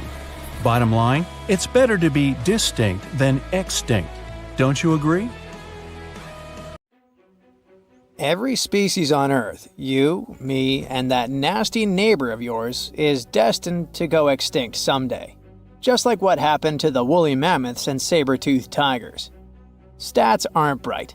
Scientists say that 99% of all animals that ever lived are now extinct. Hey, what's that look on your face? Going extinct is not the end of the story. Now listen up. Mammoths might make the greatest comeback ever and even be the key to saving humanity. Nope, they won't give away free money so that we don't have to work anymore, but they can sorta help the weather situation on our planet. In the Arctic tundra, there's this ground called permafrost. It's like soil in the form of ice. Soil turns permafrost when it stays super cold for 2 years straight. But now, permafrost is actively thawing out, and it's bad news for, well, everyone. Because while thawing, it releases a lot of carbon into the air. But what if we had large animals like mammoths there today? They would churn up the soil. The ground would freeze more deeply in winter. And then, in summer, a layer of grass would help keep the ground cool and prevent the permafrost from melting. Some scientists think that's a great solution. So now there's a company in the US that's trying to bring mammoths back to life. Okay, you got me. Not actual mammoths, but a sort of hybrid between an elephant and 1% mammoth DNA. It would be a northern elephant. Getting mammoth DNA is easier than you might think. They actually only went extinct about 10 to 14,000 years ago. Scientists are hoping to have their first elephant-mammoth hybrid by 2027. Let's hope it doesn't turn into a real-life Jurassic Park. Ah, Australia. A nightmarish place, and a home to the most fascinating creatures on Earth. But here, the sad fate befell the Tasmanian tiger, also known as thylacine. Don't mix it up with the Tasmanian devil. That one is living and thriving. Nope, the thylacine was a marsupial predator that used to chill in Australia, South Tasmania, and New Guinea. It was a nocturnal who preyed on other marsupials, like kangaroos. In the 30s, the farmers suddenly claimed that thylacines were eating their livestock. Looking back at it now, that was probably an exaggeration. But humans started to hunt poor thylacines until they were all gone. And then it turned out that hunting away the important predator isn't the brightest idea. Who would have thought? You see, thylacines kept things in check by eating bad animals. So once they disappeared, the Australian wildlife was basically doomed. 35% of total mammal extinctions on Earth happened here. That's an awful world record. I know it sounds gloomy, but hey, maybe we can fix this. Remember that company we mentioned? It wants to bring back the thylacine too. Luckily, many thylacine embryos are still preserved in jars, like some creepy pickles. If we bring them back to Tasmania, this could help revive the entire ecosystem. Would you be happy to see them back in the wild? Me too. And I would also be happy to see you hitting those like and subscribe buttons so you can keep up with amazing facts all year round. We also have some huge dreams about tiny creatures. Take a trip to Mount Hotham Ski Resort in Victoria, Australia, And here you can find the mountain pygmy possum, a tiny bundle of cuteness. These guys are super rare. We even thought that they were extinct. All we had was their fossils. But then, some skiers spotted a possum in a log pile at the ski lodge in 1966. Imagine suddenly making a great discovery while chilling on vacation. These little possums can spend 7 months of the year sleeping under the snow. They wake up occasionally to eat some stored food, and then they wake up in the spring to eat even more, find a mate, and go back to sleep again. What a relatable fella. Since they've made it into this video, you can guess they're pretty endangered. There are less than 2,000 left in the wild, all because their current homes don't fit them that well. But hooray, we can help them too. You see, their ancestors lived in lowland forests about 20 million years ago. So maybe mountain possums could live better if we moved them there? Of course, we can't just take them to the woods and expect them to survive. Instead, scientists want to slowly release possums into the forest and check up on how they get on with it. Let's hope these cute creatures will adapt to woodland life. The southern gastric brooding frog, also called the platypus frog, was quite a unique creature. It was discovered in 1972 in Queensland, Australia. Back then, this fella shocked the scientists with its super weird birthing practices. Check this out. The mother frog swallows her eggs, turning her stomach into the womb. Then she doesn't eat at all for 6 weeks straight. I could never. Meanwhile, the tadpoles hatch in her stomach, start to grow, and eventually get so big that the mom literally has to breathe through her skin. And then she literally spews out her offspring left and right. Bleh. But this insane process is a great evolutionary achievement, which is why it drew everyone's attention. But the wonder didn't last long. By the mid-80s, all known species of these frogs vanished from their natural habitats. Why? We have no idea. There are many theories, but almost no evidence to back them up. In any case, over the years, these guys officially became extinct. But it all changed in 2013. Scientists started a groundbreaking project named the Lazarus Project. Now they want to resurrect these frogs to learn cool cloning techniques from them. Are you guys ready to copy their genetic preservation method? Yeah, me neither. But let's dive deeper. Literally go in the water. Meet the Coelacanth. This creature lived in the oceans back when the dinosaurs roamed our planet, and didn't even notice the asteroids. These guys are the Methuselahs of the sea. They can live up to 100 years, and they don't even start thinking about leaving offspring until they're around 55. At least they've got plenty of time to live for themselves. We actually thought this creature had gone extinct about 65 million years ago. But then, the first Latimeria specimen was discovered off the coast of South Africa in 1938. Now they're known as living fossils. And these fish are enormous. They weigh around 200 pounds. They're also super stylish, with those lobe-fished paddles that make them look like disco balls. Oh, and they're great aerialists. Thanks to those versatile fins, they can even do headstands and swim belly up. The Coelacanth is also a bit of a homebody.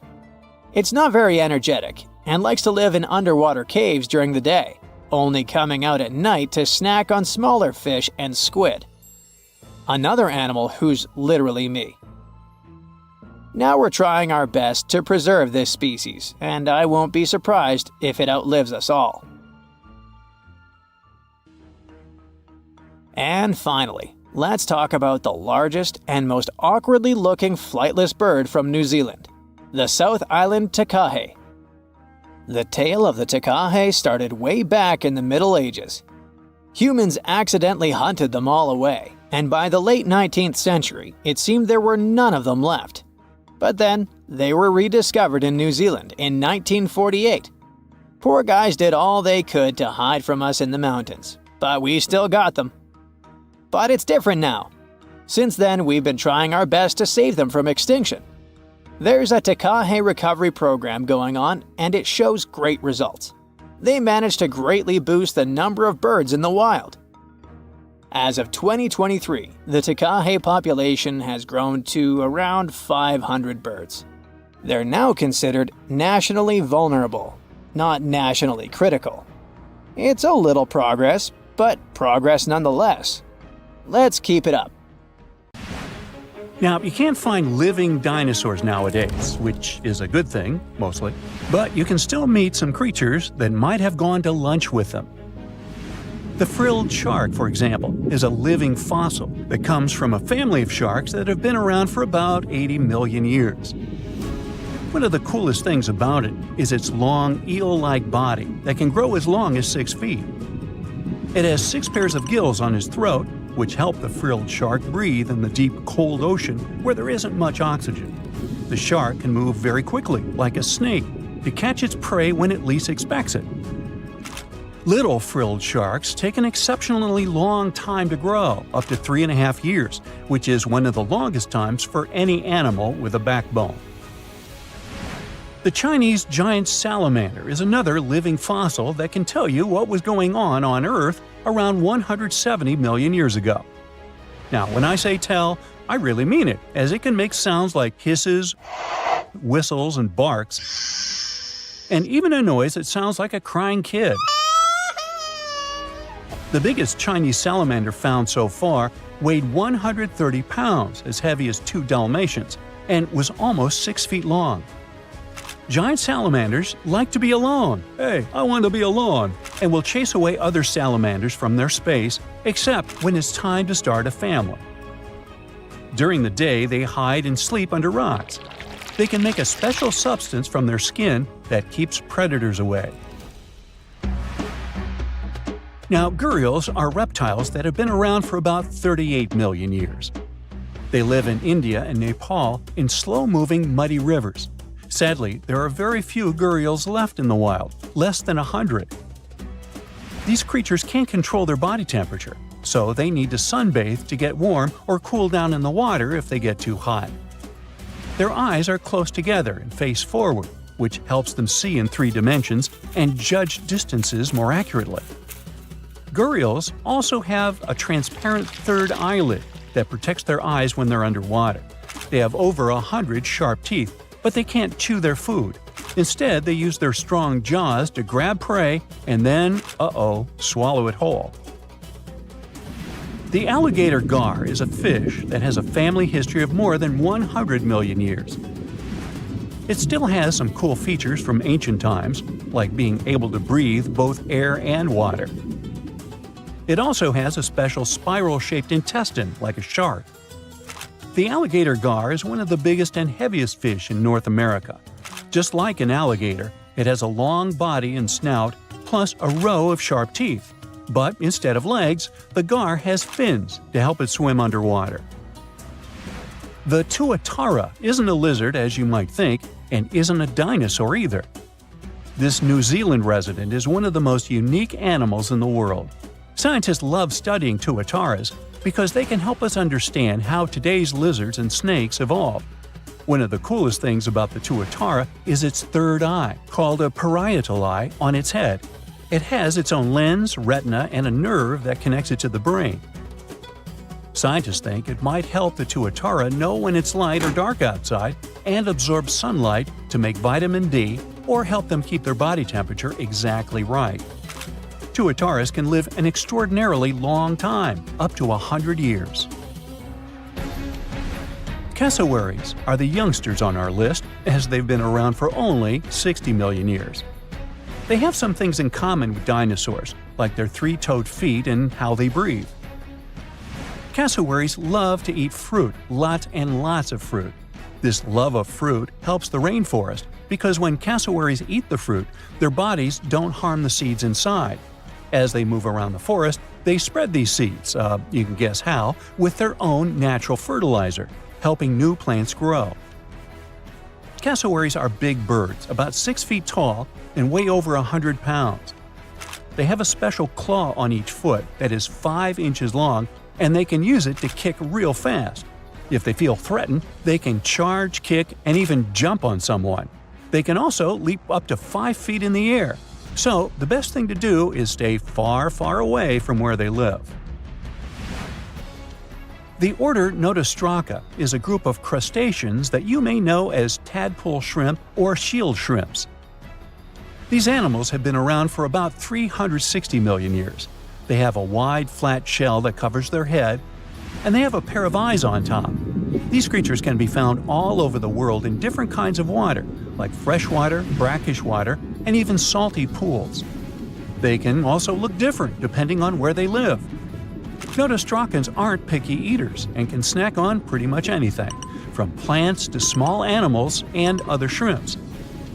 Some of them are considered pests in places like California rice paddies because they stir up the mud, which blocks sunlight from reaching the young rice plants. Sturgeons are some of the largest fish species on the planet. They live only in the cool waters of the northern hemisphere and never travel below the equator. Even though they are huge, sturgeons don't have teeth. They eat by sucking food off the bottom of rivers, gulfs, lakes, and oceans. Scientists believe that sturgeons came from a group of fish that first appeared around 419 million years ago, long before dinosaurs even existed. Their ancestors survived a big extinction event that wiped out 90% of all species and went on to become the largest fish in many rivers in North America and Eurasia. Sturgeons can live up to 100 years old or even older. Female sturgeons can lay up to 3 million eggs at a time, but not all of the eggs eventually turn into real fish. Our next hero, the Pacific lamprey, has successfully lived through at least 4 mass extinctions. Its ancient ancestors evolved over 450 million years ago.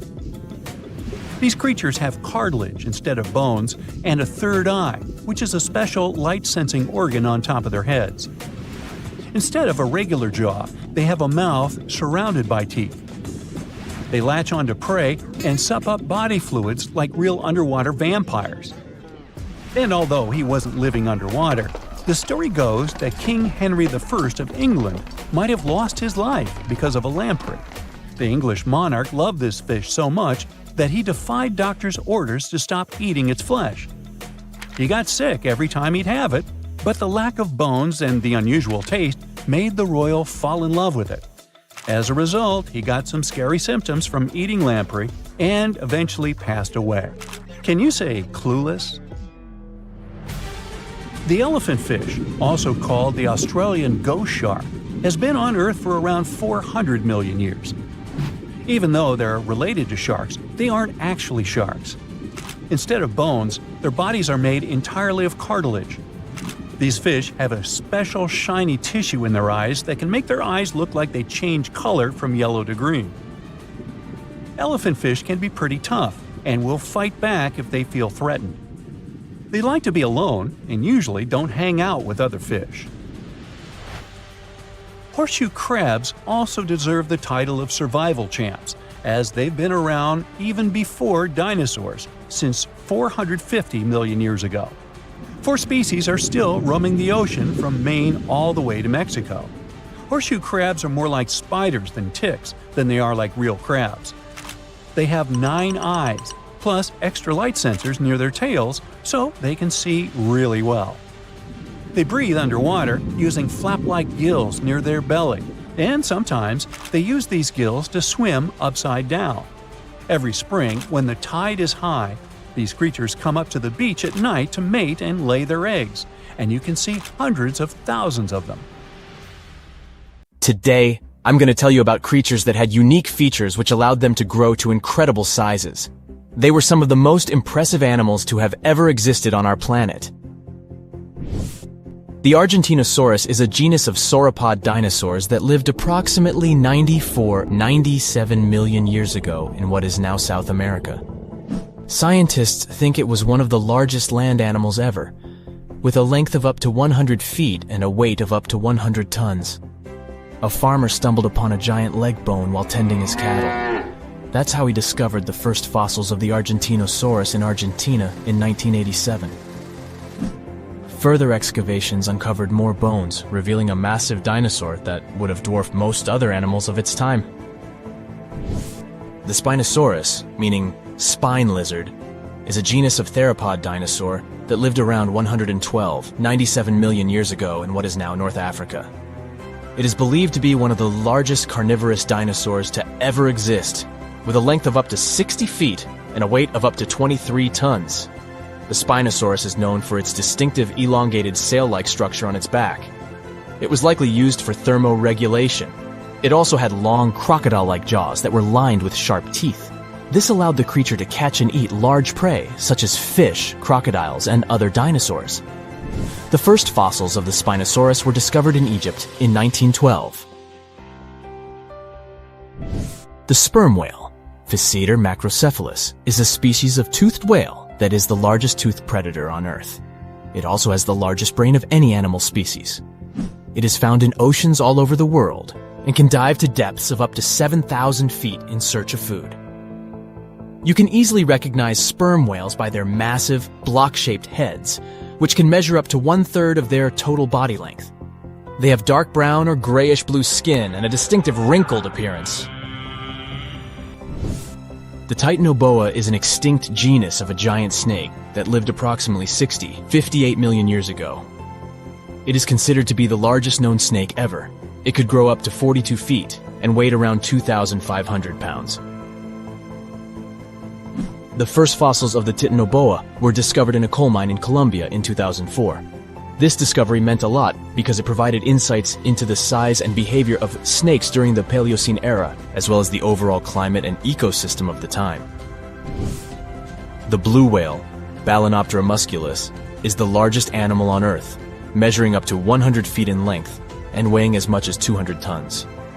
These marine mammals are found in oceans all over the world and can live up to 90 years. Blue whales have a long, streamlined body that is usually blue-gray in color with mottled patterns. They have a small dorsal fin and 2 pectoral fins that are about 1/3 the length of their body. Blue whales feed on tiny shrimp-like creatures called krill, and they eat a lot. A single adult blue whale can eat up to 8,000 pounds of krill in a day. The Leadsichthus is an extinct genus of large, bony fish that lived during the Jurassic period, approximately 155 million years ago. It is believed to be one of the largest fish that have ever lived. Some estimates suggest that it could grow up to 55 feet in length. The first fossils of Leadsichthus were discovered in England in the 19th century, and more recent discoveries have been made in other parts of Europe, South America, and Africa. Despite its enormous size, the Leadsichthus was a filter feeder, similar to modern-day whale sharks, and likely fed on plankton and other small organisms. The creature did it by simply swimming with its enormous mouth open, filtering water through its gills. The pterodostro is an extinct species of flamingo-like birds that lived approximately 35 million years ago. They were relatively small birds with a wingspan of about 2-3 feet. And they were known for their distinctive long, narrow beaks equipped with comb-like structures used for filter feeding. The pterodostro lived in shallow bodies of water, like lakes and lagoons, and mostly fed on small crustaceans and other tiny organisms. The animal filtered them from the water using the comb-like structures on the inside of its beak while swimming through the water. The African elephant is the largest land animal on Earth and one of the most recognizable ones. There are 2 species of the African elephant, the savanna elephant, Loxodonta africana, and the forest elephant, Loxodonta cyclotis. You can see them in various parts of sub-Saharan Africa. These creatures can be identified by their large size, gray skin, and long trunks. African elephants can grow up to 13 feet tall and weigh up to 14,000 pounds, depending on the species and gender. Something exciting and kinda unexpected popped out among the rocks of the Ica Valley in Peru. The bones of a really old whale that lived almost 40 million years ago. At first, no one was really impressed because the bones they found were big and weirdly shaped, so people just thought they were looking at giant boulders. I mean, that's cool too, but things got way better when they realized those were the remains of a very large ancient animal that roamed along the coast of ancient Peru. Plus, it was probably the heaviest creature that ever lived. Sorry, blue whale, I know you worked hard to get to the top. The length of over 100 feet and weight of more than 200 tons brought you the status of the biggest animal on our planet. But it seems you've held the title long enough. Time to hand it over to our next candidate, and that one's really gigantic. This ocean beast was probably shorter than the blue whale, but heavier, with a weight that could be between 93 tons and 370 tons.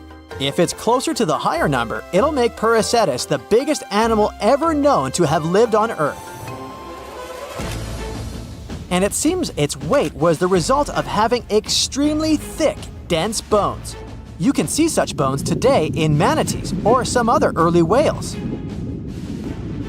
Dense bones are a great tool for such marine mammals. This feature makes them heavy and allows them to stay submerged most of the time. But at the same time, if their body was too heavy, they would end up sinking all the time, and they would waste too much energy to move back up to the surface. So, to avoid sinking, marine mammals need to have enough lighter tissues, like muscles and fat, to help them float in the water without using too much energy. Now, scientists didn't have the whole skeleton, which makes it hard to tell how big the animal was. But they used the ratio of the heavy bones to the lighter tissues in other marine mammals to estimate the overall weight of this giant ancient whale. Experts found these fossils about 13 years ago and spent the next decade freeing the whale from the rock. Its anatomy and age showed this whale was a cousin of Basilosaurus, a whale that had a long snout full of sharp teeth, and a sleek body similar to that of an eel. Even if Paracetus wasn't bigger than the blue whale, it was still a giant that ruled the ocean depths. Unlike modern whales, there's a possibility that this ancient fellow was a predator that liked to go after bigger prey. And this also changes how we see the history of whales. Scientists used to think these magnificent creatures became really big about 5 million years ago when they started eating lots of small creatures. But here's the proof that giant whales existed even before that. But it's still unclear how this whale managed to find enough food to sustain its enormous body. Plus, it's still hard to tell what exactly this ancient creature had on its menu. It was pretty large and not such a fast swimmer, so it's possible it searched for food in shallow waters. Then it probably ate crustaceans, clams, or some other small animals hiding in the sand. One theory says it was a scavenger, which basically means it munched on remains of everything that would come its way. It's not so unusual to find marine animals in deserts. Many of these regions used to be covered with water anyway. The Sahara in Africa is a perfect example. About 50 to 100 million years ago, this was not a dry desert, but a shallow saltwater body called the Trans-Saharan Seaway. The land is not wet there anymore, of course, but people who lived in that area knew about it because they used to find old shells across the desert. The sea was about 164 feet deep. That sounds enough for a nice swim. Some would say this area looked like modern Puerto Rico, with lots of sun and shallow water. Mangrove forests were a common thing as well as seafloors covered with mollusks, like snails and clams. The marine sediment that was left behind after the sea had dried up is full of different fossils. And the animal that lived in that ancient underwater world didn't look friendly. Plus, they were much bigger than their relatives from modern times, so a regular-sized human would end up as a snack, not even a whole meal. Normally, when animals live on small islands, they can become much bigger than their relatives from the mainland. This is something we call island gigantism, and it happens because there are more resources or fewer predators on islands. Maybe the same thing happened in the Trans-Saharan Seaway. Even though it wasn't an actual island, the water moved in and out, which created little pockets of water. And specific conditions in these pockets might have helped animals grow bigger. So we're talking about giant sea snakes, catfish, and fish that no longer exist today. One had incredibly strong jaws, and the animal used them to eat hard things and even crush shells. Their teeth showed they were fierce predators other animals had every reason to be afraid of. They went through some changes when it came to diet, similar to some types of piranhas. And the competition to get to the top of the food chain wasn't a joke.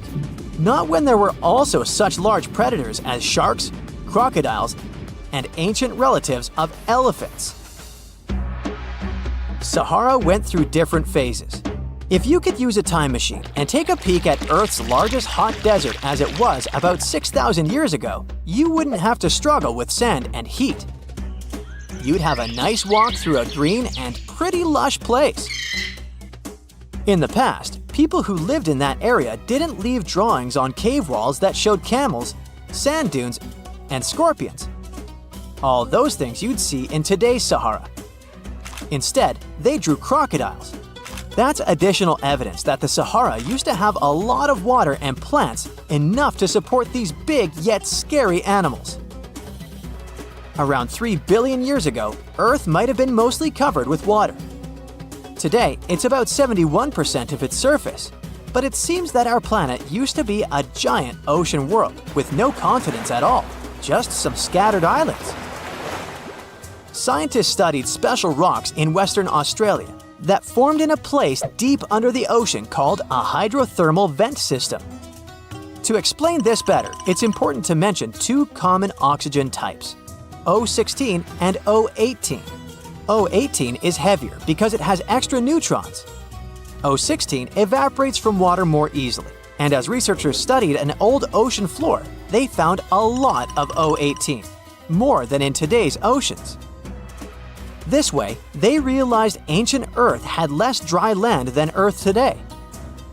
Australia is a good spot to conduct these studies because a long time ago, it also used to be a beautiful place with large animals and lush rainforests. But as time went by, the land became drier and Australia had more deserts formed, such as the Great Victoria Desert. Rainforest remained only on the edges of the continent. What happens with deserts across the globe is called desertification. That's when land that used to be good for growing things turns into a desert or something similar. Our planet changes over time, together with its climate. But desertification also happens because of human activities, like mining, farming, and building cities.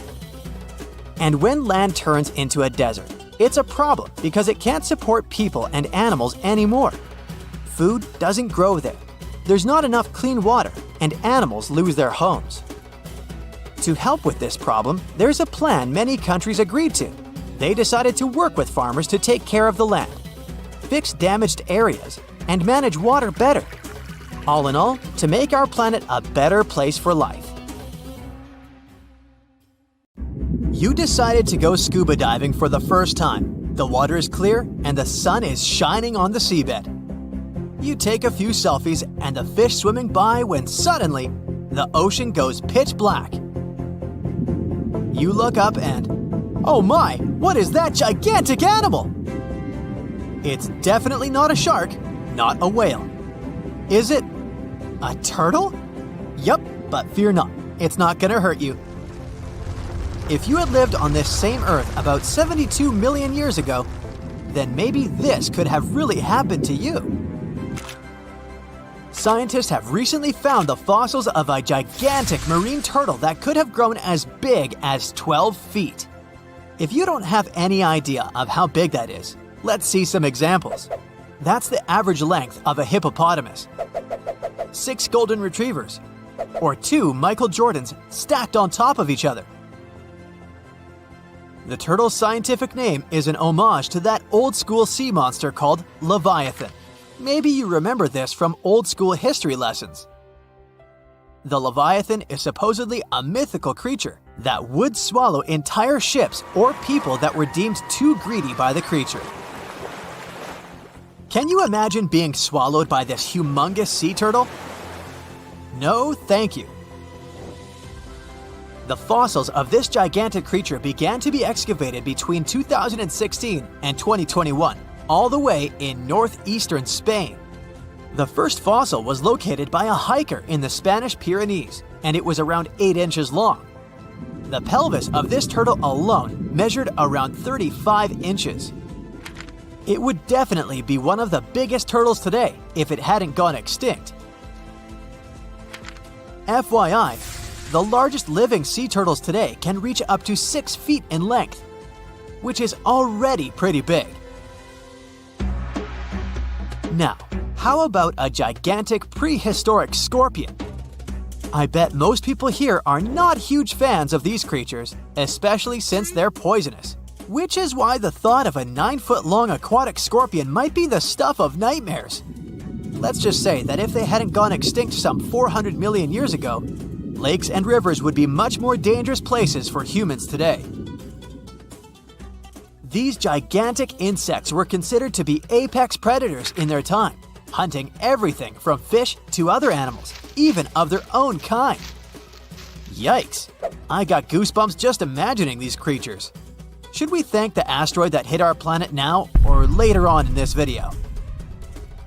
Another prehistoric animal that would shock humans if it were still alive is the so-called Megatherium, a gigantic sloth.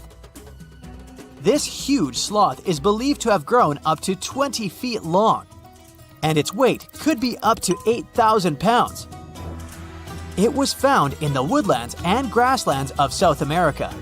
The creature used to stand on its 2 feet in order to reach leaves on high branches. These giant sloths had huge claws. They helped them climb trees. I gotta say, I feel uncomfortable imagining these elephant-sized sloths climbing trees.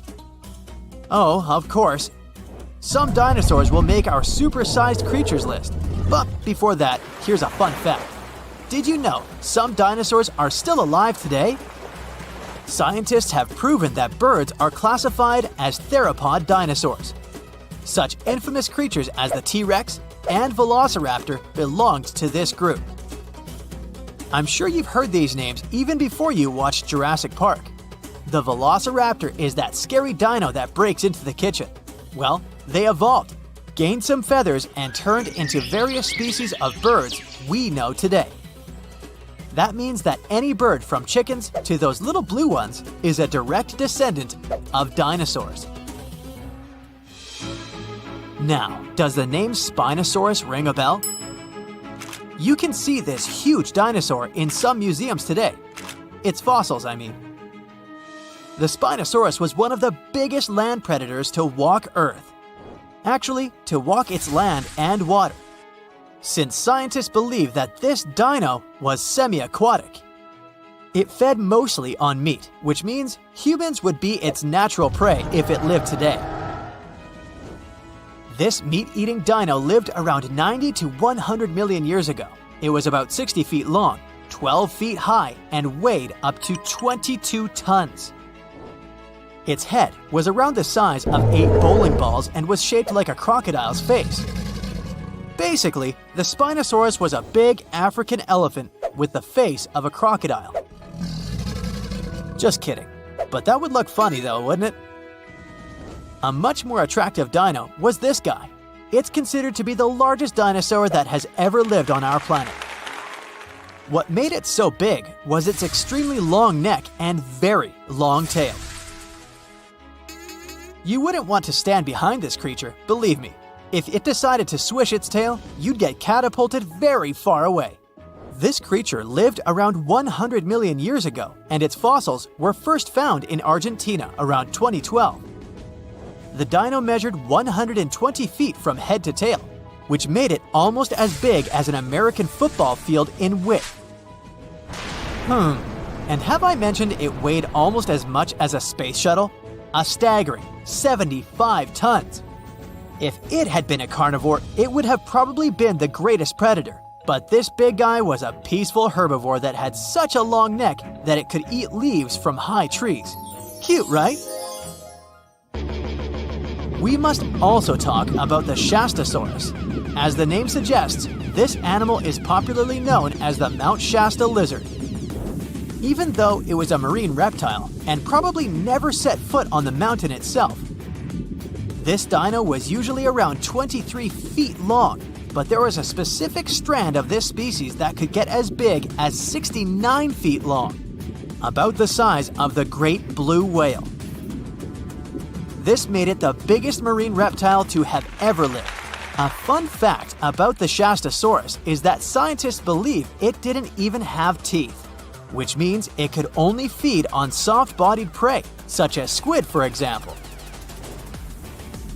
The next animal on our list is the blue whale. Believe it or not, the biggest living animal on Earth actually started small. These days, the average mature blue whale can reach up to 100 feet in length and weigh up to 200 tons. That's more or less the weight of 40 elephants put together, or 30 Tyrannosaurus rexes, or 2,670 average-sized people. Blue whales have to eat up to 50 million calories per day to support that body. That's the equivalent of 30,000 Big Macs, just FYI. But blue whales weren't always this big. They actually evolved from a four-legged mammal that lived on Earth around 48 million years ago. Their ancestor was called Pakicetus, and it was only 6 feet long. Here's a fun fact. To be able to live in the water as one does today, the blue whale had to go through some intense adaptations. A blue whale can replace up to 80 to 90% of oxygen in its lungs each time it takes a breath. A human replaces only up to 15% for comparison. It allows these animals to dive for up to 1 hour at a time, down to a staggering depth of 330 feet. Elephants were bound to make the list. Elephants are currently the largest land animals on Earth. They can grow to be about 13 feet tall and weigh up to 7 tons. That's pretty small if we compare it to the other animals that once lived on Earth, right? But if we placed a 6-foot-tall human next to an elephant, we'll see it's not at all that small. African elephants are bigger than their close relatives, Asian elephants, and they have a similar lifespan to humans, up to 70 years. Pokemon might have made us collectively wish that salamanders were real-life dragons, although they're not. They can still be pretty cool, though. There's a giant species of salamander that is known to be the largest living amphibian. They can grow to be as long as a regular-sized human, reaching up to 6 feet. I bet that wouldn't be a